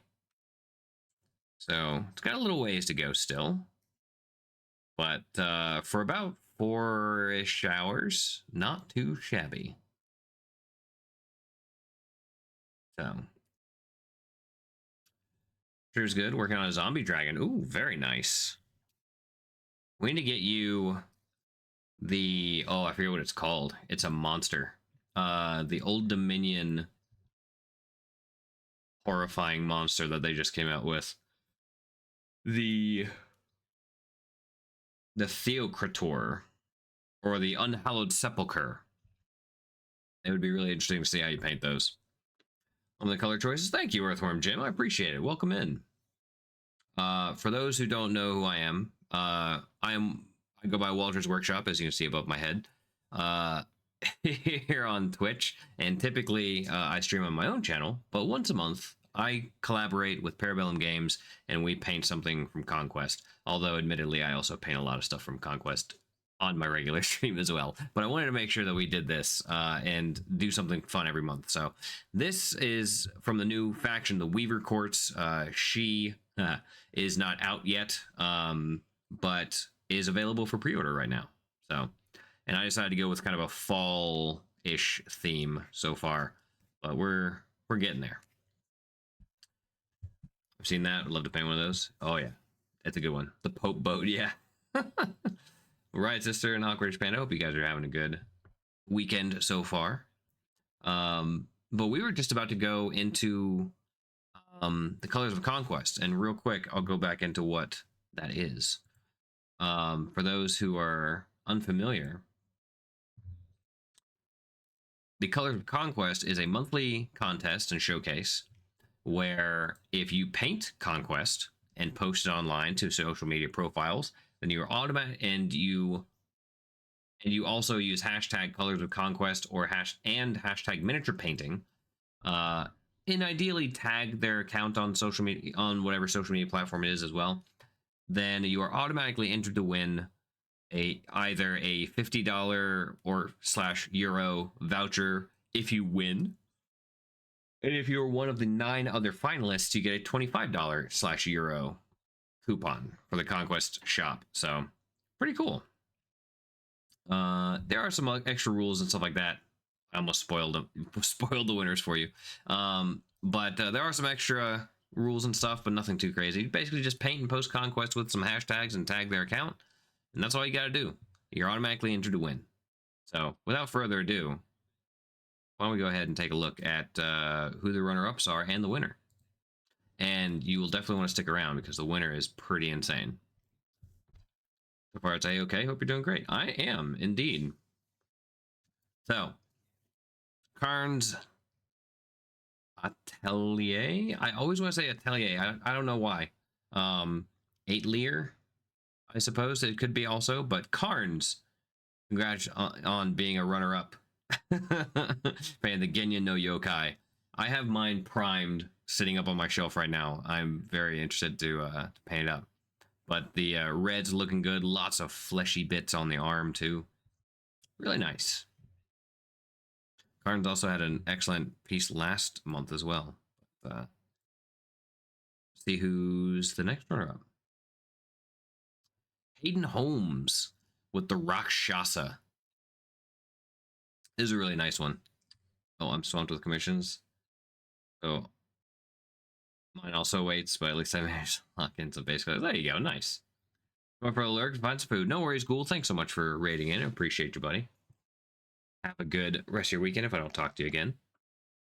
But yeah, awesome Rakshasa. Really strong contrast on a lot of it, which is good. Really makes it pop pretty well. So lots of that fire. Definitely looks like a threatening creature. Very nice, Hayden. All right, next up we have Taylor M2 with the Duel. We have not seen a lot of these painted yet, but I'm glad we finally got to see one. And the background work that they did on this was really nice. Love the stone Torii arch that they have going on there. And black and red is always a nice color scheme, especially for armor. But congrats to Taylor. Oh, Earthworm Jim, that's yours. Well, there you go. I don't know why they told me that this was the username, but yeah, other folks have other usernames. But yeah, congrats. You got one of the runner-up spots for this past month on your Duel. It looks great, man. I also love the little pink. It's kind of hard to see because the name is blocking it. That's my bad. But on the base, I love the little pink cherry blossom leaves. It's a very nice touch. Very nice. Makes me want to paint mine real bad. Very nice. Well, you came just in time then. Perfect. Alrighty, next up we have Lady Rose painting with the Kitsune. A lot of Uroni, it seems, this month. But excellent bit of freehand work on the kimono for this for this kitsune. And I love the white with red tip tails. That's what I'm doing on mine right now. That we started a long time ago. I need to finish, admittedly. Um, but yeah, absolutely loving the freehand on here. Really, really sticks out very nicely. So, some good basic and stuff on there too. But yeah, congrats, Lady Rose. Next we have Patafrag with a really smooth Tengu. That gold in there, I wasn't sure if that was non-metallic metal or not at first, but I'm definitely sure it's metallics. But I love the armor, the reds in there, kind of going into, like fading into what almost looks purple. Like it's so smooth, so nice. Looks like scale 75 metallics. Oh yeah, it could be. I believe it. But excellent, excellent color choices. Nice little grays. It all just balances out super, super well.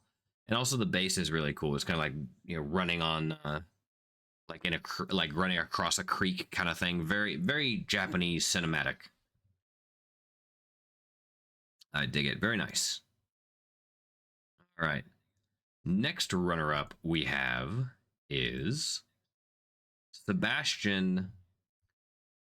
I'm gonna. I might. I'm likely gonna butcher that last name. Adamsick. Adamsick. Yeah, I butchered it. I'm so sorry, Sebastian. But congratulations on being a runner-up for September with this awesome Archangel. I love the subtle blues that are kind of hidden throughout it, like in the face and in the backs there. Like it's such an interesting little addition. But I'm just now noticing the part on the base there too. It's really cool. Polish CZ is read as like chief.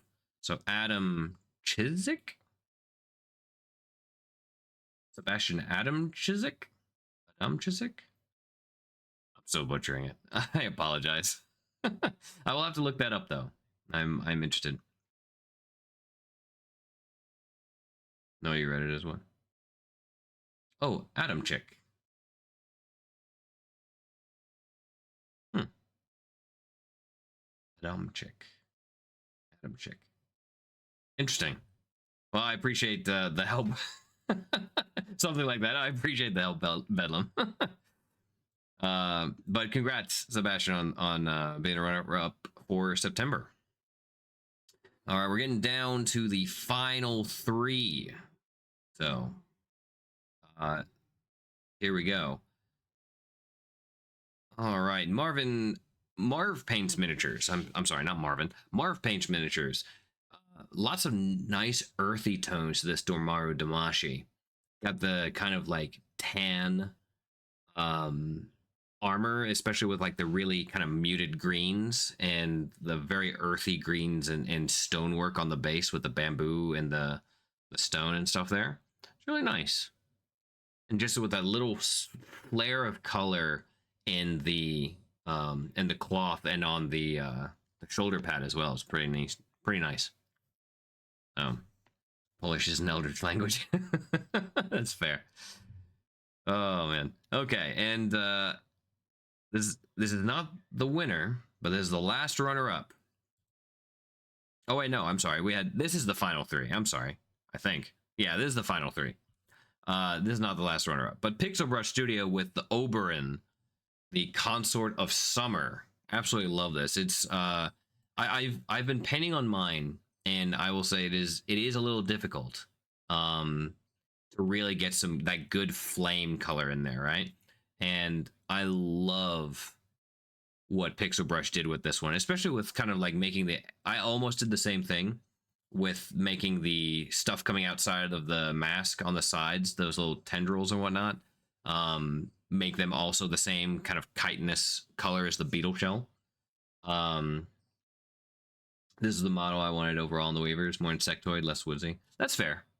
I like this one as well, and I get them kind of going with the more powerful ones having that as well. So, but yeah, the I love the flame work in here is so nice, especially with the rib cage. That has been an intense thing to do and from working on mine. And also making sure that you can make the flame nice and bright while not drowning out the mask is not easy to do either, but expertly done on this one for sure. So really nice. And then this is the last runner-up. Rolling in with Stable Brush with an excellent looking Kami Ayakashi. The oh, you have different usernames. Well, there you go. Congrats on being a runner-up. I was just about to say, I love the blue skin tone and the soft the soft highlighting of the red on the armor is really nice. So really sweet. I changed my name on social media to a new miniature channel. Oh, look at you. Here we go. Hold on, I gotta make sure I follow this over here. Whoop. Okay, very cool. I'm gonna make sure that I follow that link. I've opened it so I can get onto it later. Inspired by Bishaman from Darkstalkers. Oh, you know what? I knew that reminded me of something. I love that idea. The blue from Bishaman. That's really cool. Very nice. Love the golds on that too. I like it a lot better than just doing kind of like the fleshy color, if that makes sense. And I haven't decided what to do with mine, but you may have inspired me to when I paint mine up to go with some nice like blue skin or something. Because that is a really cool concept. Very nice. Love it.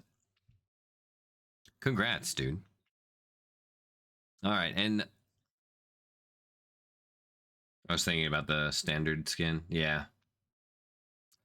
Okay, last hey, these are demons. Yeah, exactly. That's kind of my thought too. Is like, yeah, why do regular skin? These are all basically just, you know, yokai are essentially like ghosts and demons and stuff anyway. Might as well make them fantastical, right? And my thought at least. But without further ado or aplomb, we have the winner of September 2025's Colors of Conquest challenge, and it is Paratazi with a Genya no Yokai. Heavily converted, but in the best way. Holy crap, this is such an awesome piece. I remember seeing this a few weeks ago, and I was like, come on, man. It's so good. Yeah, Paratazi is just killing it. It has been an absolute treat, and Paratazi has been, I'm pretty sure, in every single Colors of Conquest we've had since he started posting his Conquest work, or they. Yeah, it's the amount of stuff they're able to fit on those bases is just insane, and so well done. I would be terrified to play with these on the tabletop, but I would love to see them on the tabletop being played. But we do have some close-ups as well, because there was no way I could not show off some of these like closer up things. So just absolute insane work. And if you would like to see kind of the creation of this and how they put this together, they've posted work in progress pics in the Parabellum Discord. So make sure you go check that out, and just look up Paratazi's username and you'll be able to find it pretty quick. Lurk time or D&D prep. But in here, you're great. Thank you so much. I appreciate that. I appreciate you being here, and just appreciate you being you. Have fun with D&D. You can achieve such gore streaks with Dirty Down Gore. You can indeed. That is what I would usually advise, is to use the Dirty Down gore for that. But we have another detailed shot, which I think is gonna do pretty well. This guy's little guy in the house down here. I'm quite sure there's a 3D print of from some company or other, but I'm choosing to believe that that is a fish gnome. But again, with the water effects down here, some cherry blossoms, it's just, oh, so good. Look at the eyes you can see down here. And they did a lot of custom sculpting and whatnot. They really, because normally it ends right here, right? But yeah, they've added on significantly to the rest of this piece. It's crazy. You still out on my 4 Warhammer army? Ah, that makes sense. But yeah, I am just shocked that one, for anyone who's used the Getting No Yokai, it's such a big mini. Funny enough, that like bending the legs and stuff just seems like so much. But in certain ways, like I just did a slight alteration to mine and it was already a lot. But having one crouch down on top of a little house and whatnot with extra new tentacles and stuff coming through, it's just crazy. Looks like this is a clear example of miniature painting being art. Yeah. 340 finish. Oh yeah, absolutely. It's already crazy tall, but putting it on top of a little thing as well, just crazy, but in the best way. Partazi, whatever you are doing, keep it up. Well done. Congratulations again on winning September's Colors of Conquest. So, that being said, we've gotten a pretty good level on the Shaunahas Shi, and I hope that through my kind of experimentation styles today and just kind of weighing things and seeing what worked and what didn't, luckily everything seemed to kind of work in the right direction. I hope you guys enjoyed that for this month. I'm not sure what we're going to be doing for next month, but it'll be November, so it'll be likely the week before I go out for it'll likely be the week before I go out to PAX Unplugged, so that'll be pretty fun. So I'm not sure what the exact timing will be on when we do the next Colors of Conquest, but it will likely be the 15th, I think. So, but I appreciate everybody sticking around and watching through and entering Colors of Conquest for the monthly challenge. I'm looking forward to seeing all the weavers starting to be painted here for this month and next month. That's going to be a lot of fun. But until then, let's see if we can possibly find someone who's working on some Conquest, maybe, that's streaming for the miniatures and models category. If anyone knows anybody that is, we can right into them. Otherwise, I have a pick that we can do. Let's see.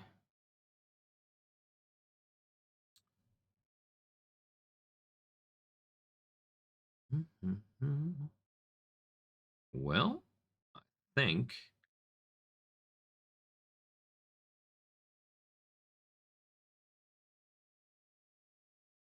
I don't see